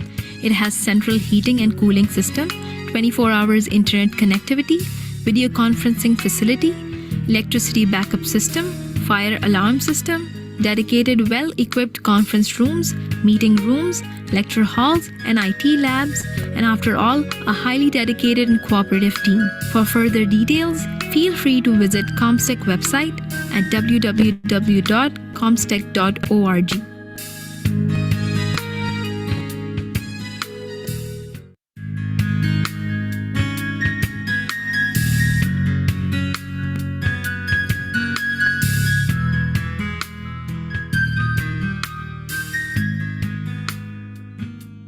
ComStech, the Ministerial Standing Committee on Scientific and Technological Cooperation of the OIC, Organization of Islamic Cooperation, was established by the Third Islamic Summit of OIC held at Makkah, Saudi Arabia in January 1981. The President of Pakistan is Chairman of ComStech. The structure of the ComStech consists upon the General Assembly, Executive Committee, General Secretariat, and ComStech Secretariat. The President of Pakistan chairs ComStech as ex officio chairman and the Prime Minister as the co-chairman. ComStech General Assembly is composed of all the member states of the OIC represented by the Ministers of Science and Technology or other nominated representatives, the Secretary General of OIC, and the Coordinator General of ComStech. The chairman nominates member states for the Executive Committee for a 4-year term. The Coordinator General is the Chief Executive Officer of ComStech Secretariat, who is assisted by the advisors and other required staff.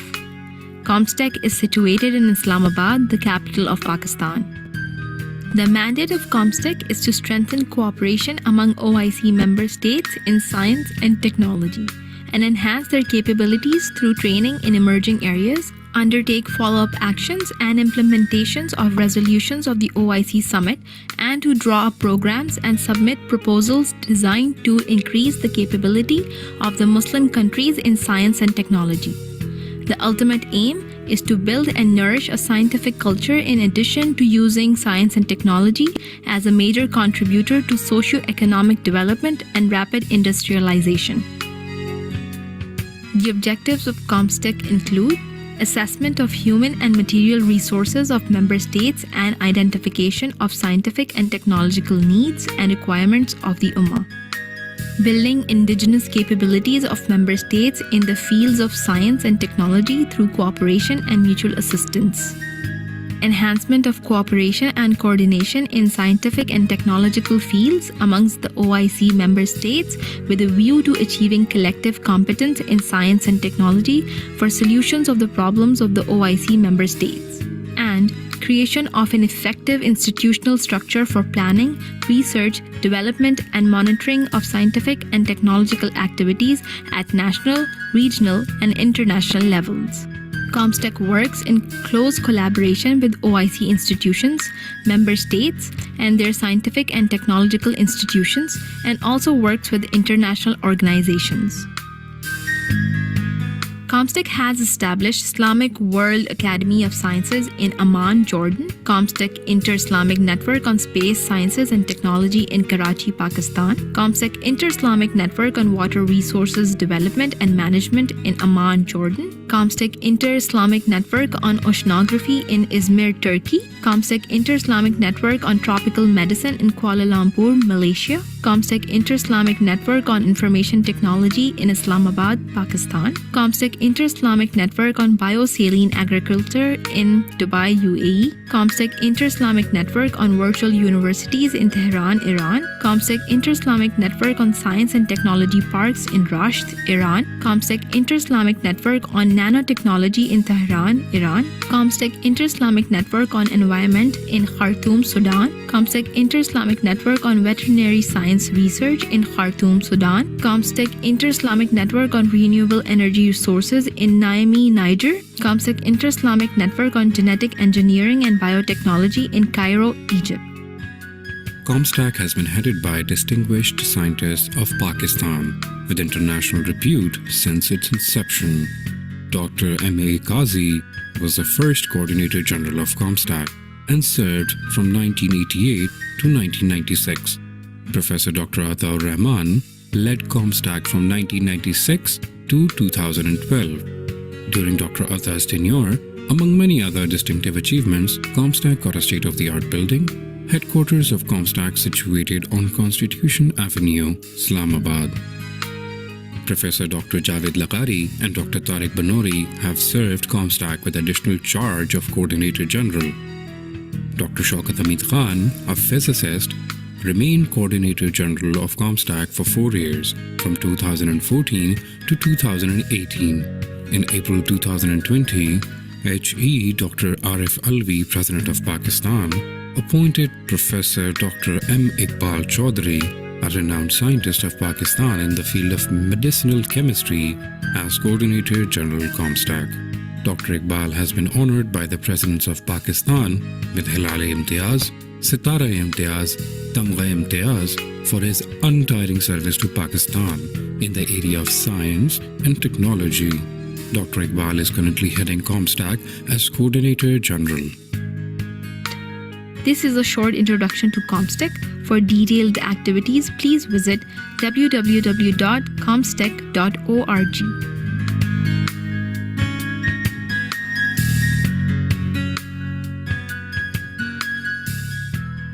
The beautiful building of Comstech headquarters is located at Constitutional Avenue, right opposite of the Prime Minister's office and Supreme Court of Pakistan, in Pakistan's capital, Islamabad, one of the most beautiful capital cities of the world. Comstech building consists upon 6 floors and 2 basements. It is divided into 2 parts, one for secretarial and R&D activities and the other for boarding and lodging. Secretarial portion. The secretarial portions have 3 dedicated floors for R&D activities like seminars, conferences, and workshops.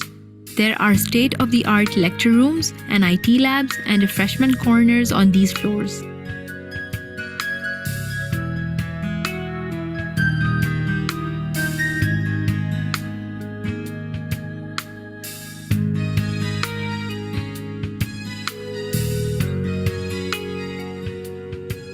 Two floors are dedicated to secretarial staff offices. At rooftop, there is a beautiful garden overlooking the Margla Hills with crystal dining hall.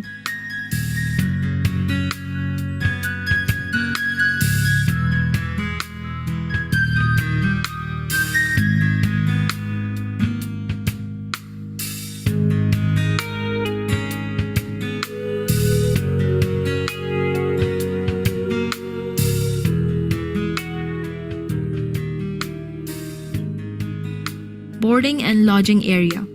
The other side of the building is dedicated to boarding and lodging.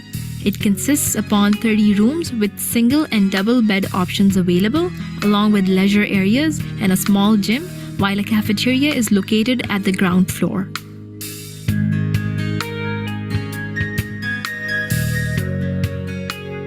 Comstech Auditorium is one of the best in the capital city with over 235 seating capacity.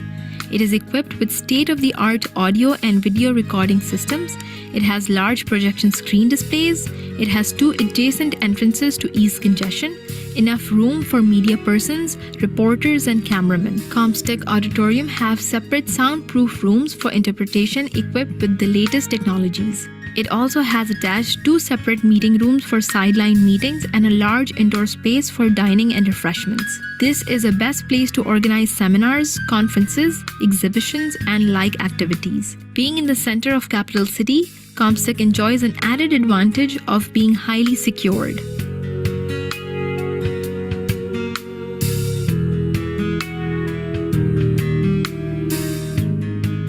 The Comstech headquarters building is equipped with the best technologies currently available. It has central heating and cooling system, 24 hours internet connectivity, video conferencing facility, electricity backup system, fire alarm system, dedicated well-equipped conference rooms, meeting rooms, lecture halls, and IT labs, and after all, a highly dedicated and cooperative team. For further details, feel free to visit Comstech website at www.comstech.org.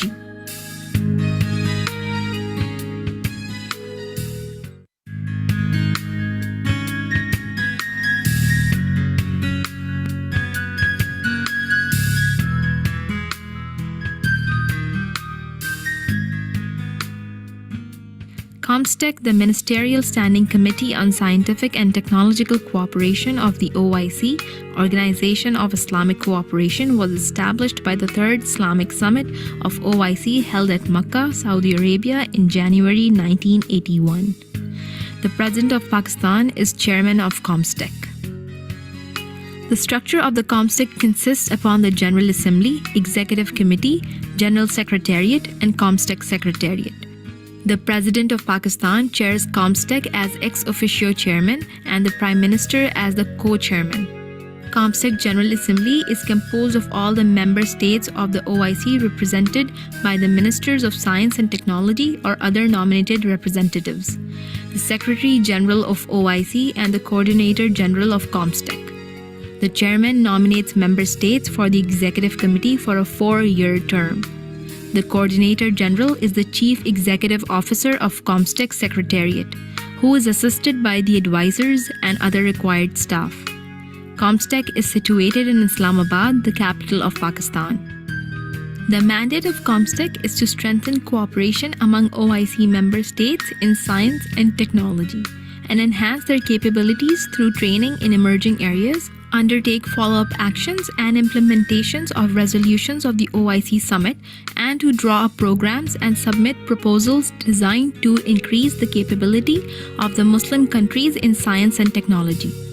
The ultimate aim is to build and nourish a scientific culture in addition to using science and technology as a major contributor to socio-economic development and rapid industrialization. The objectives of Comstech include assessment of human and material resources of member states and identification of scientific and technological needs and requirements of the Ummah. Building indigenous capabilities of member states in the fields of science and technology through cooperation and mutual assistance. Enhancement of cooperation and coordination in scientific and technological fields amongst the OIC with a view to achieving collective competence in science and technology for solutions of the problems of the OIC member states. And creation of an effective institutional structure for planning, research, development, and monitoring of scientific and technological activities at national, regional, and international levels. Comstech works in close collaboration with OIC institutions, member states, and their scientific and technological institutions, and also works with international organizations. Comstech has established Islamic World Academy of Sciences in Amman, Jordan, Comstech Inter-Islamic Network on Space Sciences and Technology in Karachi, Pakistan, Comstech Inter-Islamic Network on Water Resources Development and Management in Amman, Jordan, Comstech Inter-Islamic Network on Oceanography in Izmir, Turkey, Comstech Inter-Islamic Network on Tropical Medicine in Kuala Lumpur, Malaysia, Comstech Inter-Islamic Network on Information Technology in Islamabad, Pakistan, Comstech Inter-Islamic Network on Biosaline Agriculture in Dubai, UAE, Comstech Inter-Islamic Network on Virtual Universities in Tehran, Iran, Comstech Inter-Islamic Network on Science and Technology Parks in Rasht, Iran, Comstech Inter-Islamic Network on Nanotechnology in Tehran, Iran, Comstech Inter-Islamic Network on Environment in Khartoum, Sudan, Comstech Inter-Islamic Network on Veterinary Science Research in Khartoum, Sudan, Comstech Inter-Islamic Network on Renewable Energy Resources in Niamey, Niger, Comstech Inter-Islamic Network on Genetic Engineering and Biotechnology in Cairo, Egypt. Comstech has been headed by distinguished scientists of Pakistan with international repute since its inception. Dr. M.A. Qazi was the first Coordinator General of Comstech and served from 1988 to 1996. Professor Dr. Ataur Rahman led Comstech from 1996 to 2012. During Dr. Ata's tenure, among many other distinctive achievements, Comstech got a state-of-the-art building, headquarters of Comstech situated on Constitution Avenue, Islamabad. Professor Dr. Javed Laqari and Dr. Tariq Banori have served Comstech with additional charge of Coordinator General. Dr. Shaukat Hamid Khan, a physicist, remained Coordinator General of Comstech for 4 years, from 2014 to 2018. In April 2020, H.E. Dr. Arif Alvi, President of Pakistan, appointed Professor Dr. M. Iqbal Chaudhry, a renowned scientist of Pakistan in the field of medicinal chemistry, as Coordinator General Comstech. Dr. Iqbal has been honored by the Presidents of Pakistan with Halal-e-Imtiaz, Sitara-e-Imtiaz, Tamgha-e-Imtiaz for his untiring service to Pakistan in the area of science and technology. Dr. Iqbal is currently heading Comstech as Coordinator General. This is a short introduction to Comstech. For detailed activities,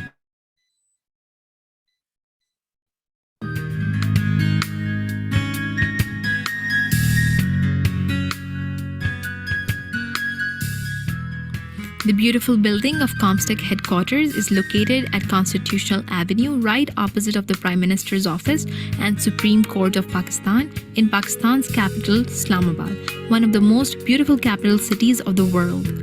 Comstech building consists upon 6 floors and 2 basements. It is divided into 2 parts, one for secretarial and R&D activities and the other for boarding and lodging. Secretarial portion.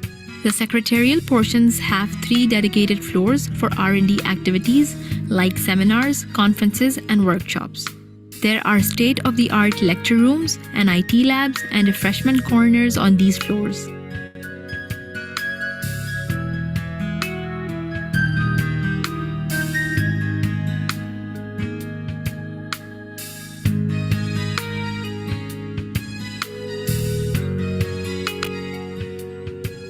Two floors are dedicated to secretarial staff offices. At rooftop, there is a beautiful garden overlooking the Margla Hills with crystal dining hall.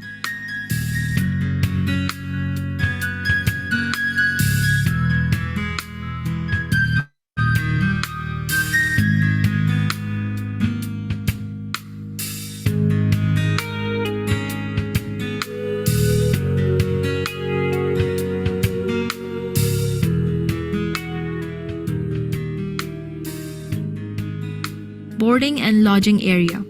The other side of the building is dedicated to boarding and lodging.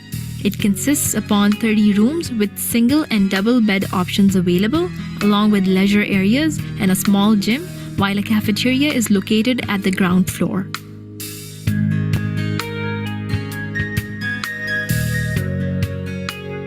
Comstech Auditorium is one of the best in the capital city with over 235 seating capacity.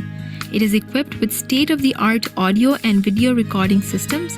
It has large projection screen displays.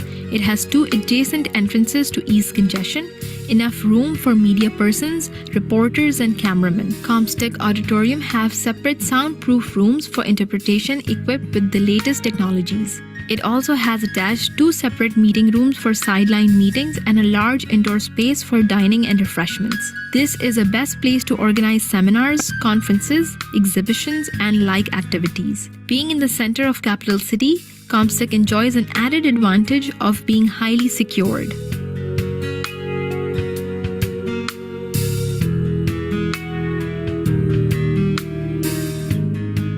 The Comstech headquarters building is equipped with the best technologies currently available. It has central heating and cooling system, 24 hours internet connectivity, video conferencing facility, electricity backup system, fire alarm system, dedicated well-equipped conference rooms, meeting rooms, lecture halls, and IT labs, and after all, a highly dedicated and cooperative team. For further details, feel free to visit Comstech website at www.comstech.org.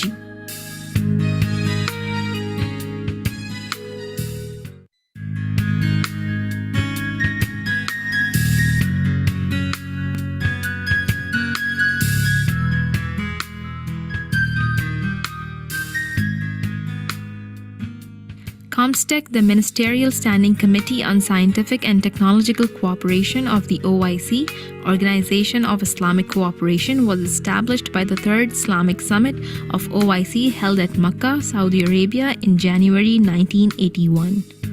The President of Pakistan is Chairman of Comstech. The structure of the Comstech consists upon the General Assembly, Executive Committee, General Secretariat, and Comstech Secretariat. The President of Pakistan chairs Comstech as ex officio chairman and the Prime Minister as the co-chairman. Comstech General Assembly is composed of all the member states of the OIC represented by the Ministers of Science and Technology or other nominated representatives, the Secretary General of OIC and the Coordinator General of Comstech. The chairman nominates member states for the Executive Committee for a 4-year term. The Coordinator General is the Chief Executive Officer of Comstech Secretariat, who is assisted by the advisors and other required staff. Comstech is situated in Islamabad, the capital of Pakistan. The mandate of Comstech is to strengthen cooperation among OIC member states in science and technology and enhance their capabilities through training in emerging areas, undertake follow-up actions and implementations of resolutions of the OIC summit, and to draw up programs and submit proposals designed to increase the capability of the Muslim countries in science and technology.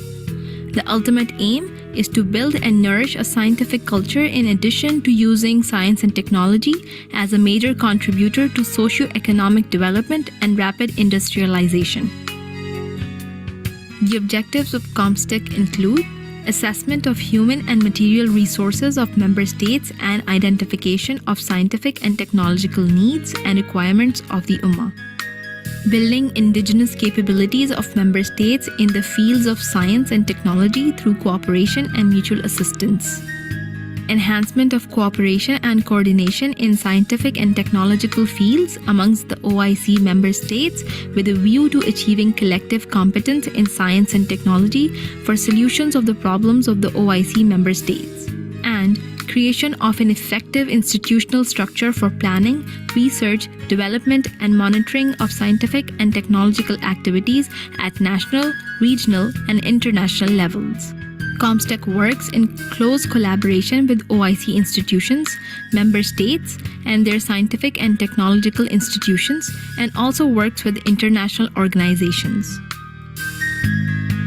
ComStech has established Islamic World Academy of Sciences in Amman, Jordan, ComStech Inter-Islamic Network on Space Sciences and Technology in Karachi, Pakistan, ComStech Inter-Islamic Network on Water Resources Development and Management in Amman, Jordan, ComStech Inter-Islamic Network on Oceanography in Izmir, Turkey, ComStech Inter-Islamic Network on Tropical Medicine in Kuala Lumpur, Malaysia, ComStech Inter-Islamic Network on Information Technology in Islamabad, Pakistan, ComStech Inter-Islamic Network on Biosaline Agriculture in Dubai, UAE, ComStech Inter-Islamic Network on Virtual Universities in Tehran, Iran, ComStech Inter-Islamic Network on Science and Technology Parks in Rasht, Iran, ComStech Inter-Islamic Network on Nanotechnology in Tehran, Iran, ComStech Inter-Islamic Network on Environment in Khartoum, Sudan, ComStech Inter-Islamic Network on Veterinary Science Research in Khartoum, Sudan, ComStech Inter-Islamic Network on Renewable Energy Resources in Niamey, Niger, ComStech Inter-Islamic Network on Genetic Engineering and Biotechnology in Cairo, Egypt. ComStech has been headed by distinguished scientists of Pakistan with international repute since its inception. Dr. M.A. Qazi was the first Coordinator General of ComStech and served from 1988 to 1996. Professor Dr. Ataur Rahman led ComStech from 1996 to 2012. During Dr. Ata's tenure, among many other distinctive achievements, ComStech got a state-of-the-art building, headquarters of ComStech situated on Constitution Avenue, Islamabad. Professor Dr. Javed Laqari and Dr. Tariq Banori have served ComStech with additional charge of Coordinator General. Dr. Shaukat Hamid Khan, a physicist, remained Coordinator General of ComStech for 4 years, from 2014 to 2018. In April 2020, H.E. Dr. Arif Alvi, President of Pakistan, appointed Professor Dr. M. Iqbal Chaudhry, a renowned scientist of Pakistan in the field of medicinal chemistry, as Coordinator General ComStech. Dr. Iqbal has been honored by the Presidents of Pakistan with Hilal-e-Imtiaz, Sitara-e-Imtiaz, Tamgha-e-Imtiaz for his untiring service to Pakistan in the area of science and technology. Dr. Iqbal is currently heading ComStech as Coordinator General. This is a short introduction to ComStech. For detailed activities, please visit www.comstech.org.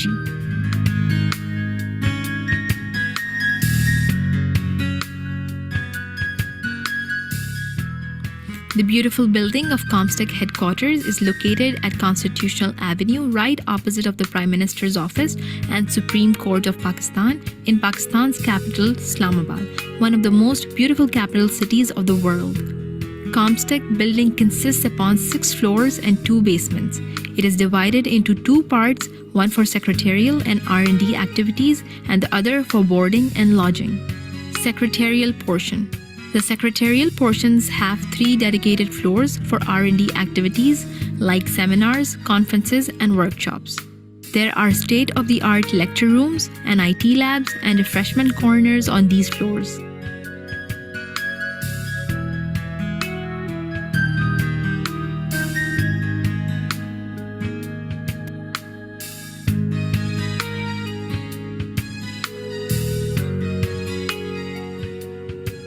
Two floors are dedicated to secretarial staff offices. At rooftop, there is a beautiful garden overlooking the Margla Hills with crystal dining hall.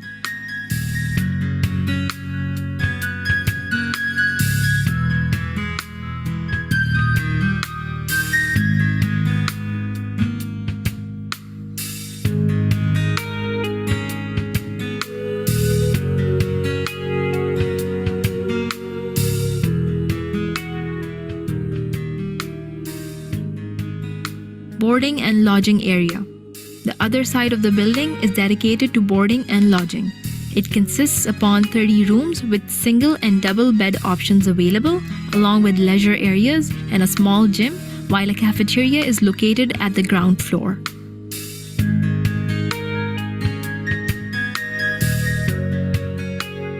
Comstech Auditorium is one of the best in the capital city with over 235 seating capacity.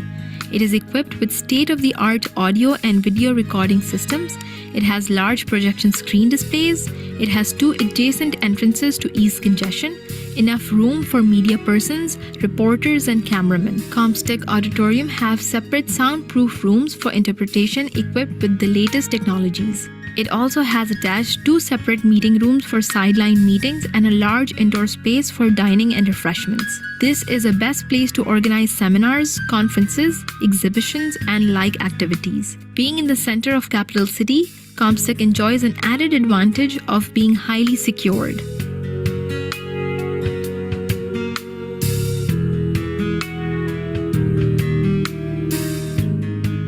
The Comstech headquarters building is equipped with the best technologies currently available.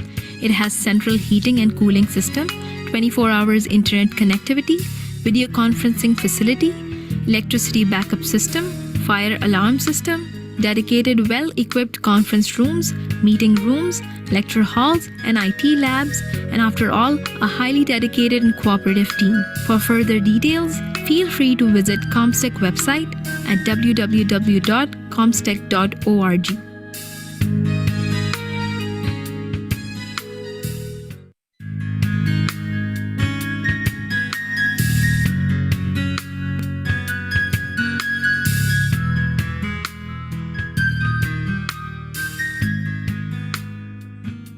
Comstech, the Ministerial Standing Committee on Scientific and Technological Cooperation of the OIC, Organization of Islamic Cooperation, was established by the Third Islamic Summit of OIC held at Makkah, Saudi Arabia in January 1981. The President of Pakistan is Chairman of Comstech. The structure of the Comstech consists upon the General Assembly, Executive Committee, General Secretariat, and Comstech Secretariat. The President of Pakistan chairs Comstech as ex officio chairman and the Prime Minister as the co-chairman. Comstech General Assembly is composed of all the member states of the OIC represented by the Ministers of Science and Technology or other nominated representatives, the Secretary General of OIC and the Coordinator General of Comstech. The chairman nominates member states for the Executive Committee for a 4-year term. The Coordinator General is the Chief Executive Officer of Comstech Secretariat, who is assisted by the advisors and other required staff. Comstech is situated in Islamabad, the capital of Pakistan. The mandate of Comstech is to strengthen cooperation among OIC member states in science and technology and enhance their capabilities through training in emerging areas, undertake follow-up actions and implementations of resolutions of the OIC Summit, and to draw up programs and submit proposals designed to increase the capability of the Muslim countries in science and technology. The ultimate aim is to build and nourish a scientific culture in addition to using science and technology as a major contributor to socio-economic development and rapid industrialization. The objectives of Comstech include assessment of human and material resources of member states and identification of scientific and technological needs and requirements of the Ummah. building indigenous capabilities of member states in the fields of science and technology through cooperation and mutual assistance. Enhancement of cooperation and coordination in scientific and technological fields amongst the OIC member states with a view to achieving collective competence in science and technology for solutions of the problems of the OIC member states. And creation of an effective institutional structure for planning, research, development, and monitoring of scientific and technological activities at national, regional, and international levels. Comstech works in close collaboration with OIC institutions, member states, and their scientific and technological institutions, and also works with international organizations. Comstech has established Islamic World Academy of Sciences in Amman, Jordan, Comstech Inter-Islamic Network on Space Sciences and Technology in Karachi, Pakistan, Comstech Inter-Islamic Network on Water Resources Development and Management in Amman, Jordan, Comstech Inter-Islamic Network on Oceanography in Izmir, Turkey, Comstech Inter-Islamic Network on Tropical Medicine in Kuala Lumpur, Malaysia, Comstech Inter-Islamic Network on Information Technology in Islamabad, Pakistan, Comstech Inter-Islamic Network on Biosaline Agriculture in Dubai, UAE, Comstech Inter-Islamic Network on Virtual Universities in Tehran, Iran, Comstech Inter-Islamic Network on Science and Technology Parks in Rasht, Iran, Comstech Inter-Islamic Network on Nanotechnology in Tehran, Iran, Comstech Inter-Islamic Network on Environment in Khartoum, Sudan, Comstech Inter-Islamic Network on Veterinary Science Research in Khartoum, Sudan, Comstech Inter-Islamic Network on Renewable Energy Resources in Niamey, Niger, Comstech Inter-Islamic Network on Genetic Engineering and Biotechnology in Cairo, Egypt. Comstech has been headed by distinguished scientists of Pakistan with international repute since its inception.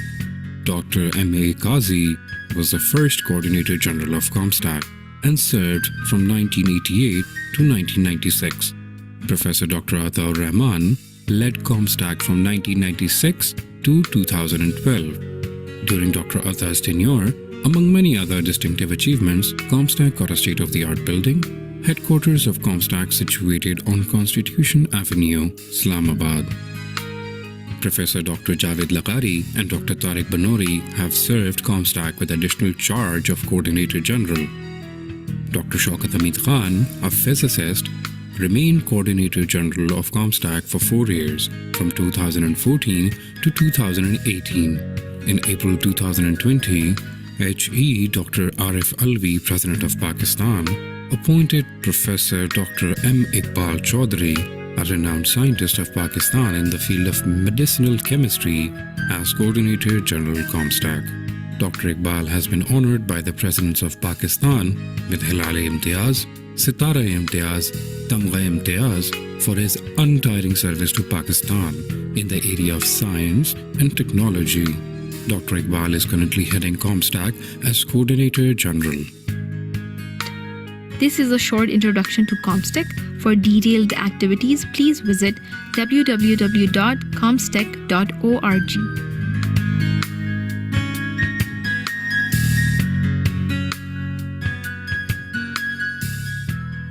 The beautiful building of Comstech headquarters is located at Constitutional Avenue, right opposite of the Prime Minister's office and Supreme Court of Pakistan, in Pakistan's capital, Islamabad, one of the most beautiful capital cities of the world. Comstech building consists upon 6 floors and 2 basements. It is divided into 2 parts, one for secretarial and R&D activities and the other for boarding and lodging. Secretarial portion. The secretarial portions have 3 dedicated floors for R&D activities like seminars, conferences, and workshops. There are state-of-the-art lecture rooms and IT labs and refreshment corners on these floors.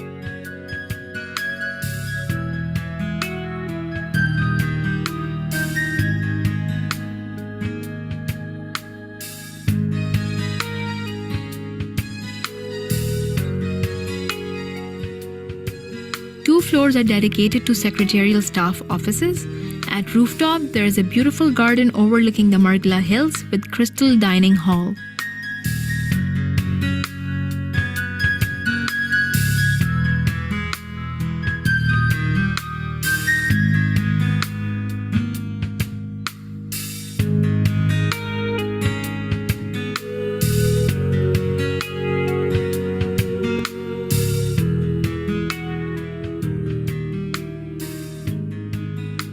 boarding and lodging area. The other side of the building is dedicated to boarding and lodging. It consists upon 30 rooms with single and double bed options available, along with leisure areas and a small gym, while a cafeteria is located at the ground floor.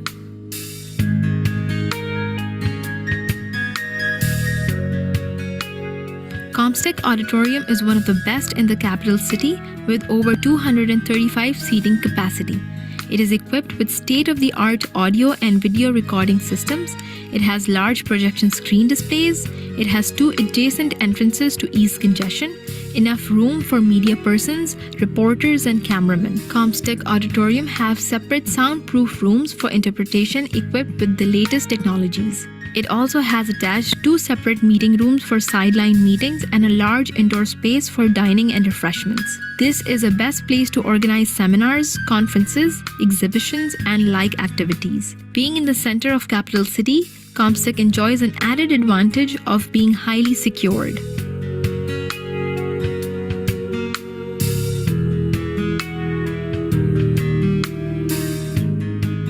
The Comstech headquarters building is equipped with the best technologies currently available. It has central heating and cooling system, 24 hours internet connectivity, video conferencing facility, electricity backup system, fire alarm system, dedicated well-equipped conference rooms, meeting rooms, lecture halls, and IT labs, and after all, a highly dedicated and cooperative team. For further details, feel free to visit Comstech website at www.comstech.org.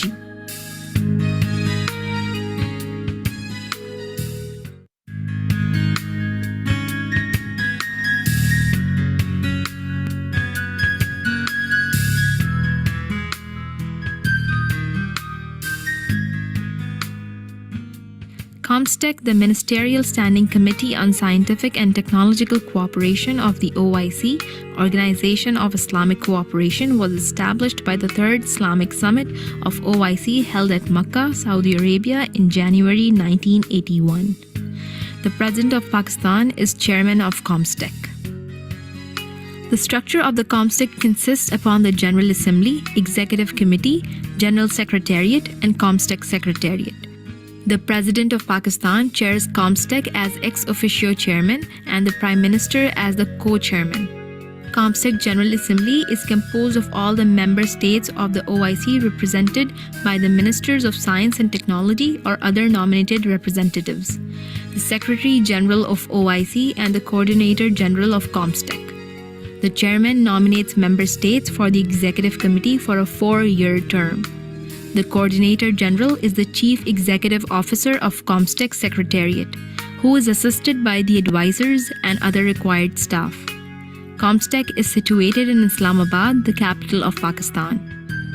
The mandate of Comstech is to strengthen cooperation among OIC member states in science and technology and enhance their capabilities through training in emerging areas, undertake follow-up actions and implementations of resolutions of the OIC Summit, and to draw up programs and submit proposals designed to increase the capability of the Muslim countries in science and technology. The ultimate aim is to build and nourish a scientific culture in addition to using science and technology as a major contributor to socio-economic development and rapid industrialization. The objectives of Comstech include assessment of human and material resources of member states and identification of scientific and technological needs and requirements of the Ummah. Building indigenous capabilities of member states in the fields of science and technology through cooperation and mutual assistance. Enhancement of cooperation and coordination in scientific and technological fields amongst the OIC member states with a view to achieving collective competence in science and technology for solutions of the problems of the OIC member states.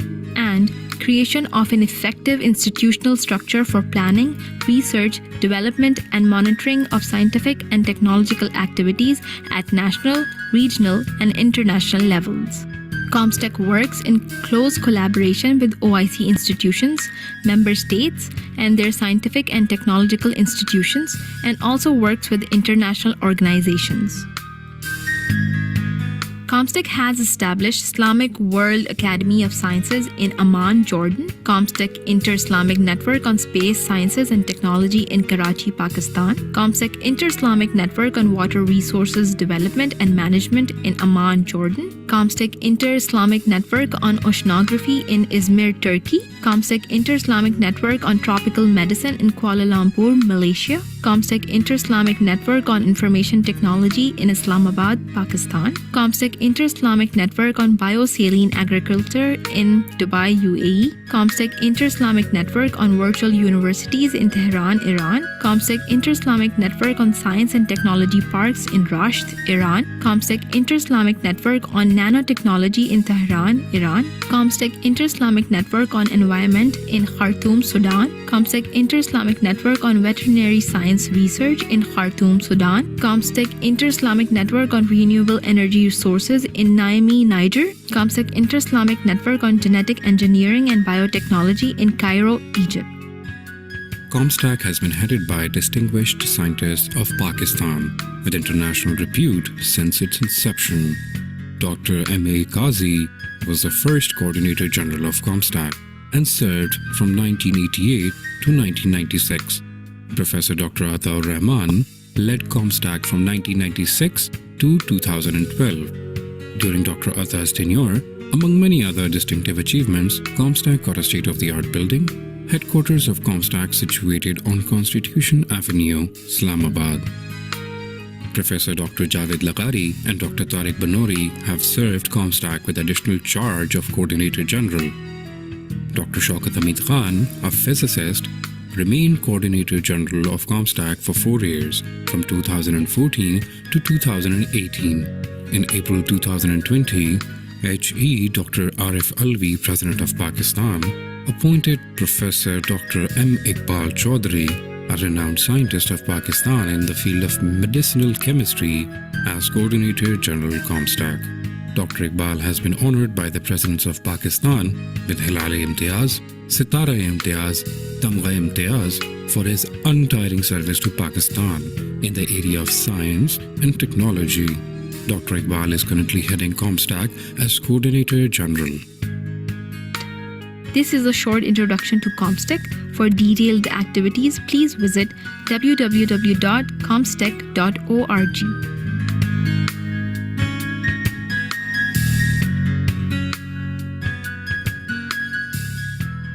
The beautiful building of Comstech headquarters is located at Constitutional Avenue, right opposite of the Prime Minister's office and Supreme Court of Pakistan, in Pakistan's capital, Islamabad, one of the most beautiful capital cities of the world. Comstech building consists upon 6 floors and 2 basements. It is divided into 2 parts, one for secretarial and R&D activities and the other for boarding and lodging. Secretarial portion. The secretarial portions have 3 dedicated floors for R&D activities like seminars, conferences, and workshops. There are state-of-the-art lecture rooms and IT labs and refreshment corners on these floors.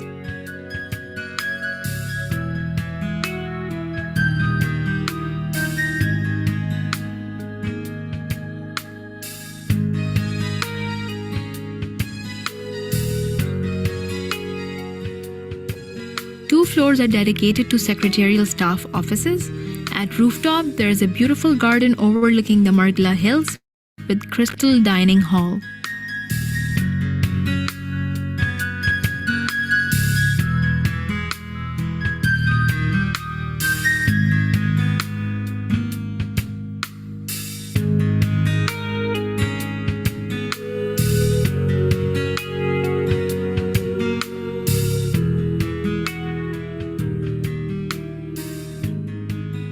Boarding and lodging area. The other side of the building is dedicated to boarding and lodging. It consists upon 30 rooms with single and double bed options available, along with leisure areas and a small gym, while a cafeteria is located at the ground floor.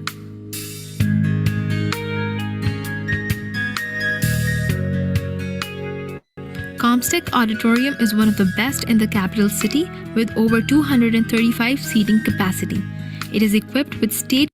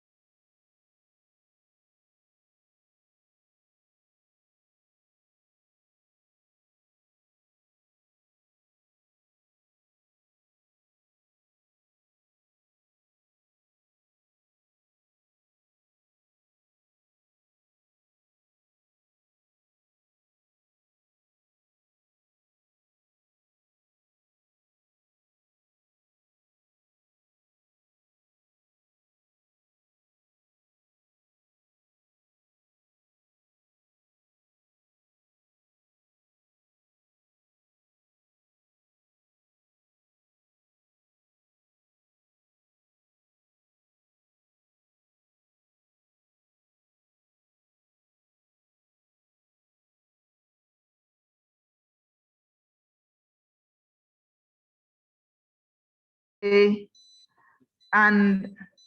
yeah, the institution must be owned by Muslims, and I think also the officers. We are cognizant of the fact that in Uganda, this is a little bit tricky, okay? So we see ourselves lending a role, principally in standards formulation, training, and then maybe also offering support to the people who do certification. Then maybe also using our membership in the ISO, we can help with providing the standards all through. Still, next slide, please. Still in our program, we see ourselves dealing with slaughter and processing.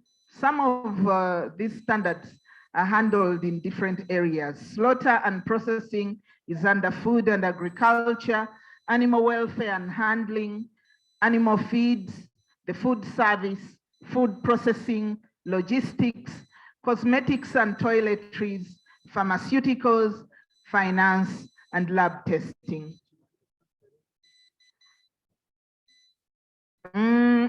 Still in this program,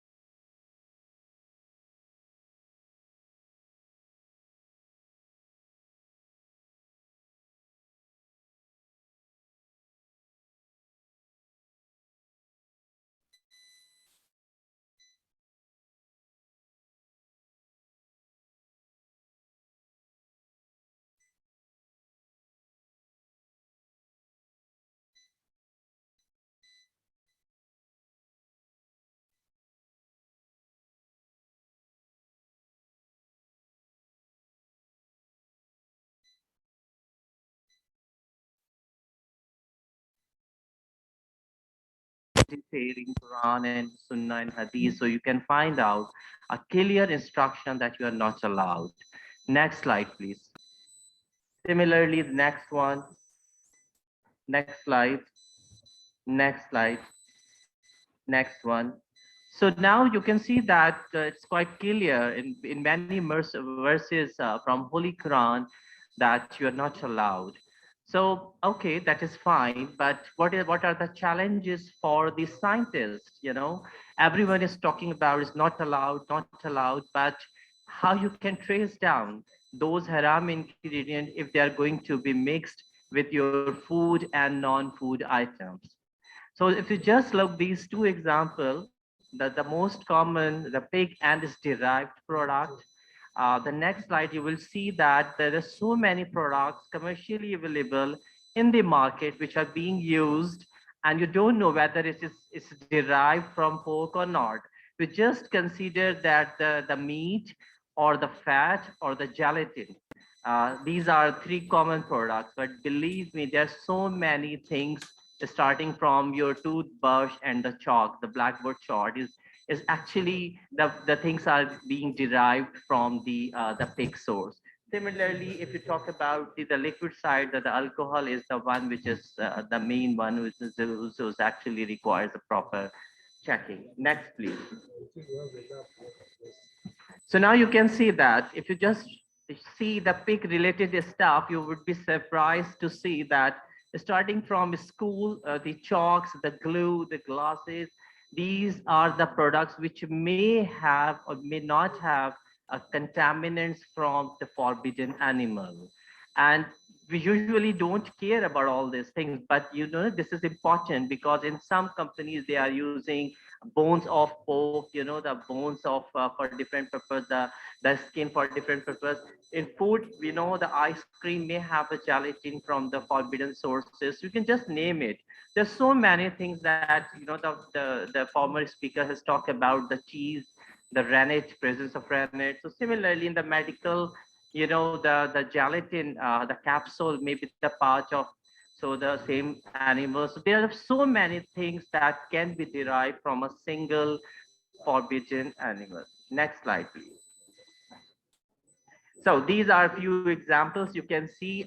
These are very well known and declared one, but might not be. You are aware that you can see that these products like the capsules, like the vape, I mean, like for bodybuilding stuff, they may have some jelly stuff, whey proteins. Next slide, please. This is just for awareness, and you know, marshmallows, some fats, some chocolates, the painting stuff, they may have a contaminants from the haram ingredients. Next slide, please. Similarly, these are the examples that you may have a contamination from the haram. Next slide, please. These are the few examples as I have mentioned, and you can find out they are already declared that they have such type of forbidden substances. Next slide. Next slide, please. Next slide.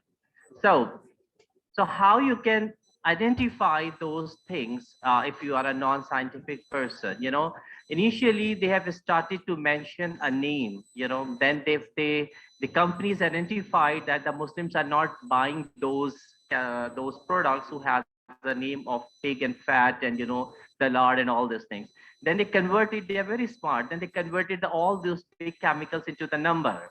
EC number, you can see that the E number. So the E number is something which, being a Muslim, you must know that if it is an E120, it represents a color, a red color, which is not allowed, you know, in Islam. So this is something which I think the people must know that which E numbers represents what. And I think some groups are working on the development of kind of an application tool on your laptop, on your mobile, and by which you can quickly get the declaration whether it is haram ingredient or not in future. So these are the examples that by which a common people can see presence of haram ingredient in the food and non-food products present in the market. Next slide, please. Very well-known chocolate, for example, you can see that actually the children loves to eat that. but it's clearly stated that they have a carmine, or E120. And this is a red color, which actually not allowed. It's actually derived from the insects, and we will discuss further. So this is one of the examples that we have very well-known chocolates and the things available in the market. And they declared already the E numbers, but unfortunately, the Muslims are actually sleeping. They are not following that what's supposed to follow. Next slide, please. So now come to the technical part of my talk now, because as a scientist, as an analytical chemist, you must know that what types of molecules are actually present in the products or non-food products which you need to monitor through testing. So if you just look at the DNA detection, the DNA could be from the porcine DNA, okay? It could be genetically modified, something which is not allowed. The protein is another important thing, that the kind of molecule which we need to monitor, forbidden. The third one is categorized under the small molecules category, where you can detect the alcohol, the carmine, the other important small molecules. So as far as the testing concerned, so these three are the classes of compounds which you need to monitor through testing. Next slide, please. So these are some papers. I mean, if you want to establish or to start a work on the halal research and testing, just go through the literature and you may find some very useful publications. Interestingly, some papers are from the Muslim scientists, but most of the papers are from the non-Muslim scientists. Anyway, so just there's a few examples. Let's just go through. Next slide, please. Next. Some very interesting actually methods that people have already published. Next. Next. Just pass 1 or 2 more slides. Next. Next, please. Next. Now come to one of the important research that we have done in our laboratory, because it's a big debate. We all know that the chicken is allowed, but it's subjected to that what slaughtering method that you are going to opt for chicken or for any halal animal. So if it is zabiha, then it is halal. But if not zabiha, then it would not be allowed. So being a Muslim, this is okay. But in terms of scientific testing, that how you can identify a person who is selling the chicken meat is actually getting the meat from the zabiha slaughtering. Or you may have a dead meat, a chicken which has already been died and being sold in the market. So there must be some research done by the Muslim scientists. So this is that what we have done few years before, and we found a very interesting method and the chemicals through which you can differentiate zabiha meat from non-zabiha, and similarly from the dead chicken as well. Next slide, please.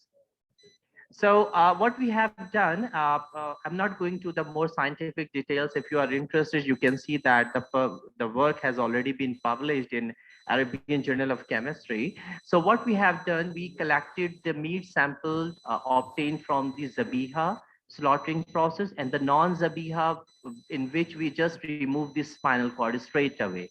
Not stunning, but the removing of the spinal cord is just cut the head. So that is somehow. And another samples that we have taken from the dead chicken. So after receiving the samples, we analyzed all those samples in a very sophisticated instrument, which is known as liquid chromatography mass spectrometry. So any one of you familiar with this LC-MS? Any one of you? If yes, just raise your hand. Unfortunately, no one is around except my brother Ali. Yeah, I know.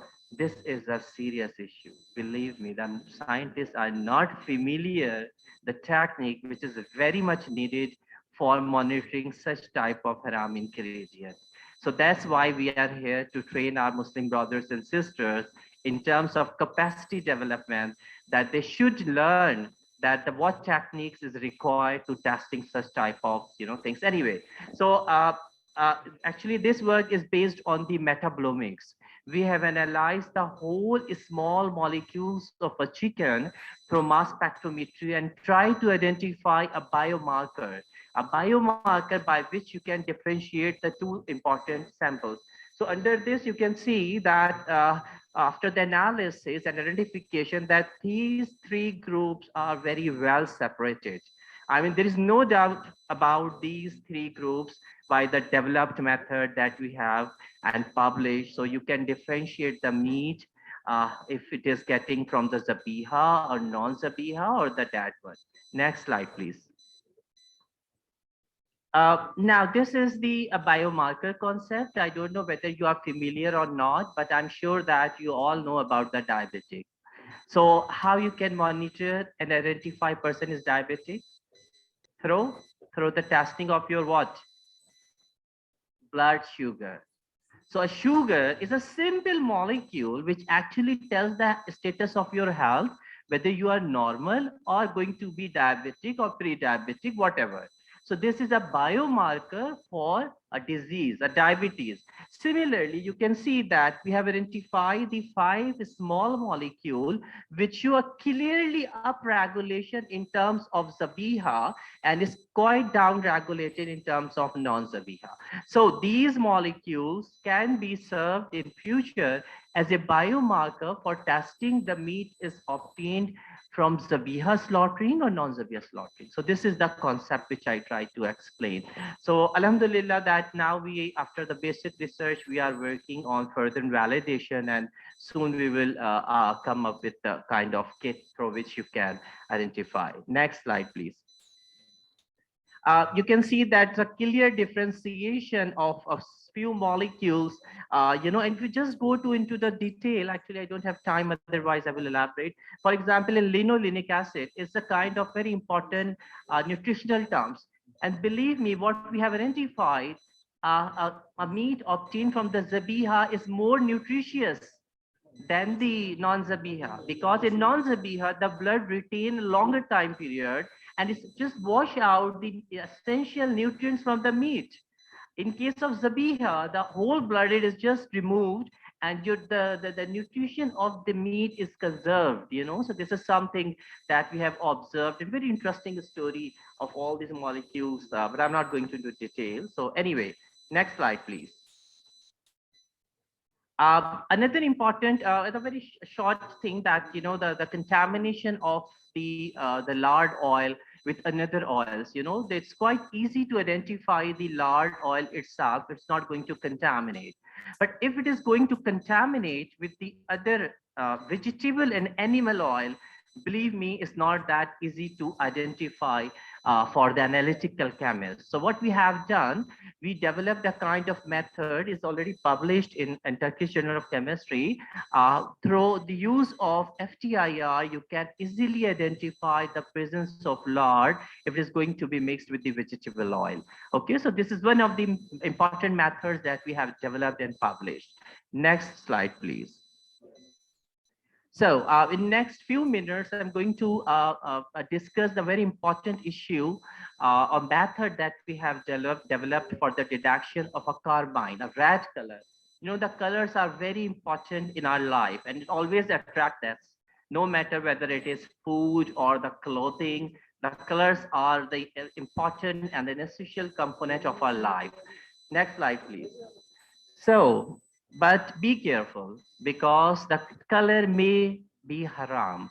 You can see that this is one of the insects, and this insect is actually the source of a red color. And that red color is now going to mix in the food, in the cosmetics.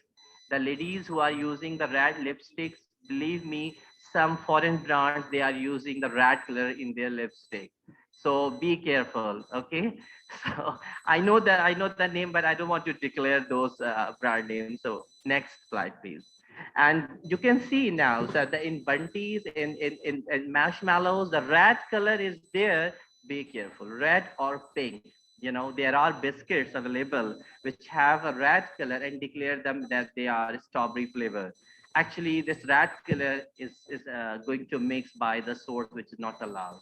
So this is a concern of method that we need to be careful. So we develop a method for the detection of this carmine. It's a very rapid method. Next slide, please. Next slide. Next slide. Next slide. Next slide. Next slide. Yes. So, as I have mentioned that the ultimate goal of a developing method is a person should be able to check. That's actually a motive of our halal testing laboratory that we have in our center, that they want to develop a method which can be easily usable by a common man. You know, you have a glucose strip in your home and you can check glucose by yourself. Similarly, we develop a method which actually provides a change of color. The method which I'm going to explain you in a while is actually a method. If the compound is there, you just add a chemical, the color will be changed. And this method is really doable and anyone can do this. So that is the method that I'm going to explain. Next slide, please. Next, please. Yes, now you can see that the carmine color is red in color, and they showed a highest wavelength and the higher intensity at 529. So we develop a very specialized salt in our laboratory. If you just add that salt in the sample which has a carmine, it would turn into purple as a clear purple color. And the wavelength is shifted into 605. This is a rapid testing method by which you can detect the presence of carmine in your any types of sample. It could be a food sample, it could be a non-food sample, but if there is a carmine, it would show a positive test with the developed method. Next slide, please. Yes, like you can see that this is a red color. If you're just going to add this chemical that we have developed, it would be turned into the purple one. And believe me, it's a visible color change. You can see through the naked eye. So it's a calorimetric method that we have developed. And the processing of patenting and publication is on the way. So soon it will come out and we'll share with you. Next slide, please. Next slide. Yes, now you can see, as I have mentioned, that we have also monitored the effect of pH as well, how this complexation is going to be disturbed if you have a change in pH, because in some samples, for example, in some drinks, you may have a red color, and we know that they are acidic in pH. Okay, so we have also validated our developed method, that the developed method would affect from the pH or not. So fortunately, that method that we have developed is equally applicable. Whatever the pH you have, it would definitely turn into the purple color like this. You can see a clear difference of a color from red to purple. Okay, so we developed this method to a broader range of samples, starting from drinks to the cosmetic to the food items as well. Next slide, please. Next, please. Actually, we have also tried to mix, because the red color is not only from the carmine side. There are so many dyes available, red dyes, which could be a food dyes and could not be the food dyes. So we have also tried to mix the other dyes, red dyes, with the method and try to identify the developed method is really specific for carmine or not. And fortunately, we were quite able to see a very optimistic result of our developed method. So at the last, before to end, I would like to acknowledge the students that are involved and some funding agencies, who actually work with us. Like you can see the Islamic Development Bank, we recently developed the Halal Accreditation Laboratory in the Kuwait. So I have with me Dr. Shakil and Professor Iqbal. We three were the people who actually developed the Halal Accreditation Laboratory in the Kuwait, Kuwait Scientific Institute of Research. We actually, through the program of reverse linkage, as Professor Iqbal mentioned in the morning, so we trained their people, we try to get the certificate. Now the laboratory is actually certified from GCC, and they are analyzing the samples, and they're working on that. So this is the role model that we would like to have for Uganda and the other Islamic countries as well. Next slide, please. Very shortly, I would like to show that our center is what facility that we have in our ICCBS Halal testing laboratory, because probably Professor Iqbal will discuss tomorrow something that how we can engage an African people for the training in Halal side. So it's important for you, especially I can see there's so many vice chancellors around, so they can look that the facility that we have in our center is really good to send your students or the technical people in our center for the training. So now you can see that, Alhamdulillah, that we are the only one in Pakistan which has a superconducting instruments from 300 megahertz to 900 megahertz, over 13 NMR instruments we have, which is very much needed for high-tech instrumentation such as elucidation. Next slide, please. We do have X-ray crystallography instrument, which is really an important tool for the absolute structural confirmation of the compound. Next slide. You can see that I actually am the mass spec in charge of my laboratory. So we have over dozens of high-tech mass instruments which are equally applicable to analyze the small molecule and the large molecule like proteins. Next slide, please. So these are the new instrument that we recently purchased from Bruker, and it's really helpful in the high-tech research. Next slide. We do have a cell culture facility, equally good and a very well-trained staff, BSL-3 laboratories to deal with the virology as well. Next slide, please. We have an imaging facility. You can imagine the biological samples or the chemical sample, like we have SEM and the other technologies in our center. The scientists are working on the material science. So we have a facility for the analysis. Next, a patch clamp is a very unique instrument which actually monitor the neuronal current of the compounds. So it's very much in if you are going to work on the neuropharmacological side. So we do have that facility. Next, please. So in addition to that, we have so many techniques, including the high-tech sequencer for the genome analysis. So Professor Ataur Rahman was the only Pakistani who actually declared the full genome, and we were the one who analyzed the full genome of Professor Ataur Rahman, and that is published. So we have a kind of facility for which you can just deconvolute your genome within few days. So we have that kind of facility. So next slide. Oh yes, it's very much needed, the computational facility. We have a very high-tech cluster computers through which you can analyze the different in silico analysis. Next, please. Very strong library all over the institute. Next, please. Next slide. We also are in agriculture, because we are doing tissue culturing and producing so many fruits and vegetables through tissue culturing technology. Next, please. Next. Next. Yes, we also encourage our guests, our female students to accommodate, and the male students in our campus. We have an outstanding facility for their accommodation. Next, please. So you can see that the facility that we have is really good. Next, please. Next. Next. Next. Some of the girls' hostel was initially actually inaugurated. Now it's fully functional. Next, please. Next. Oh yes, we have children in nursery, those especially to encourage the female students that we have. They used to bring their kids, and we have a proper nursery setup for their monitoring, for future training of future scientists. Yes, next, transportation facility for pick and drop. Next, please. Next. Next. So we used to have foreigners from all over the world, including Europe side, in our center for the training. Next slide. So you can see that so many foreigners, they used to wear the Pakistani and cultural dresses whenever they visit our center. They love to actually. Next, please. So these are one of the group photo that we have. So with this, I'm very thankful once again for your patience. Thank you very much. Thank you very much. Thank you, and you kept your time very well.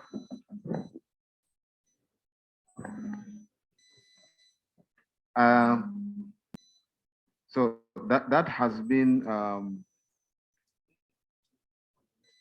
Professor Musharraf.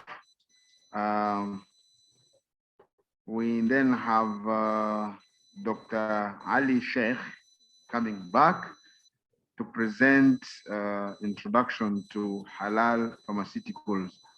But before he presents, one comment maybe.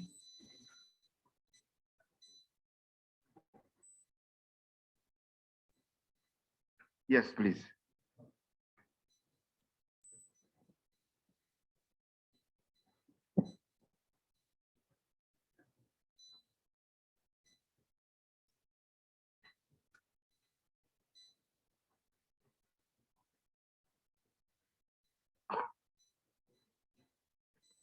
دكتور علي شيخ تفضل مشكورة.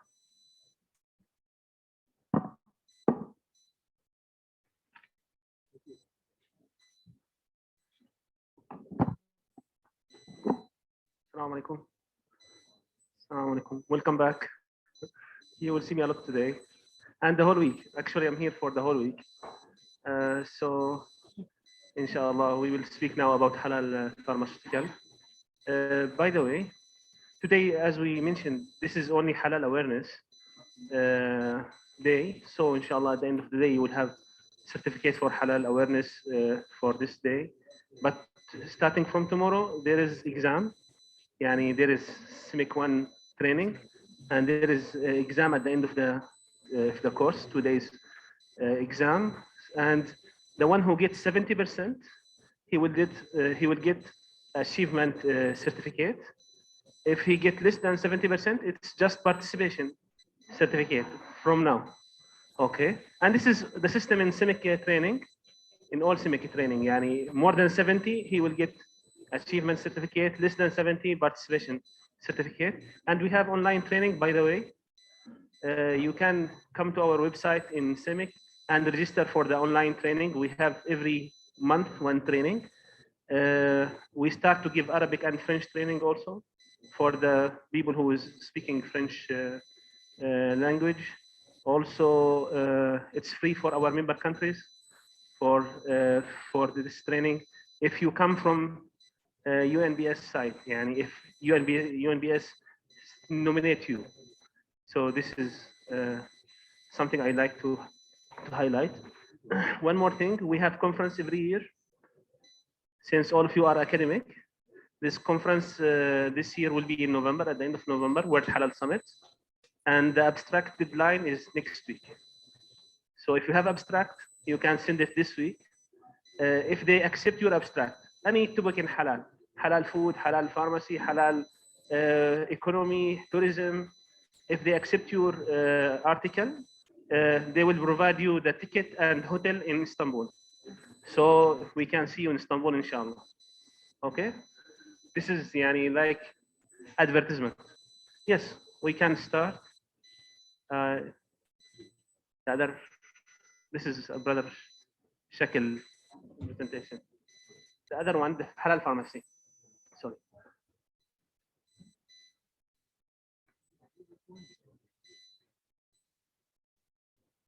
Yes, I'm pharmacist, alhamdulillah, doctor in clinical pharmacy. So we will speak about my topic now. Yes, next slide, please. We will give quite an introduction about current situation of halal pharmaceutical. Next. So halal pharmaceutical in general means that our medicine will be free from najis and from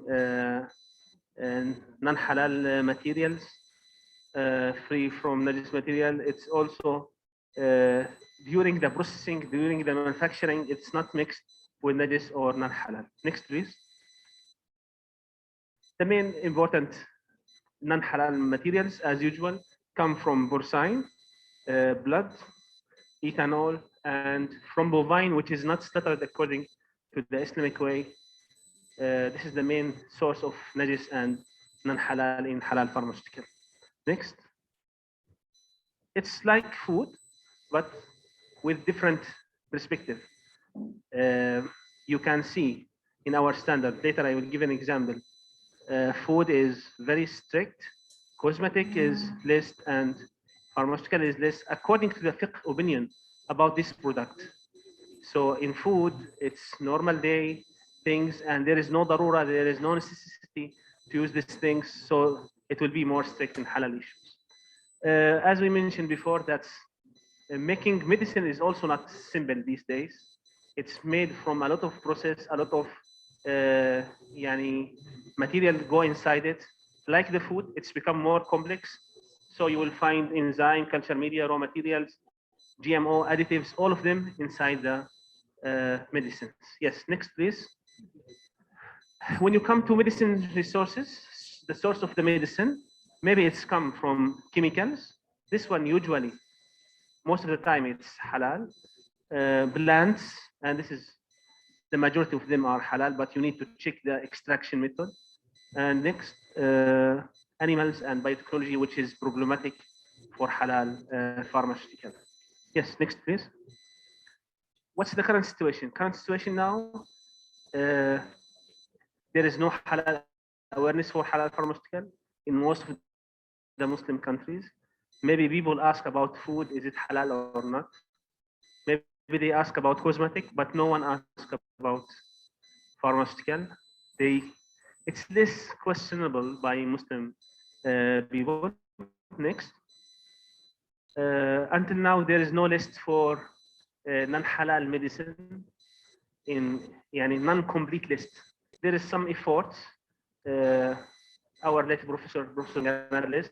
This is only list which is not completed until now for non-halal pharmaceutical materials. And most of the haram materials, excipients, we have alternative, but we need to enforce the halal certification to have this alternative. For active pharmaceutical ingredients, we need to do research. We need to do research to find alternative. Yes, next please. Next. Okay, next, no problem. I will give you now about the study that I make it in 2012 during my PhD study about halal pharmaceuticals. We studied the British pharmacopoeia. Next. So in the British pharmacopoeia, there is monograph. Each medicine has one monograph. We study all of them. So it has 3,200 monograph. We found that there is 129 are haram from porcine, 100%. Most of them, most of this non-halal material are vaccine, blood preparation, homeopathic preparation, which is considered as mashbooh. Next, please. There is 27 monograph from porcine, only from porcine. And next, there is 30 monograph from bovine, 55 monograph. It's come from two sources, from porcine and bovine. You can get from khinzir or from cow. Next.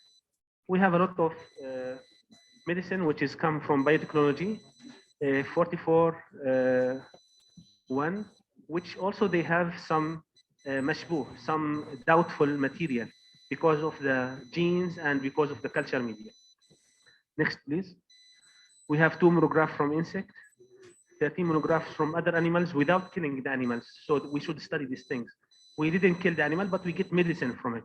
We have medicine from, and we have some serum from horses. We have medicine from the beer, all of these things. Next.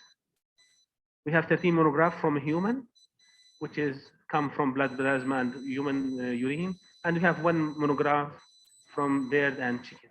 This is in general give you an idea about how much is halal, how much is non-halal. The majority is halal, okay? But there is some medicine which is non-halal. Next, please. There is few monograph from halal sources, like 16 monograph from marine sources, fish, salmon, shark, shrimp, and crab. All of them are from halal sources. Next. So let's speak about the non-halal, focus on the porcine one. So this book prepared by Professor Zahari Ismail, he passed away around 6 months ago. He was my teacher and he was the chairman of TC16, Halal Pharmaceutical, CIMIC Halal Pharmaceutical.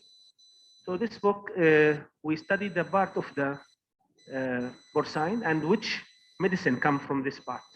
So from the brain of from the pig, we have this medicine, oxytocin, prolactin, somatostatin, all of these hormones are come from this one. Next, please. From the heart, from the liver.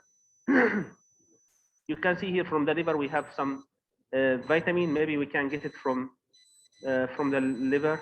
We have other resources, yeah, not only from porcine. We have other resources, but it's still in the market. Until now, it's still in the market. Next, please. From the stomach, we have trypsin, and it's used a lot. From the small intestine, we have trypsin. In a lot of medicine, we have, until now, we still have trypsin. Gelatin, which is around 45% of the international trade of gelatin is come from porcine, unfortunately. And this is why CIMIC focus on the gelatin, because it's come in all food and all medicine, and we have a new halal standard. And you can see my presentation last World Halal Summit. I tried to make study about all gelatin factory in OIC countries. We have around 12 factories, 5 factories in Pakistan, 5 factories in Turkey, and some other factories in Islamic countries. But until now, all OIC factories, they don't cover 5% of the Muslim consumption of the gelatin. We still import from non-Muslim bovine gelatin, and we need to check for the halal sources for these things. Okay, we still have glycerol. From the intestinal mucosa, a lot of medicine, especially for those people who is having problem with the blood, heparin, dalteparin. You know this medicine, heparin is very famous, enoxaparin. All of these type of, we call it low molecular heparin medicines. Yes. From the bile, we have, from duodenum, we have another secretin. So you can notice that it's found in our pharmacy. Yes, next. Calcitonin from the thyroid. From the lung, we have Proctant alpha. It's kind of asthma medicine. Yes, next. From the ovaries, from the submaxillary glands, next. So this is just to give you awareness that it's come, some medicine come, not everything, but there is some medicine come from our porcine. Next. From the pancreas, it was insulin from the pancreas, big problem, but now we have biotechnology and insulin, but we still need to ask about the source of the biotechnology also. Next.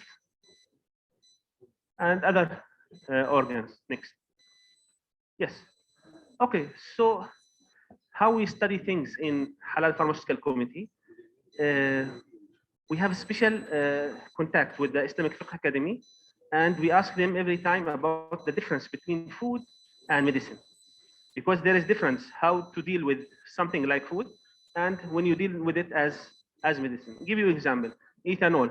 Ethanol in CIMIC standard, which is yani the essence of khamr, in food it's 100% not acceptable. In CIMIC 4, which is for halal cosmetic, and we will speak inshallah about halal cosmetic. In CIMIC 4, it's acceptable for external use, because in some Muslim school fiqh, or the majority of the Muslim school fiqh, the ethanol is tahir, not najis, so you can use it outside. In medicine, you can use it in certain rules, with certain rules in our standard. So we write these rules in details. Okay, next please. Halal pharmaceutical is still a new field, so we focus in halal pharma entrepreneurship, because there is a lot of idea, a lot of medicine which need to be halal, and this is a chance for companies to get benefit from this. Okay, I have this product, all Muslim buy because there is no alternative. When you have alternative, all Muslim will buy from you. For example, vitamin D, it's come from this non-halal source, and you find another source and you make it. All Muslims shall buy from you, because they cannot buy from porcine source if there is alternative. So this is good investment in halal pharmaceutical. Next, please. Also, we need to focus not only in pharmaceutical product, in the health services. hospital, how we should manage hospital, and how we should take care from the protocols in the hospitals. Also, this will be studied under CIMIC TC16. Next. Now I'll speak about CIMIC TC16, our technical committee of halal pharmaceutical. This is the last thing, because some people already start to sleep. Next one. Okay, so we'll speak about CIMIC TC16. This is our technical committee for halal pharmaceutical. What is the structure? How many countries? And what's the project? And what's the current project? Okay, next. Next. Yes. So this, as we mentioned, this secretariat held by Malaysia, Department of Standard Malaysia, Secretary Madam Fakiza, and chairperson, he was Professor Zahari Ismail. But now we have another sister. She just appointed. Yani, during next week, we will get the appointed letter for her, inshallah. It's created in 2019, very fresh. Yani, one of the latest technical committees in CIMIC. Until now, we didn't publish any standard under this committee, but CIMIC 50 will be published, inshallah, soon, before the end of this year. Under this committee, there is three working groups, everyone working in different projects. Next, please. This is member countries, and luckily Uganda is member in this committee. Okay, next, please. This is the B member. Cote d'Ivoire, Indonesia, Iran, Malaysia, Morocco, Niger, Pakistan, Saudi Arabia, Sudan, Tunisia, Turkey, and Uganda. And from the observer, next. I think we have 2 or 3 countries. Next. Yes. Egypt, Libya, Palestine, Russia, and United Arab Emirates. So we have good number in this committee. Actually, we still open participation for the working group. We make a call for working group expert, and we announce in our website, but not all countries send an expert. So if you have an expert in the topic of this working group, it's open. So you can send your expert to join our technical committees. Next. Next. Let's speak about our project, our standard. Next. Okay. Our project is, this is standard, CIMIC 50, number 50. It's about halal pharmaceutical. We make it 3 parts. Part 1, part 2, part 3. It will be the most detailed standard, inshallah, about halal pharmaceutical. Part 1 is about general guideline, halal pharmaceutical general guideline. This is standard now in the DS stage, draft standard stage, the last stage. We just opened the ballot for vote. So inshallah, if it's go okay, it will be published before the end of this year, inshallah. Okay, next. No, before this one, yes, 50, part 2, it will be especially for biological and vaccine. It will give the details about halal biological and vaccines. And you can notice during the COVID time, a lot of people start to ask, is this vaccine halal or not? We discovered that there is many questions we need to ask it to the Islamic Fiqh Academy, because no one asked this question before this time. Can we use cell line to produce vaccine? Okay, this cell line from human, can we use it? Okay, there is some calf bovine serum. It's something that we call it, take it from the calf of the bovine, but it's not blood. We use it in our study. Is it halal or not? We prepare more than 15 questions and we send it to the Islamic Fiqh Academy requesting their answer, because no one asked this question before this time. Actually, our Muslim countries, we have 16 small vaccine companies. We have only one big vaccine company in Indonesia. The other is considered as small vaccine industry. Unfortunately, we are very late in vaccine industry. And the majority of Islamic consumption of vaccine are imported. And you can imagine if some disaster happens and we need vaccine, the majority of our children will be in problem because we don't produce our vaccine. Okay, so this is something we should take care about it. Inshallah, it will be, we start the study about this one. There is one working group working on the draft now. Next, please. The last standard is 50 part 3. It's about halal nutraceuticals and dietary supplements. And you notice that we consume a lot of these medicine because it's still without prescription. People buy multivitamin nutraceuticals, and a lot of non-halal come to this, but we will have a special standard.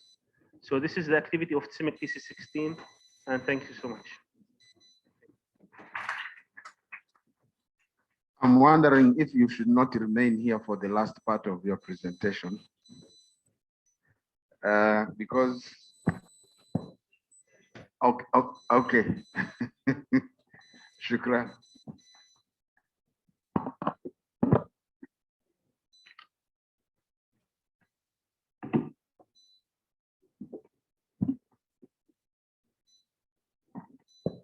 Assalamu alaikum wa rahmatullahi wa barakatuh. Okay, can you my presentation? Okay. Since morning is a very complicated talk about the halal and so many parameters they discuss with you, and maybe everybody is saturated right now. But my talk, I just want to cut short, and I want to explain you how the halal testing laboratory you will establish in Uganda. Because Dr. Ali is presenting so many parameters about the pharmaceutical, food, and many other. Excellency Ismail Saab is also presenting many things, but we can start from the initial, because we don't have in Uganda, we don't have the laboratory. Actually, first of all, we have to clarity in the mind. What is the halal testing laboratory? Is there existing in the world? Any laboratory, any example you have, they have named halal testing laboratory. So the laboratory based on the testing parameters. If you want to establish any laboratory, you have to establish the parameters, which is representing the halal testing. Suppose if you start DNA testing and alcohol testing is one of the parameters. You and those parameters are more importantly described in 17025. 17025 accredited laboratories have two parts. First of all, first of all, you will establish the halal certification body. That is the part of the Sharia, and is nothing with the scientific side. But the Sharia expert need the support of the scientific side. The Sharia expert is a decision maker, and the laboratories are just support the Sharia expert. Laboratories are not decision maker.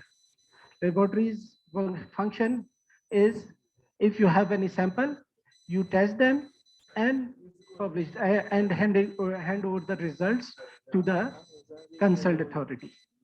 If you cannot decide yourself, or you cannot give the fatwa about the product just on the base of the testing. Your domain is on the laboratory domain is something else.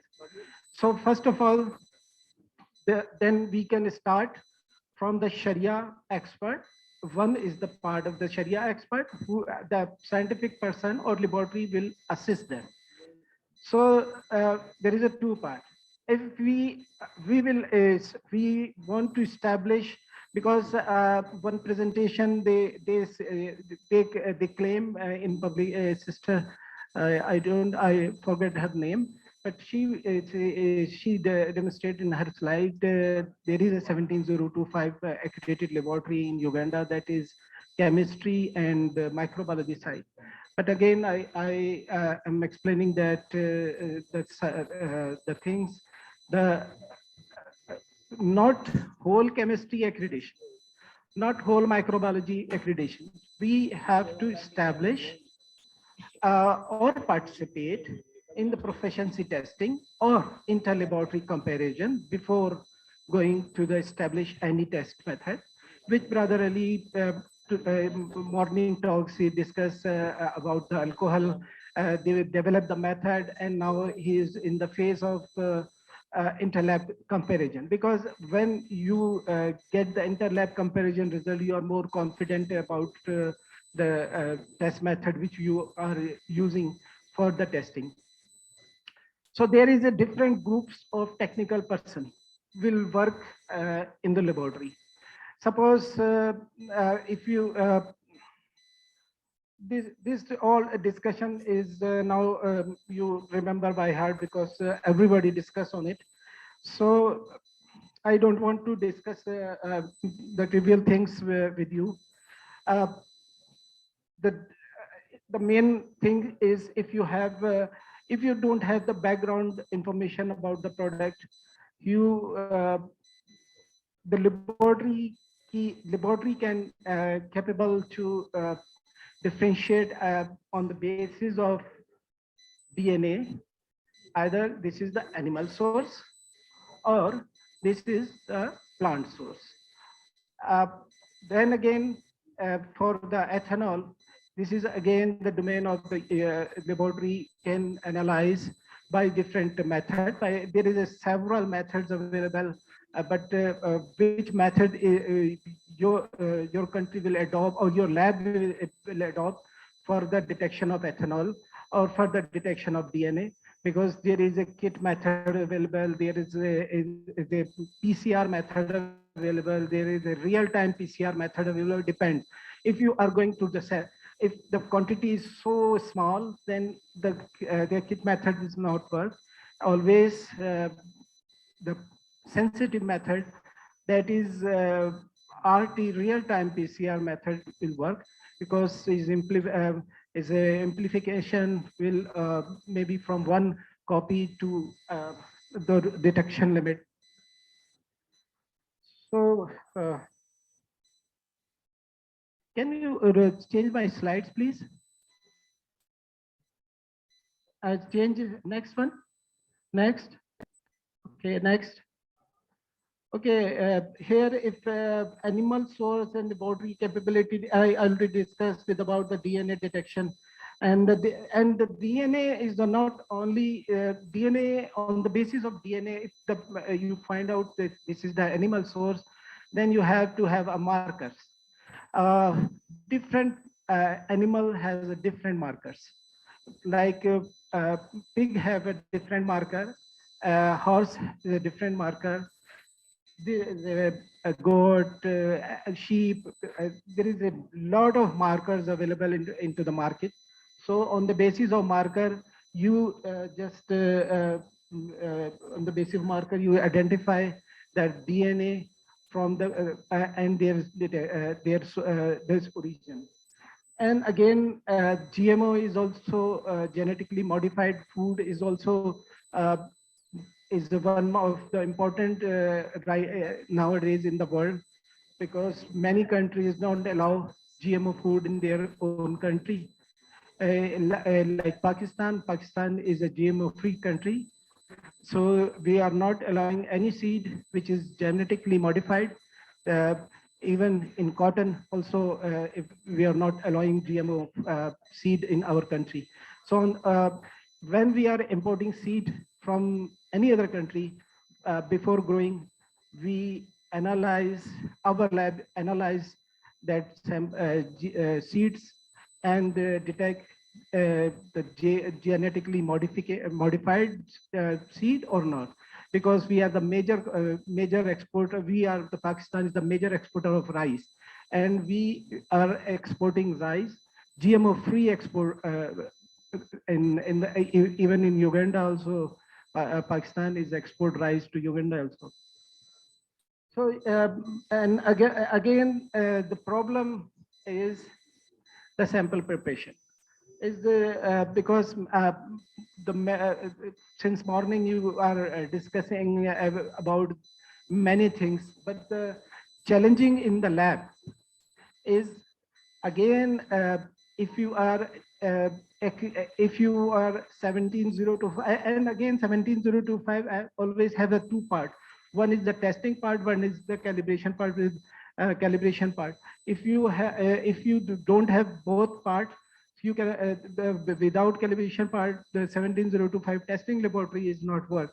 So the GMO in GMO part, if you are accredited or you apply for, or you can, first of all, you decide what scope you want to fix for your lab. If you decide my lab will work on DNA, identification of DNA, or my lab is identify GMO on grain, or my lab will include the scope of ethanol. Is it three major testing parameters right now is the problem of the world. Rest of the problem, when you are aware with the standard, then I'm explaining only one thing. Suppose meat, you are slaughtered very well in presence of the Sharia expert, and your meat is acceptable for all the Muslims, but there is some standards for meat. Is there antibiotic in the meat? Is there any microbial contamination during slaughtering hall, or what type of water you are using? So everything is, if you read the standard of slaughtering standard, you can find out the requirement. What is the parameters you have to, because it's not discussing these parameters, because this is all parameters are in the scope of the individual standards. So meat should be free of antibiotic or the residual limit. Meat is no contaminate with the microbial. So if you are interested to establish lab, so you have to establish the microbiological lab. You have to, at least because you have to analyze water testing, you have to analyze microbial contamination of meat. You can analyze antibiotic in meat. This is only one example I'm explaining. There is a, can you change the next slide, please? Okay, they already discussed about the detection of fatty acid. Dr. Musharraf already discussed. So please next slide, please. So, okay, so this is the role of microbiological lab. You have to identify the microorganism. As Brother Ali is explained about the source, how you, from where these microorganisms, and now nowadays there is a several medicine also developed by the by the standard culture. So biotechnological field is there. There is no synthetic method is available. There is several other methods, enzymatic methods are available. So you have to look out the source from where these, like some medicine, some vaccine or developed by horse, like anti-cobra is also derived from the source horse serum. So next slide, please. So this is more important. We have to check the hygiene of the food chain. This is the hygiene. This is more important the parameters in food. So next slide. Beverage testing is again is a critical for because many companies are claiming that there is no ethanol in it. But most of the companies, I don't want to declare their names, but there is a ethanol used as a preservative as well. So many beverages have ethanol. What limit is that is not the headache of lab, is just lab can analyze what quantity in it and declare to the Sharia expert. So next slide, please.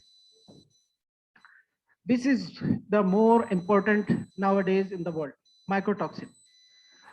So mycotoxin is the major problem, because you have, if you are growing corn, this is and after you're not properly dried them, so there is aflatoxin or will grow on it. This is due to the fungal contamination. Next one. Yeah. So there is a heavy metal is also is a also part of the hygiene, because heavy metal is in every food, in all the agriculture product, in all the meat product, in water, because water, if water is coming from the ground, you can analyze and it is in the premises limit of lead, arsenic, mercury. So many metals is a problem. So if you are going to for the hygiene, so you have to look the heavy metals also in it. Next one. And there is another test which lab can easily establish, that is the migration test. What is the migration test? Migration, if you have a bottle of water, there is water is packed in a bottle. Is a bottle is food grade or not? And if it is a food grade, then it's okay. Is a virgin grade or recycle? If it is virgin grade, is okay. Food grade, virgin grade is okay. If it is a recycle, is not allowed in food, because this is the primary packaging, and primary packaging is the issue, because if anything which you wrap it in some food material, like the people are using frequently they eat pizza or KFC in a carton box, and they all carton box are printed by the ink. What ink is transferring from the carton box to the food. So if you have to look in it, if it is transferring is a problem. So the primary packaging is another standard for packaging. Is you have to look that standard. Next one. Okay, so this is the requirement for the establishment of 17025 accreditation laboratory. The personal, first of all, you have the capability to analyze those samples. If you have a capability, then you have a personal, trained personal. Then that trained personnel will participate in interlab comparison or and proficiency testing. If that person is qualified or clear the proficiency testing, then you can include that test in your scope for the accreditation. Otherwise, accredited body is not acceptable your scope until you don't have the trained and qualified personnel. Then other challenge is the reference material. You have to have a reference material in the lab. So a reference material or certified reference material is a different. So for 17025 accredited laboratory, you have to have a certified reference material. Please change this one, next one. No. Okay, so laboratory can only qualify for these two if there is option if 17025 17 or GLP accreditation. The both certification are acceptable worldwide. Next one.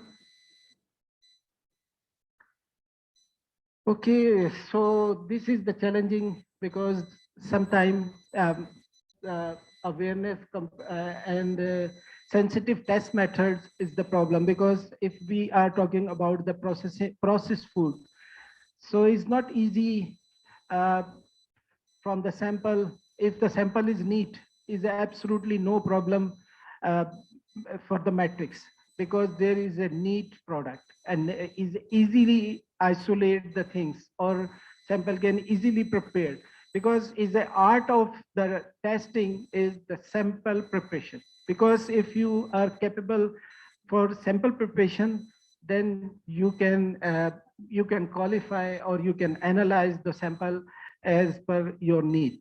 If you are not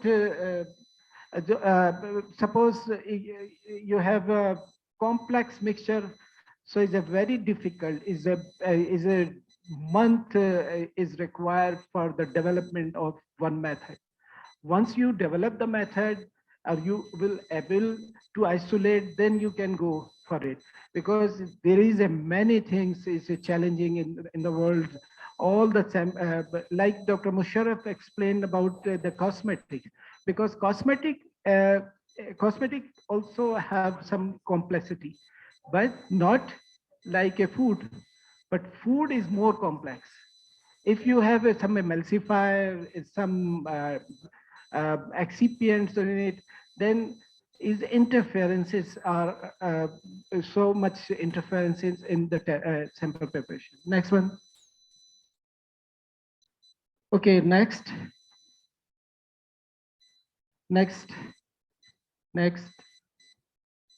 Okay, next. This is already discussed with you. Next one. Okay, this is also discussed with you about nowadays in Pakistan, we are importing hides of goat hides and many other sheep hides. So this is also we analyze through DNA or from the texture. Okay, change next one. So this is the example of GMO, genetically modified organism. Next. This is all for the technical person, because my presentation is more for the establishment of the lab. So is more for the technical person who is qualified in biotechnology or biochemistry understanding, then they can easily understand the promoter and the terminator. So next one. Okay, next. Next. Dr. It is already discussed, Dr. Sharaf. Next one. Next. Okay, what equipments initially you required for the testing laboratory? Initially, as we discussed several times with my colleague for Uganda, if we have a kit method for detection of DNA, so the PCR or RT-PCR is required. And with PCR, there is many things more required for the lab purpose. And another one is HPLC is required for detection of aflatoxin and many other things, and the gas chromatography. If you have these three equipment, basically start with these one, at least more than 50% parameters will be covered. Rest you can add on by the time to when time is expanded and the capacity will build. Because definitely more sophisticated methods are LCMS and GCMS because these machines are not as sensitive like LCMS or GCMS. So next one. This was already discussed with the aflatoxin. And next one. Next. These normally these four mycotoxins in B1, B2, G1, G2 in most of the food like corn, and in milk, dry milk, M1, M2 will consider. Next one. These all is a carcinogenic compound. So that's why there is a limit for export when you are exporting things to the other countries. I don't know what limit in Uganda, but normally in Pakistan is 20 parts per billion.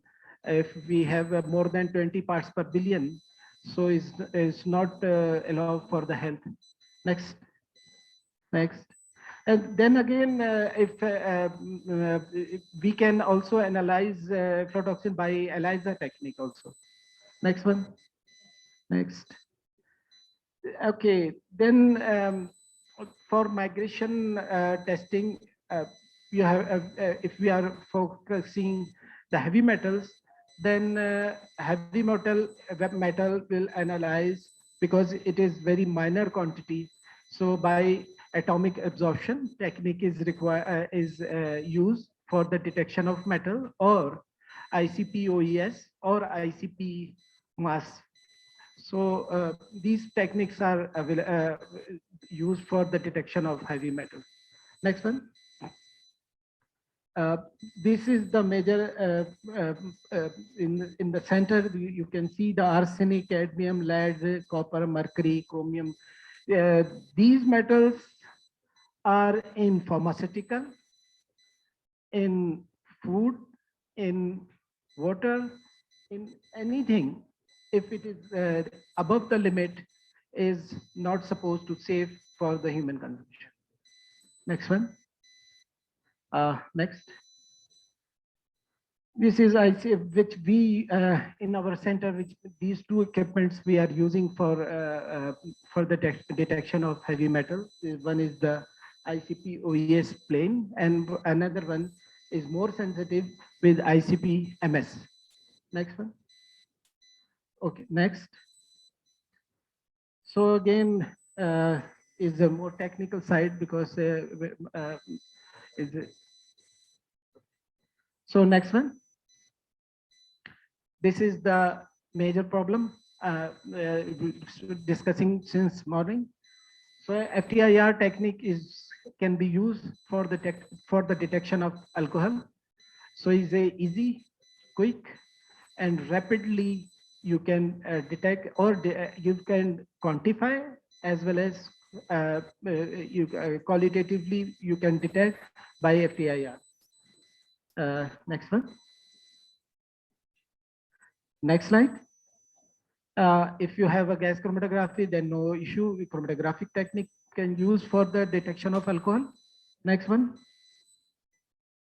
Okay, then another, there is a two techniques used. One is the direct method, direct injection of your any drink like beers and other wines, or another one if the sample is complicated, and then we can use the head space technology also. Next one. Next, this is more technical because what parameters we use for the detection of alcohol in by GC. Next. Next. So next one, fatty acid profile is also very important. This is again fatty acid profile is gas chromatography technique is used for the detection of lard pad, as well as some other technique is also, but the chromatographic technique always is good because it's a clearly separate the molecule from the others. Next one, which we identify there is if you see the pork fat, So saturated is about 40% fat are saturated and 46%. This is the differentiate by the fatty acid composition. Next one. Next. So there is a microbiology lab already discussed with you, because this is the essential requirement for the export. So if there is the food is contaminated with some microbes, so your lab will monitor the whole the process and support the Sharia expert. Next one. Next. Okay. So next. Next. Thank you.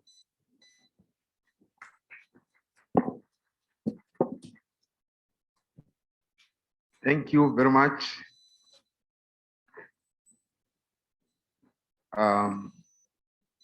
For some of us, these are very technical, and we are following very closely. And and now we have some event coming up, and we should be preparing ourselves for that one coming. We promise you that we are going to have some small ceremony here after this last presentation coming. So that is another good news. The last presentation is coming. Yes.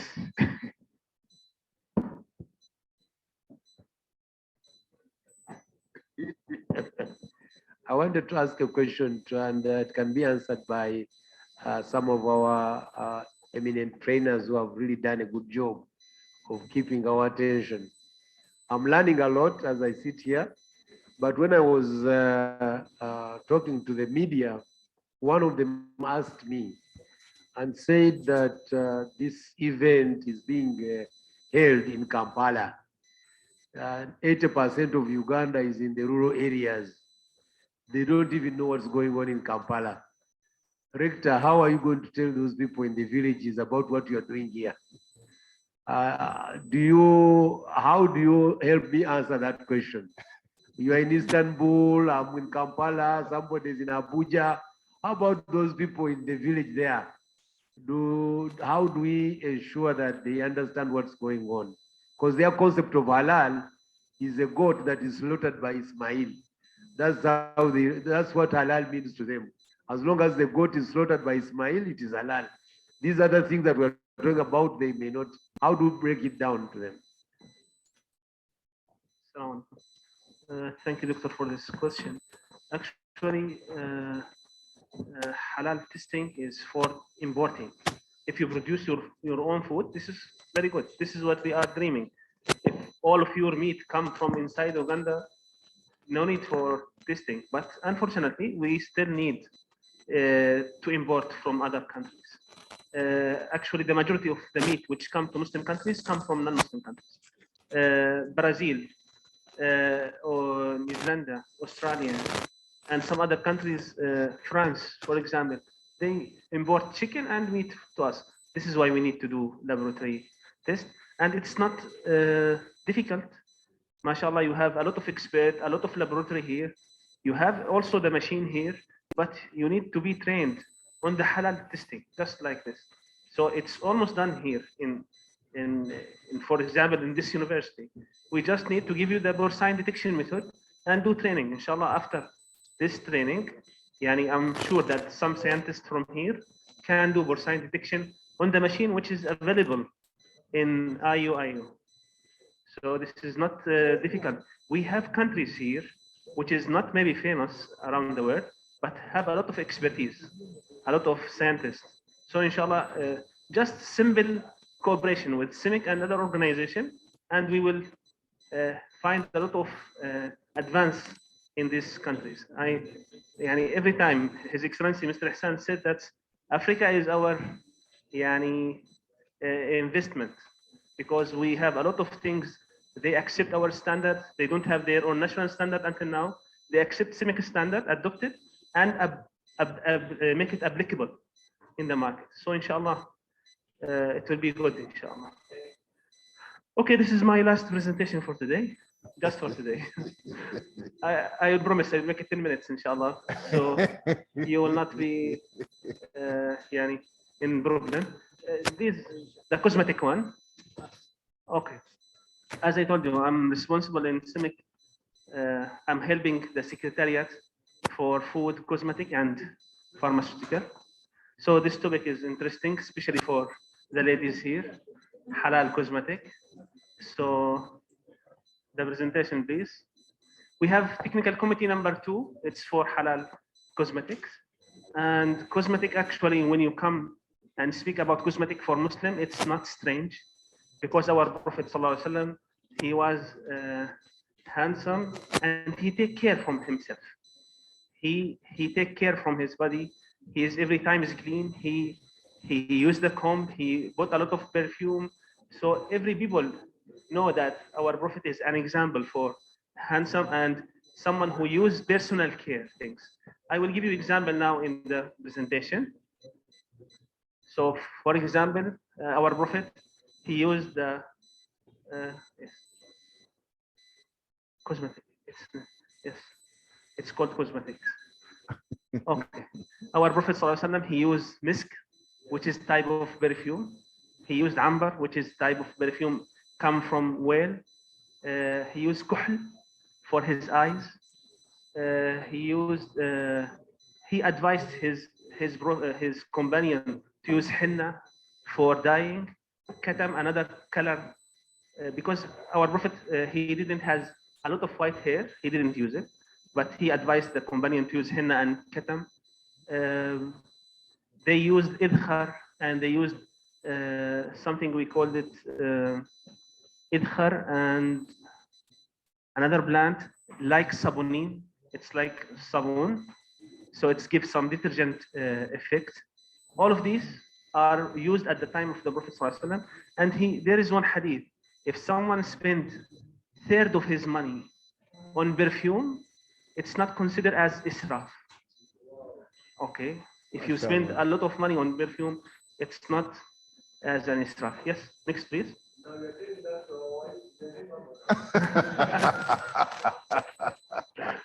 Okay, Allah subhanahu wa ta'ala said, Inna Allah yuhibbu at-tawwabin wa yuhibbu al-mutahhirin.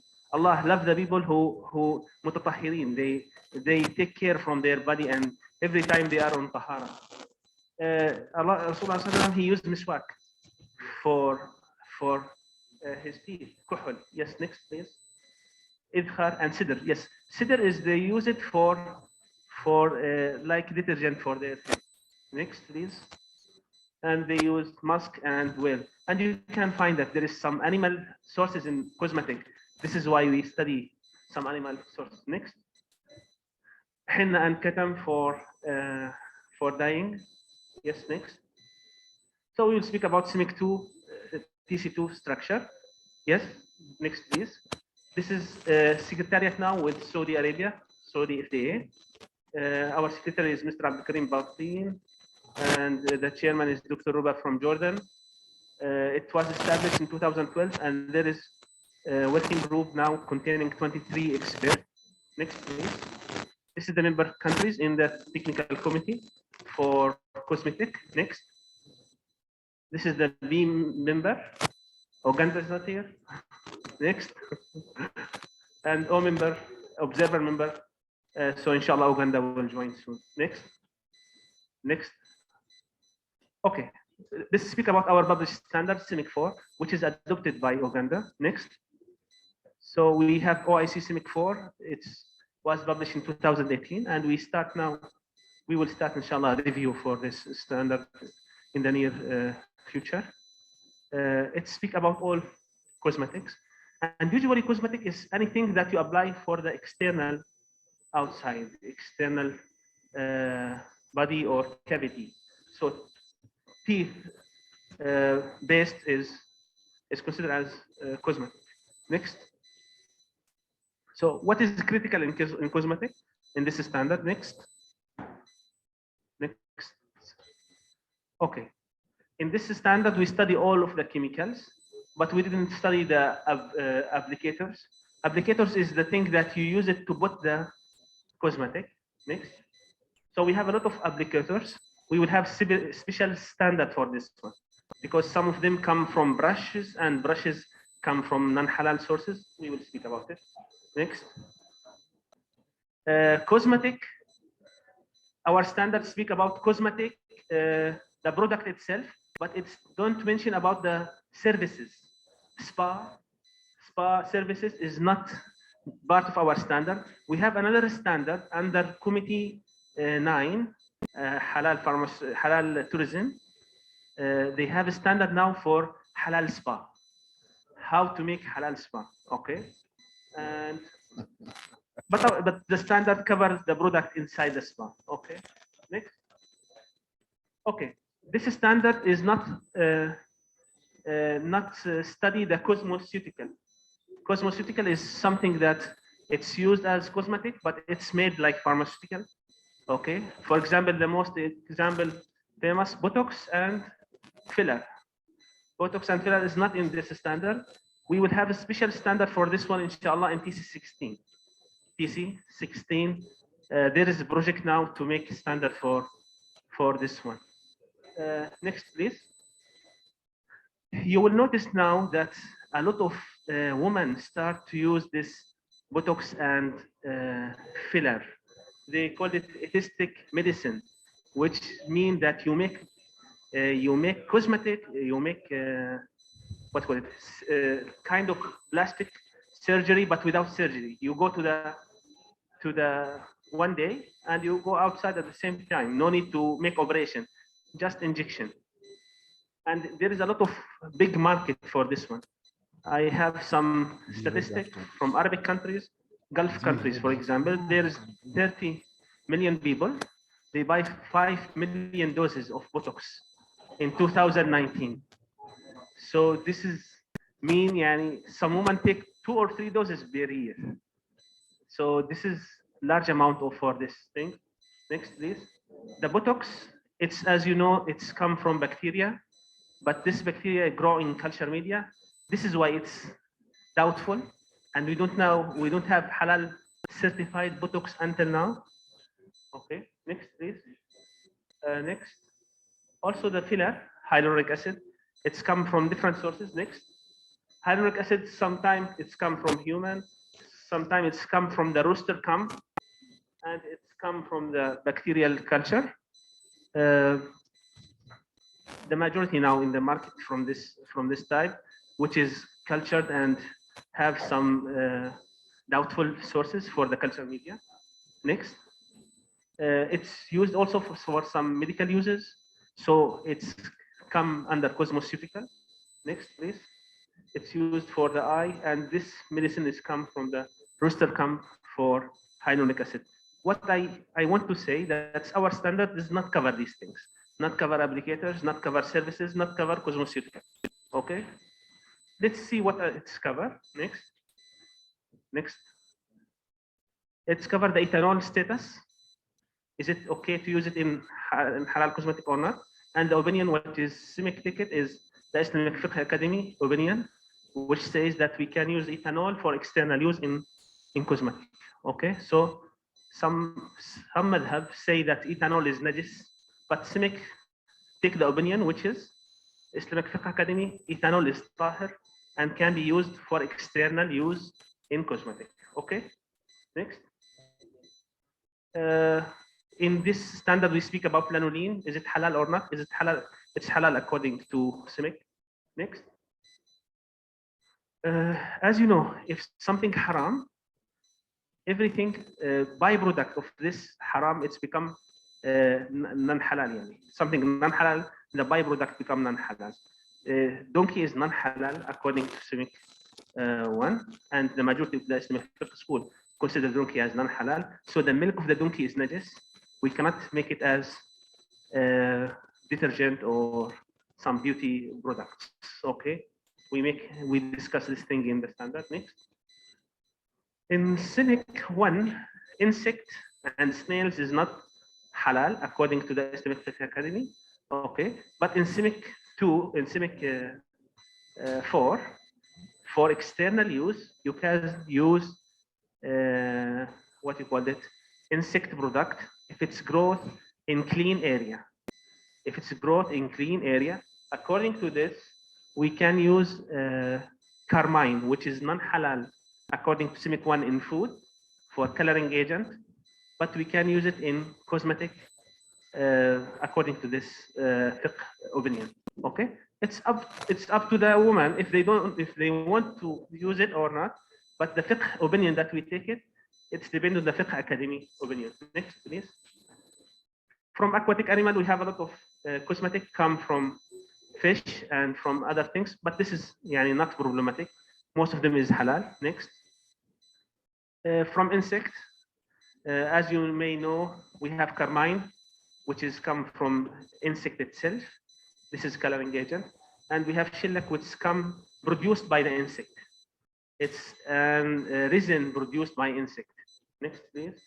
So shellac, usually it's used in the nail polish, and carmine used in the lipstick. According to CIMIC 4, for halal cosmetic, only for halal cosmetic, it's halal to use it. Okay. If you like to buy, it's your joke. But according to CIMIC 4, since it's external and this insect is growth in clean area, it's okay. For snail, it's okay to use the product of snail if it's not dying in the processing. Okay, and there is some material which is produced from the snail. They put it in the cream on their face. Okay, so you can imagine, and it's expensive, by the way. Next.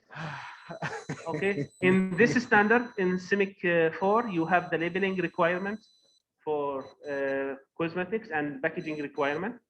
Next. So this standard is general standard about cosmetics. What is our current project now in CIMIC TC2? Next.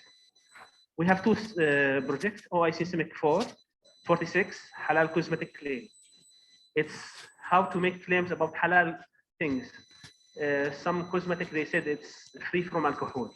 Some cosmetic, they said it's suitable for Hajj, suitable for Umrah, because it's not contain perfume. We make a list of all claims, and it will be, inshallah, in the draft stage, next meeting. We have meeting, our technical committee meeting, by the way, our technical committee meeting on October. So if anyone want to join this technical committee meeting in October from from the UNBS, they can nominate the people who will join the technical committees. Next. The second project it's about detailed list of most common animal-based materials used in cosmetic industry. We have a lot of people speak about halal cosmetic, but we don't have list of cosmetic which come from animal. So we have a list now about cosmetic which come from animal, is halal, which one is doubtful, which one is non-halal. Inshallah, the list until now has 250 chemicals, and we hope it will become standard in the near future. Next.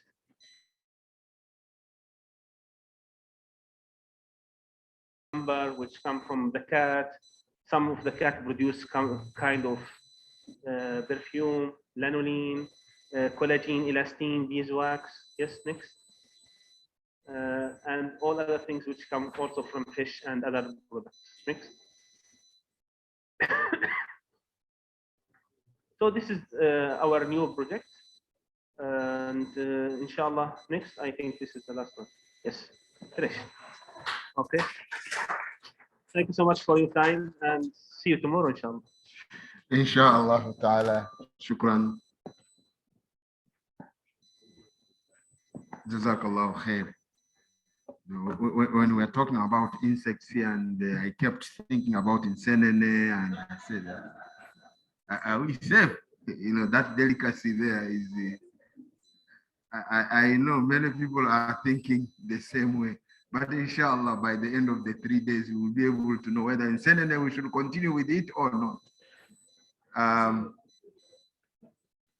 So we are getting ready for our last stage, and there are big friends that I'm going to request Professor Director to change position a little bit, I think, to face this way, not this way, so that our next activity can come. But before we get there, I wanted to give an opportunity of 1.5 minutes to Brother Muhammad Aluma to put one question, inshallah, as we realign our Qibla from Bait al-Maqdis to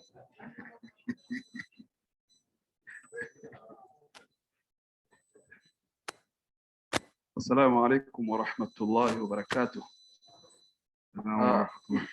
I'm Muhammad Ali Aluma from Uganda Muslim Supreme Council. I head the Social Services Department and Legal Affairs Department.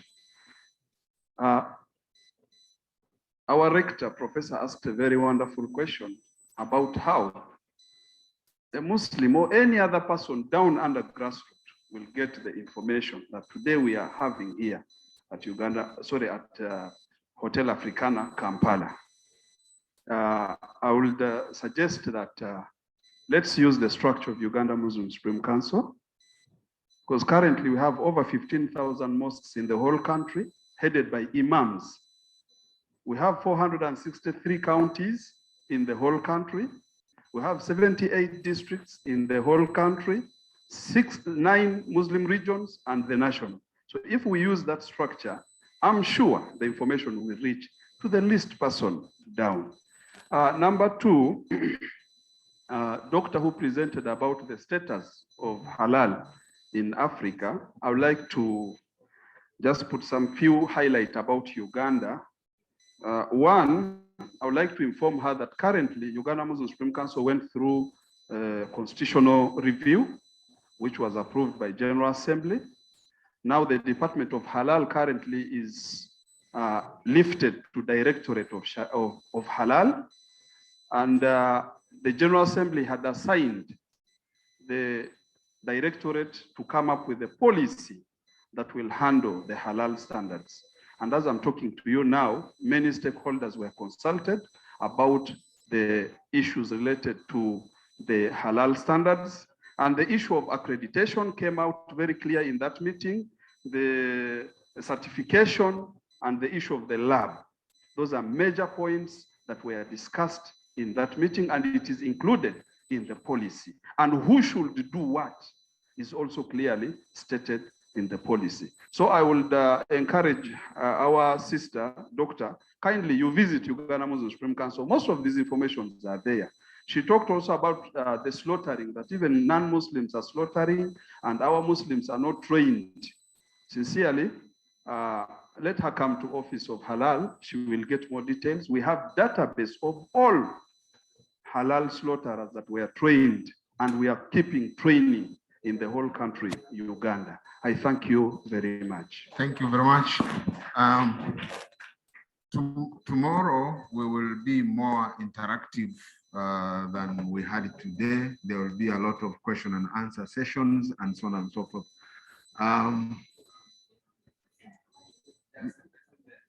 This Qibla direction is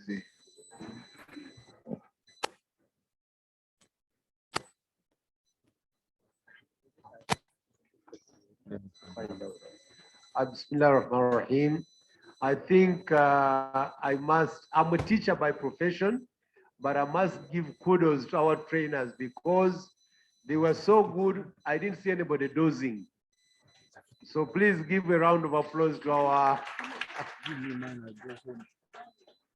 I was looking around and I see people are all watching the snails, they're watching the insects, and they are checking their bags to see what kind of perfume they were carrying.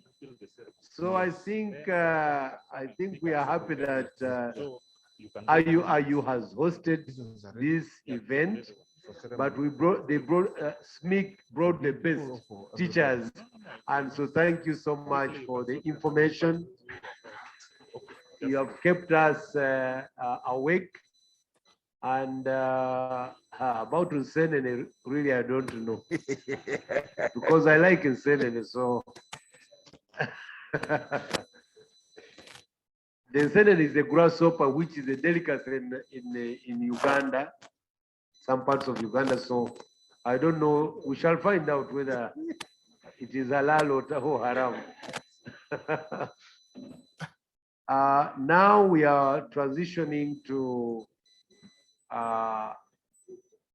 giving out certificates to all the registered members. So please, if you didn't register, go back and register so that you get a certificate. And I want to call upon our distinguished visitors from Nigeria, the Vice Chancellor, Istiqama University, Professor Shehu Salishu, please come and sit in front here. You're going to help us give out the certificates. Professor Awalu Uba, the Vice Chancellor of Bauchi State, please also come here and face Makkah, stop facing Baitul Muqaddis. You come and sit here. Dr.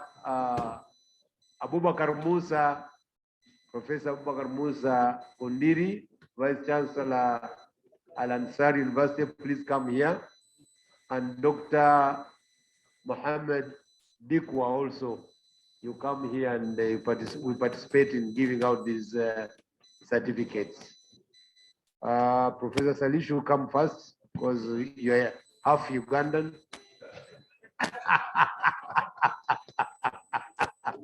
We are claiming him because he has been coming here as a teacher. We have a winter school that was organized by the International Institute of Islamic Thought, and he came and gave a wonderful scholarly teaching of the Quran and the world we live in. He's an expert in that area. And recently, we started a Rector's series in Revealed and Human Sciences, which runs every Sunday. And he graciously accepted to teach, to give a talk, to teach on a Sunday from his home in Kano. So he's known in Uganda, so welcome. Maybe this time he may not go back, but that may become difficult. He came with the Minister of Internal Affairs. Professor Awalu Oba, please come. Vice Chancellor, Bauchi State University. IUIU is continuing to build on its international linkages, and we signed an MOU with Bauchi State. But what was amazing was that the professor was on the road to, I think, Abuja, and he had to stop on the way and acknowledge the Zoom meeting and sign the agreement in the car. So that is the power of the technological advances that we have these days. It was a Zoom meeting, and he stopped on the road and said, no, I have to be part of this ceremony. Thank you so much, Professor Awal. And later on, I went and visited the university, and I was graciously welcomed. Professor Abubakar Musa Kundiri is a recent find. I went to Nigeria recently, and with my team, and the proprietor of Al-Ansar Foundation, Dr. Dikwa Mohammed, introduced me to the Vice Chancellor of the new university, and it's as if we have known each other for a long time. So Professor Kundiri, thank you so much. You have a name that sounds Ugandan. So maybe you're also part Ugandan. So Dr. Dikwa Muhammad, please come also and join. He has been a civil servant in the federal government for a long time. He just recently retired in the accounting division, and accounting and auditing, meaning that he was the one holding accountable the officers, especially those who deal with money. It's a major, and I understand that he did his job so well that they call him, the title they've given him, the quintessential technocrat or something like that, because, no, there's the title they gave him. No, they said he was the best technocrat, but they used a certain title in your book. And so basically he was, yeah, quintessential public servant. Yes, I read the book.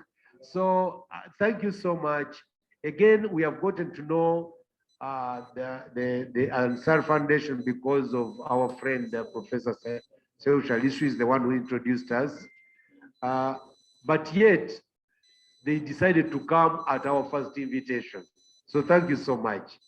I invited them and they are here. But he's also a philanthropist, because Al Ansar Foundation is doing a lot of charity work for the orphans, for the widows, especially in Maiduguri, but also all over Nigeria. So I really want to thank you for sacrificing what Allah has given you to share with the rest of the community. Give him a round of applause, but also now a round of applause with all the distinguished visitors from Nigeria.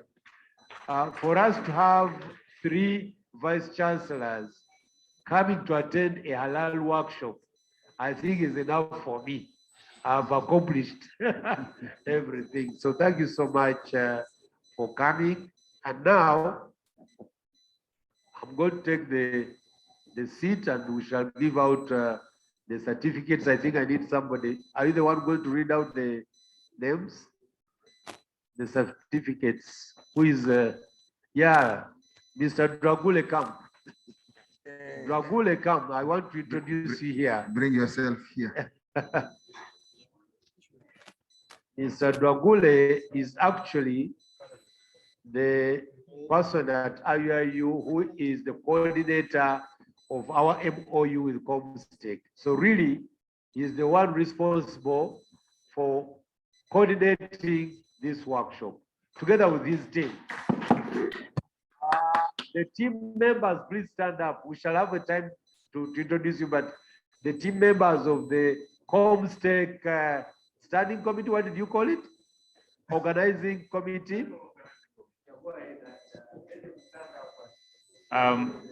If you're a member of the Central Organizing Committee chaired by the Vice Director Academic Affairs, please.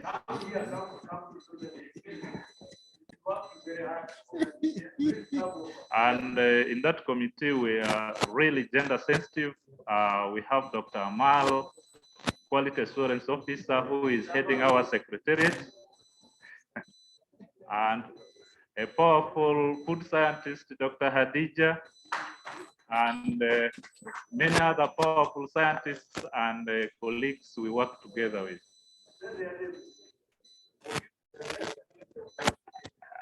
Chairman, I want to. Assalamu alaikum wa rahmatullahi wa barakatuh.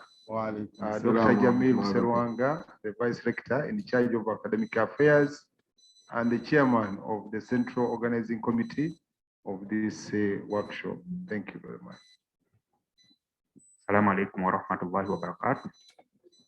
I'm Dr. Luwa Muhammad, lecturer, food science and nutrition, and I'm a member of the technical committee.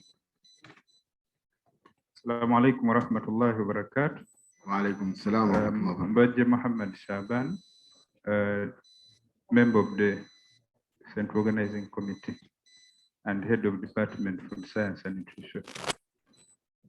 Assalamu alaikum wa rahmatullahi wa barakatuh. Alaikum Suleiman Abdulwahid Adimala, Pharmacology Health Sciences, and a member of the comstech. I am a Uganda, Nigeria. I'm a pharmacist. Assalamu alaikum wa rahmatullahi wa barakatuh. Wa alaikum salam wa rahmatullahi. Dr. Nachinsuge Hadija, a senior lecturer in the Department of Food Science and nutrition. I've been the vice chairperson of the technical committee and also head of the technical team coordinating the technical program that is going to take place in the laboratory. Thank you. Assalamu alaikum wa rahmatullahi wa barakatuh. Wa alaikum salam wa rahmatullahi. I'm Al Sereko, the Director of Quality Assurance for IUIU. In this committee, I'm your head secretariat. Thank you. You're all welcome. Thank you. Yes, there's another powerful one, Dr. Halima Wakabi, our academic registrar, the chair, reception committee, the current acting chair, welfare committee, and everything.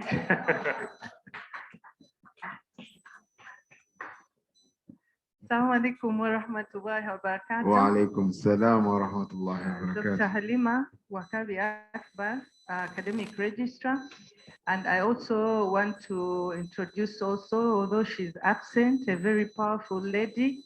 She was also heading the welfare committee, Dr. Madina Nabukera. She's also preparing under the same umbrella, and she's not here. So that's why I was also standing in for her today.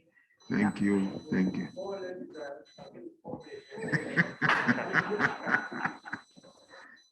So you're going to read the names and then I think what we shall do, let's do this. We shall start with you. You come and you hand over to someone, then next and next. Go ahead. Yeah, it's on. You read out the name, the person comes. You can stand here. Islam stands for equity, Yeah. and we have not profiled anyone. These certificates are arranged in a random manner because we are all equal. But for the sake of the protocol, some people might sit in front, but don't worry. At least at the certificate level, we are at the same level. The first person is Kafumbe Akram. Oh.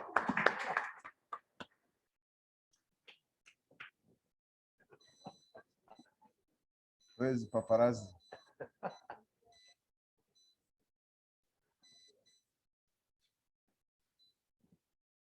Kafumbe Akram prayed some nice prayers at night, and I think Allah said, you're going to be the first. Ishaka Ismaila, with the complexity of Africa and so on, you'll forgive us on the pronunciation. I pray you don't take any offense. Salam.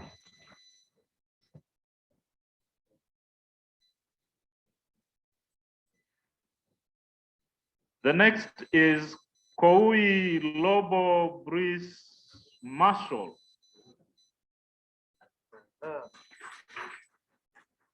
And I think the name describes what we are seeing. I've been wondering about the Einstein hairstyle.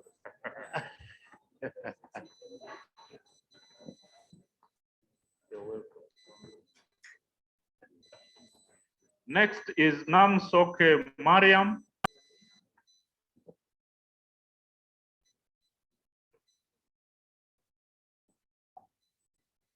Hurry up, hurry up.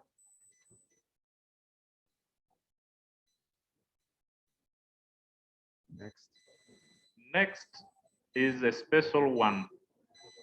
Professor Ibrahim M. Haruna. I want to tell you, you can be a professor giving exams, but when they ask you to do an exam, you don't like it. But this one passed our paper. This one actually is representing the Nasarawa State University. We are so glad that he's representing another university. Actually, our council member, the mayor of Kefi, is the chancellor of Nasarawa State. So Nasarawa State University. So he's a special guest. Thank you so much. Yeah.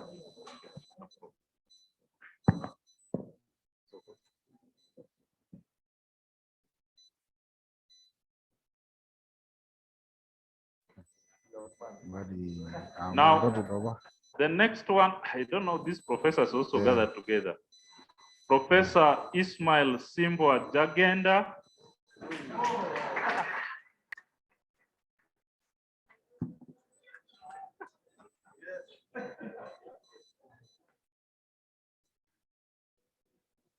There's a challenge for someone who is following professors.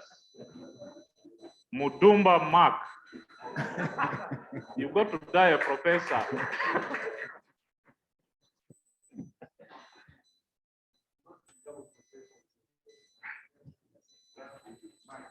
Next is Kewa Ambrose. I am happy that we are seeing Muslims and Muslims appreciating halal, and we want everyone to be an expert in halal. Next is Machemba Ibrahim.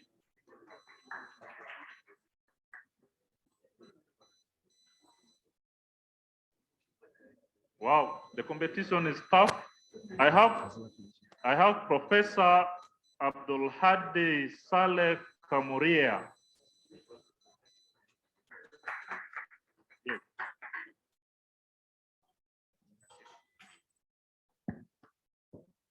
Next is Kisambira Abbas.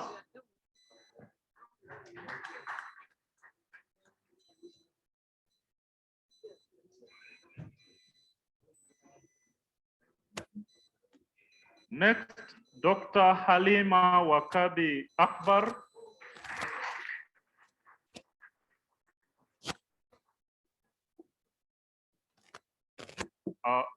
Next, we have Dr. Kabiru Karamba.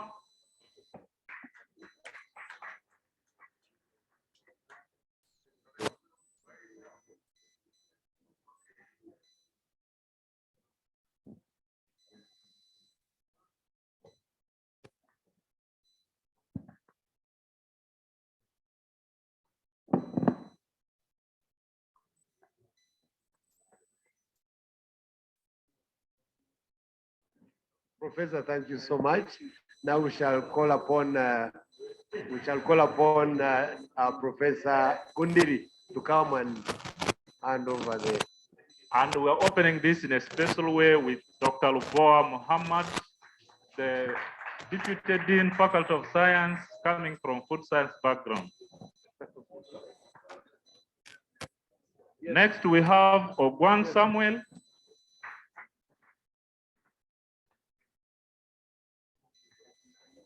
Halima Nur Ali.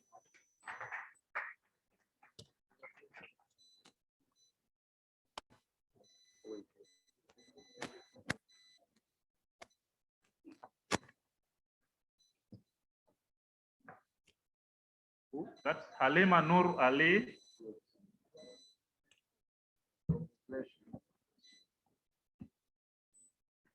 Next, we have Samira Chapulika.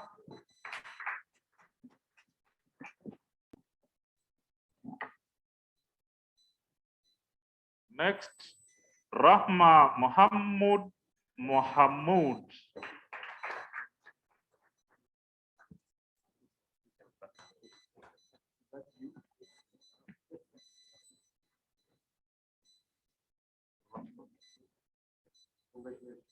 Next, Aliosius Kasoma.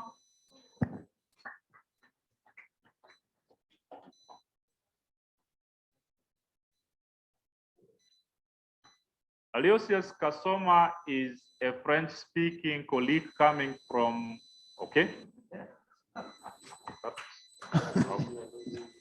Not that one. We shall take care of it.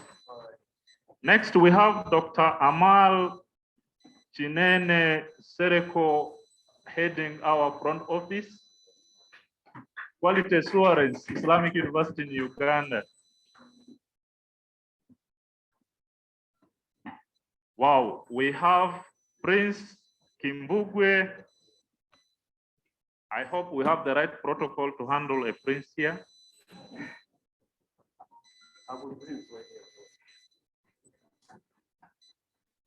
This prince is one of our members of the Uganda Halal Bureau, and for some technical commitments, She's representing all members of Uganda Halal Bureau.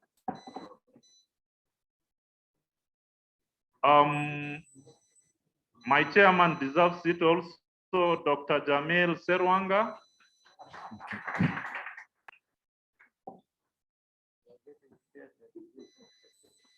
Uganda Muslim Supreme Council.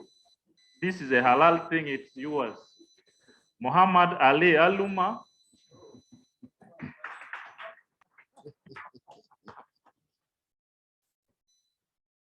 Next, we have Dr. Waiswa MK.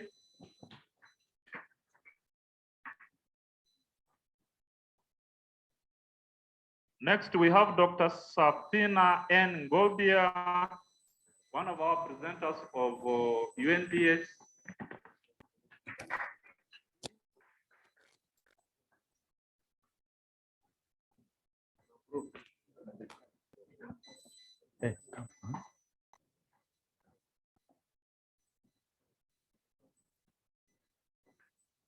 She's our colleague representing UNPS. So we have Shaban Bakari.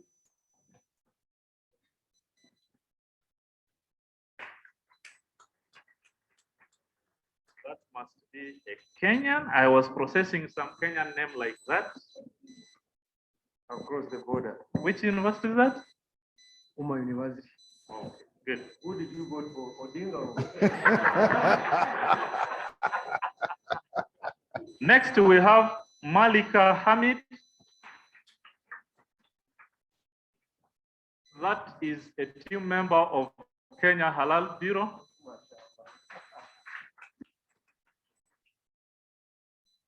We have our Deputy University Secretary Kisambo Rashid. The Secretariat can take care of this for now.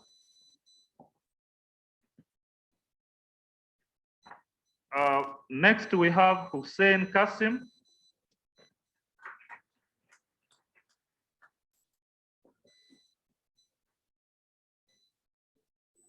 Next, I have our webmaster, every visibility on the website, Oluole Afolabi.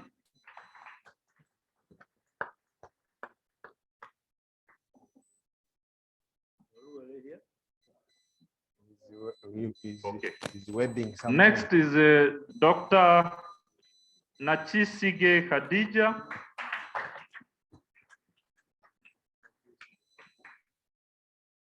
Forgive me if I don't pronounce it like the Kabaka. Next, we have Saka Ibrahim Natiti.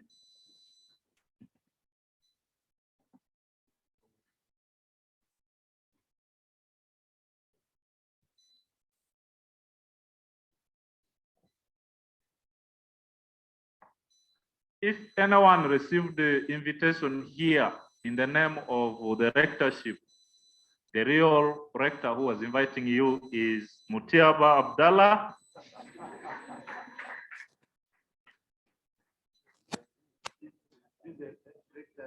Is coming. So if you see anything happening well in the rector's office, that is the mahogany.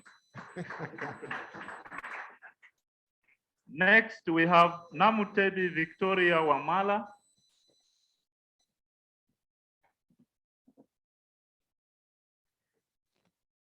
Next, Mugisha Alan.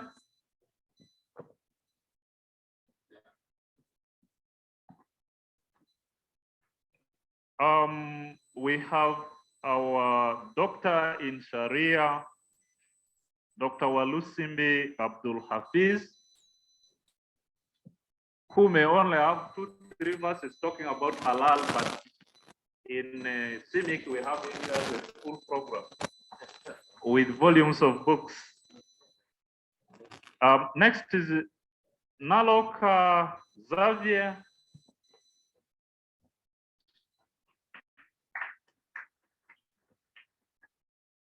Next, Head of Department Computer Science, Adam Ali. Next is our mouthpiece, Director, Rua Campus, Said Omar Dramani. Next, secondly, Abdul Hakim. That is part of Uganda Halal Bureau. So did you see her coming frequently? Next is Gagre Chankurtarna. Nick.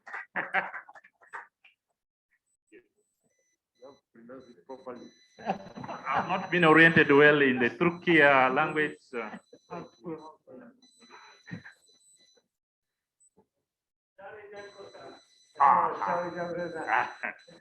Next is Ismail Yusuf Musa,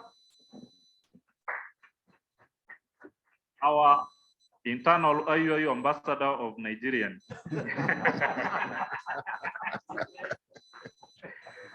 Naiga Muajib. Naiga Muajib.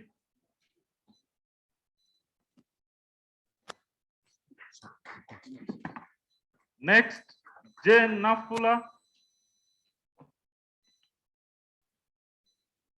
Jane Nafula.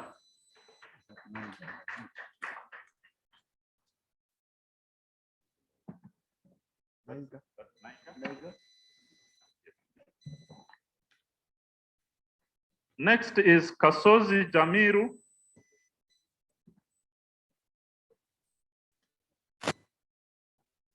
Next, Dr. Senku Idris. That is a dangerous biologist. By the time I joined Islamic University for bachelor's, he was this young. Up to now, he's this young. I don't know how he's doing biology.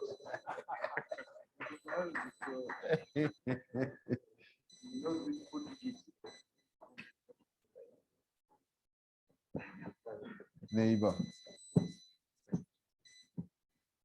Next is Amina Nabule.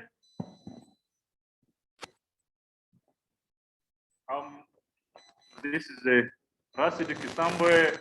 You know why he was not around. You can see how more certificates are coming. Amina Nabule.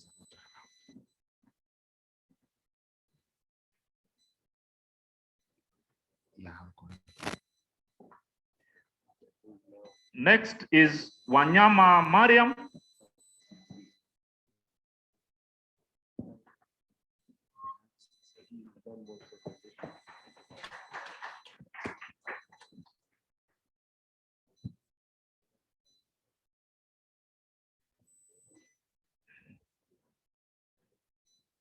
Now we are going to ask Professor Kundiri. Thank you so much. Thank you so much. Next Professor is Salishu. Kakoza Abu Darazak.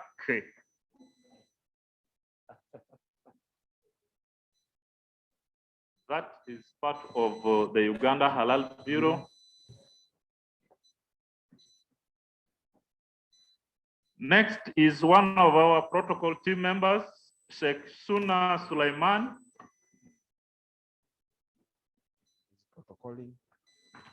He's making sure that all our guests are safe and comfortable. Next, we have Dr. Kasule Toha, Director, Kampala Campus. He's an expert in Islamic financing. If you want halal money, look for him.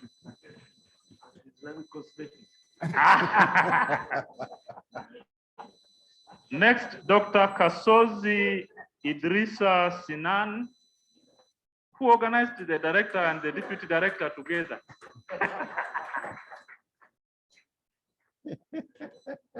Next is my dean when I was a student and my dean now, Alemu Shaban Okurut.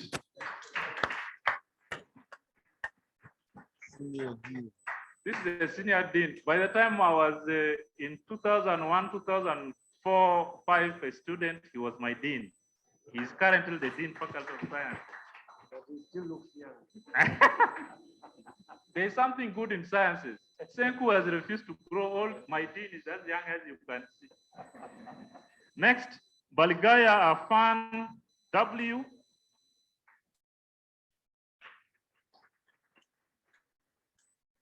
Next, Aliyu Hussein.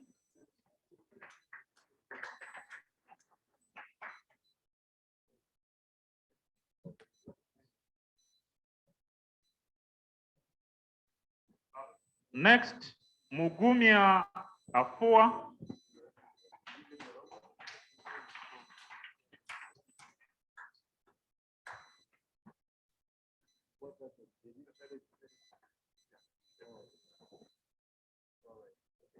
The camera misbehaved. Next, Dr. Maimuna Nimlole.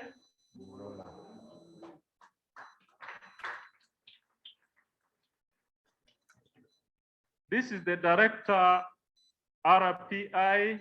Research, publications, and innovation. Wow. So if you want to do research with the IUIU, she's someone you need to look forward to. And she's one of the pioneer students of IUIU, her and Dr. Halima. So she has been here ever since we started. Next is Saikon Drame.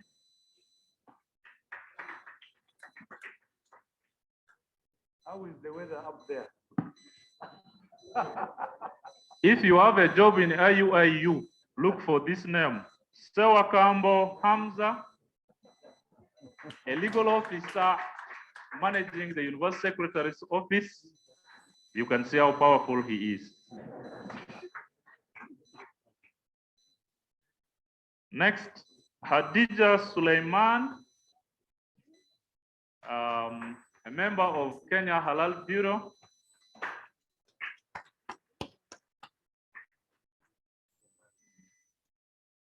Wow.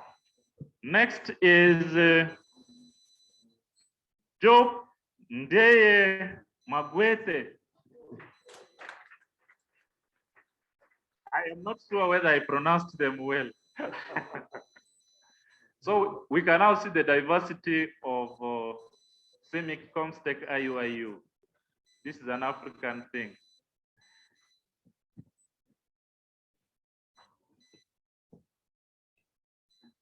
So Senegal. this is from Senegal. Yes. Next is. Voulez-vous, François? Voulez-vous parler français? C'est bon. Je viens de l'Association sénégalaise de normalisation. C'est le National Standard Bodies of Sénégal. Director, you started, you finished. Pourquoi? Next is Semambo Abubakar.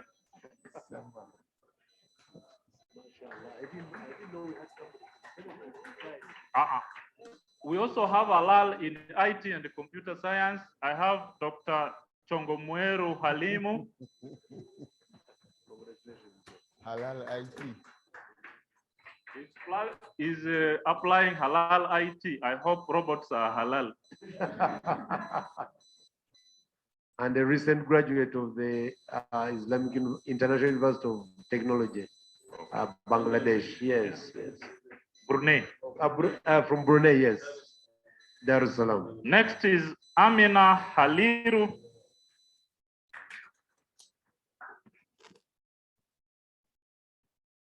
Next, Safi Baluku.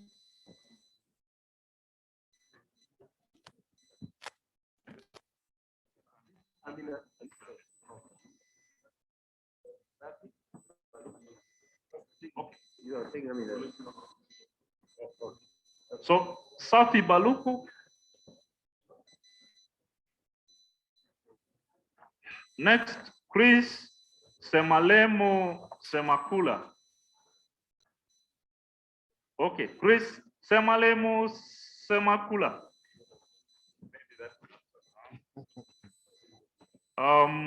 Atuhaire Aleisa.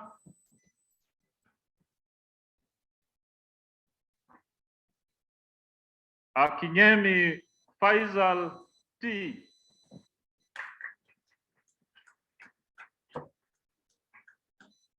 If you know that Uganda is always featuring internationally, it is because of people from Sebei land. We also have one here. Chekoti Ramadan.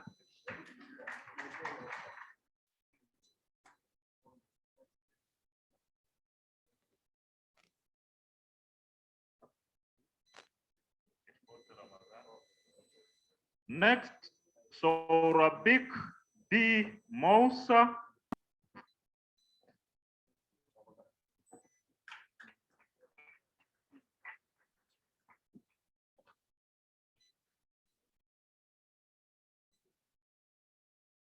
Next, Teddy Nakaiga.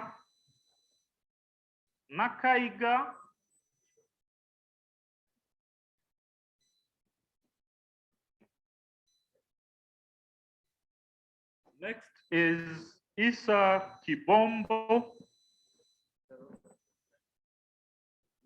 This one uses green pen. You want to steal the university money, you will not survive him. Next is Salam Mujib. I must say something about Salam Mujib, also a distinguished member of the Nigerian IUIU community, but his team has recently won a $300,000 grant from the United Nations SDG Fund. So, yes. Next, Amin M. Sifawa.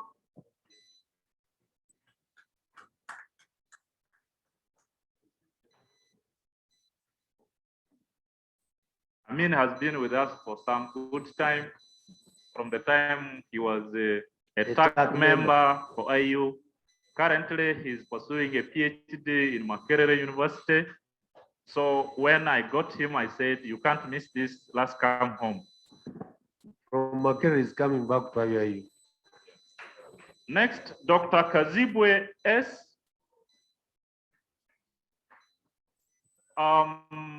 This is the Deputy Vice Chancellor, Kampala International University. Yes. We are glad to have you, DVC. Kampala International University is the Deputy Vice Chancellor, Academic Affairs. Great.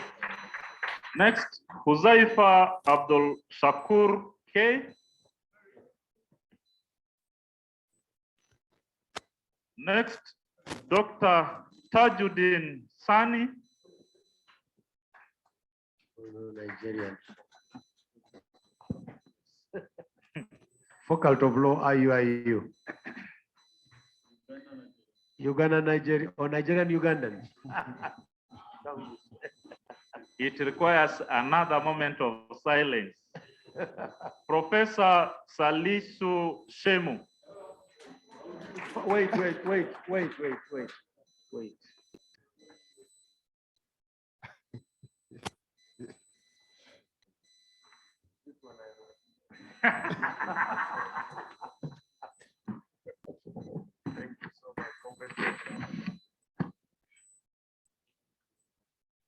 Next, Mohammed Shehu.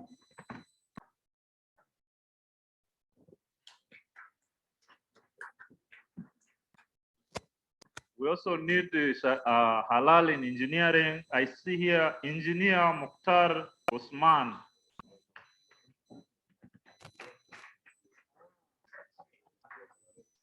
Halal engineering.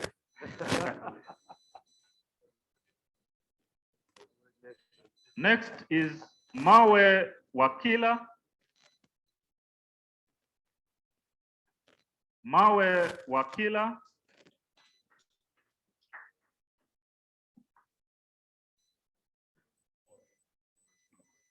Next, Ndiaye Moses.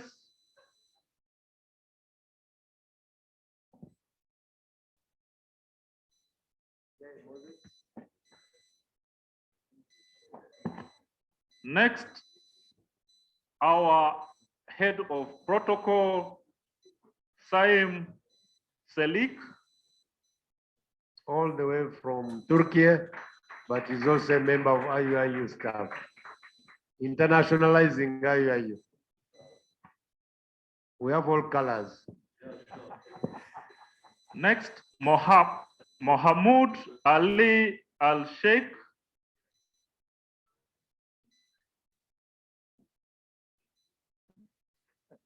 our lead trainer from Turkey. MashaAllah. We are appreciating that he attended how he was training us. He passed. He passed. Nachiganda MG. The order in which these names are read depends on how you registered as you entered the hall. So I hope that does not cause trouble. I have a political scientist who also want to do political halal practice. Maliamongo Habib.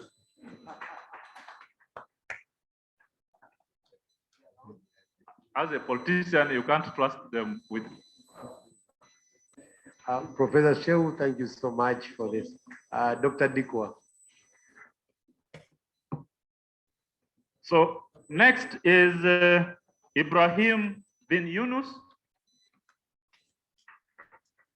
Nigerian, you are starting with the Nigerian Ugandan also. Aha, it got to be started in a special. And he's the one in charge of Qira'at al-Quran. We started a program. We started a program for teaching our students and staff how to read the Quran tartilan, and so he's doing it in the girls' campus. Ugandan. He's a Hafiz. Imrana Ahmad. Is this a conspiracy, just Nigerian?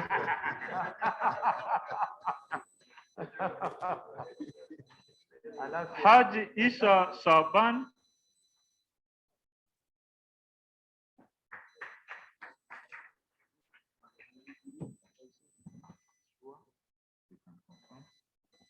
I think you're also from the Halal Bureau?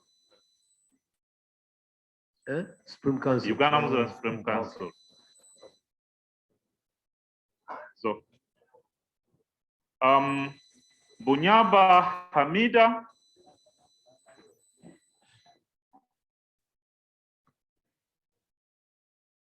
Suleiman Ademola, the pharmacist, Ugandan Nigerian. Part of the team that won the $300,000 grant. Mgeni Hamisi.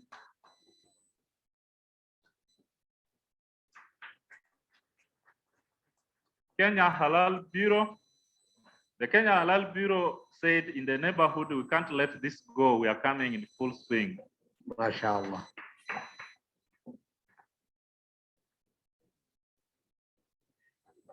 Jagenda Abdul Samad.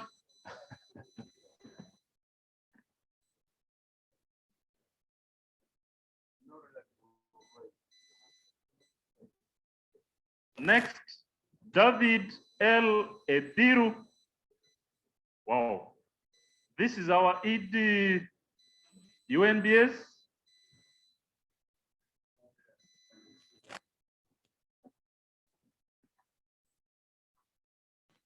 Next is Birunji Rehema, part of Uganda Halal Bureau. Aliyu Wazir. From Sokoto. This is another one. If you want to access the rector in Mbale, you will have to find a way of making him smile. Next, Namudu Hajara. This one takes care of the Secretary Halal Uganda Muslim Supreme Council, if I'm not wrong.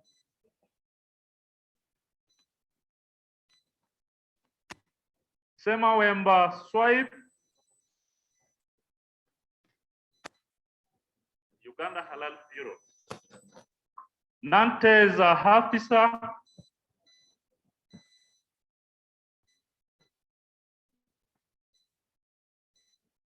What is coming in Nateza Hafisa is a Somali living in Uganda.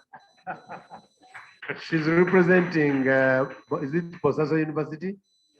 No, thank you. Next, Dr. Adebayo Ismail.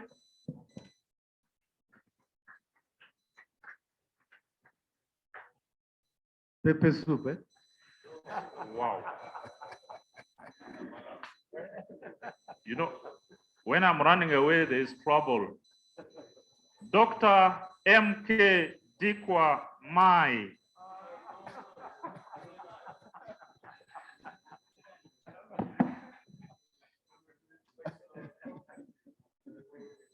Abubakar Kawoya.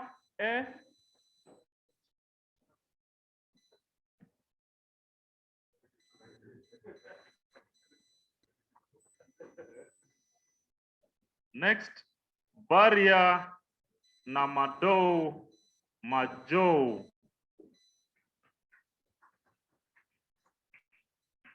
From Benin. This is from Guinea. Guinea. Ahmed Bashir. Ahmed Bashir. Mama Sika Yusuf.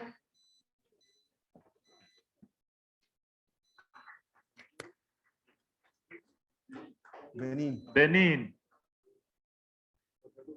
Next, Kizito Abdul K.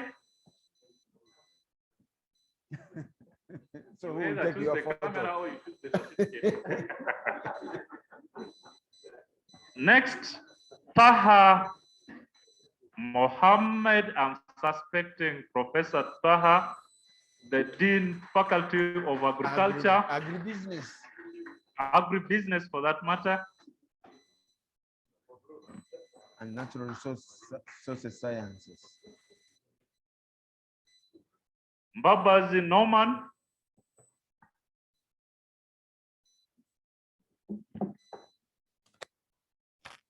Magezi Masha.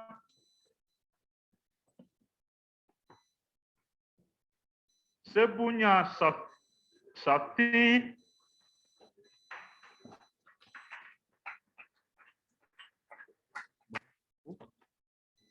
Yeah, Babas. No, that one is an old one.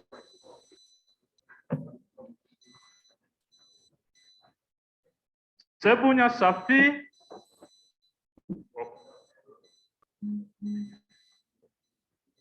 I have a twin coming. Babirie Hadija.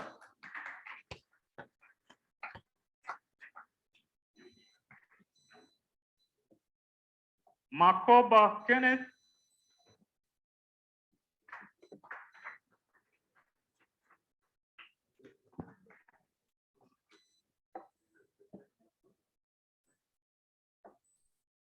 Nalwe so Laila.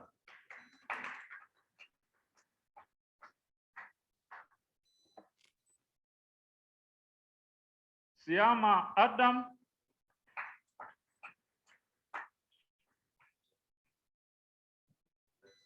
Yeah, this is Nalweso. Siama. At operations, they did some magic for me. I don't want to mention now, they know. Ha! Professors also want to be the last two. Professor Anwalu Uba. Igwe. Awalu.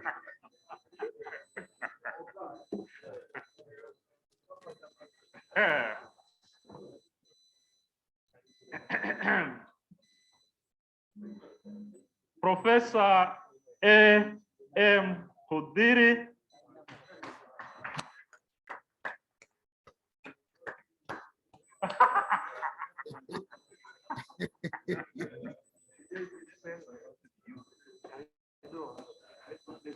You can correct. This is Awalu.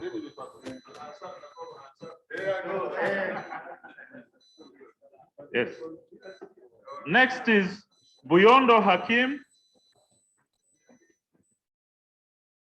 Uyondo Hakim, Radia Namakula, This one is yeah. Radia Namakula. Yeah. This is the Secretary for Women Affairs at Uganda Muslim Supreme Council. appeared like N. Women issues must be represented That's at why the we highest wanted level. capital letters. Divanjo Sinan, So if you want to read and get journals and so on, here is our university librarian.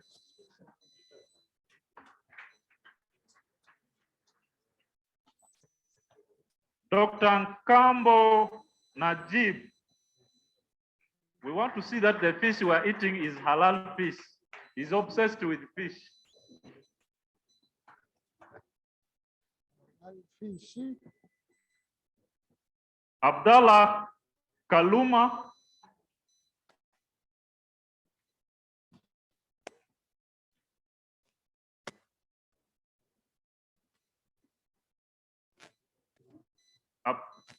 this is Abdallah Kaluma. Okay. Finally, some lady said, if the first one is taken by a man, a lady must take the last. Nayamba Zaitun. If you miss. Yes. For a special reason, I am giving the most special certificate to Haris Mohammed.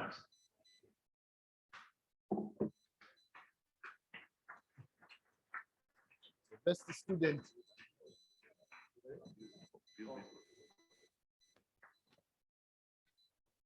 Then, okay, we shall do it the special way. Swipe Dragule.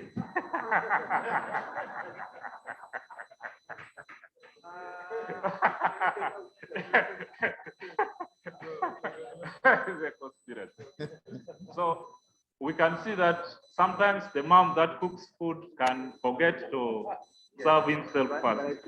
Thank you so much for having our day one. We look forward to day two. We have a competent team. Today was a learning day.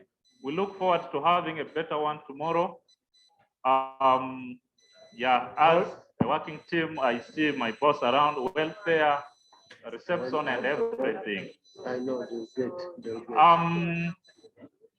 We have more certificates. In the interest of time, I'm sympathizing with my team here.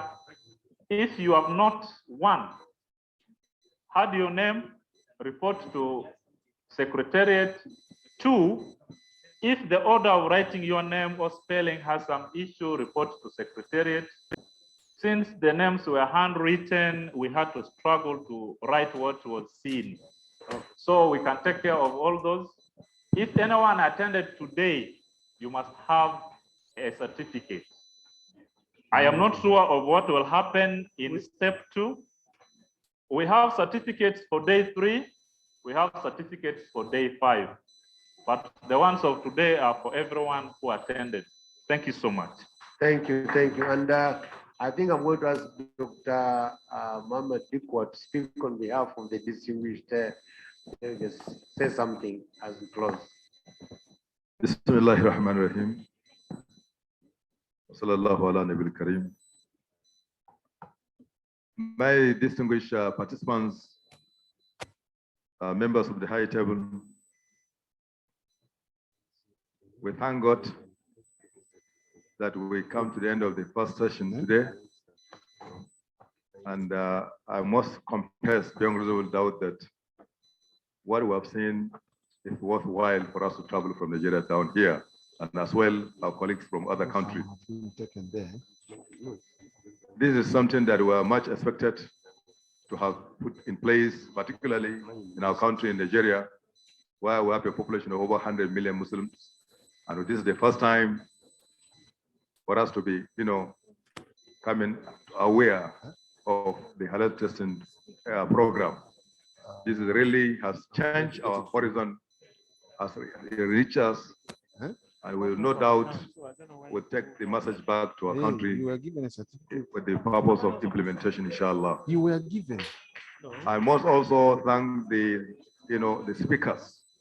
Don't reasonable doubt that they have done wonderfully well. And really, the papers presented were very rich, very educative, and very enlightening. I'm sure the copies, particularly the e-copies, will be given to us as participants at the end of the day. Earlier ones. And I want to believe that this type of conference will be continue in nature so that most of the Muslim women around the world will get, they get education as far as the conference is concerned. Because over the years, there's really a breach in the communication in terms of what actually, transpired, particularly in the eastern region and the western. Those of us nearly, or by nature of our, country, we find it very difficult to have, information regarding such kind of workshop. And thank God, we have to be thanking enough the rector, Professor Ismail, for giving us this invitation. And we really thank also the management team who have also participated very well in receiving us since yesterday. And we will continue to cherish this good moment. And I wish, by the grace of God, something similar will going to happen very near future, particularly in Nigeria. And I had also a lot of interactions and discussion with some of the high-profile participants that participated this morning, and they gave us another so many offers to interact with them in order to enrich our institutions as well. And as such, we'll open our doors to ensure that we have more interactions going forward with particularly the IUIU and all the universities around, and particularly the speakers. So I once again thank you so much for this wonderful reception, wonderful session, and we are so happy, and by the grace of God we'll extend same where we go back to our countries. So once again, thank you so much for the opportunity, and I wish each and everyone return safely back at the end of the occasion to their respective destinations. Thank you so much. What is next? Let's ask should give us the closing.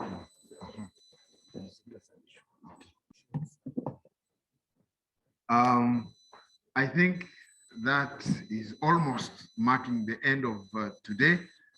Please, closing prayer. Can I take the honor to ask Professor Salihu to give us the closing prayer, inshallah ta'ala. Shukran.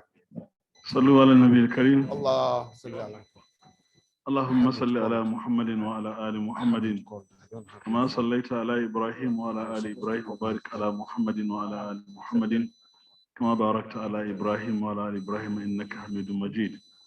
ربنا آتنا في الدنيا حسنة وفي الآخرة حسنة وقنا عذاب النار. ربنا أنزل علينا مائدة من السماء تكون لنا عيدا لأولنا وآخرنا وآية منك وارزقنا وأنت خير الرازقين. اللهم اكفنا بحلالك عن حرامك وأغننا بفضلك عمن سواك.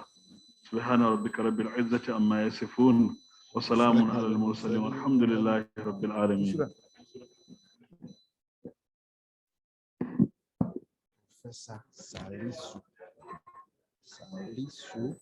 Shehu is the VC, Istiqama University. You don't know them. Come on.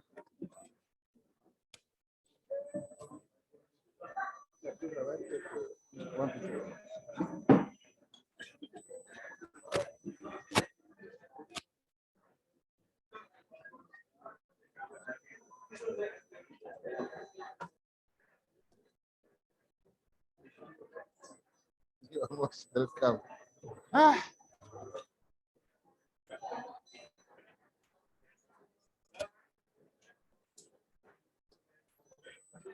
want to check with that? I extended this here.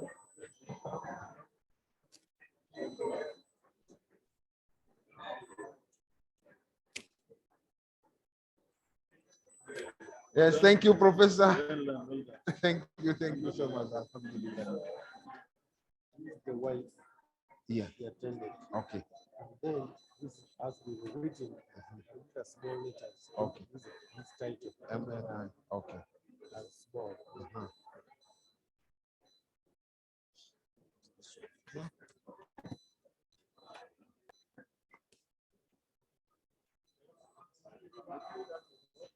Yeah, they're off now. Nam Duktar, shukran nam. Today I left you. Tomorrow you'll be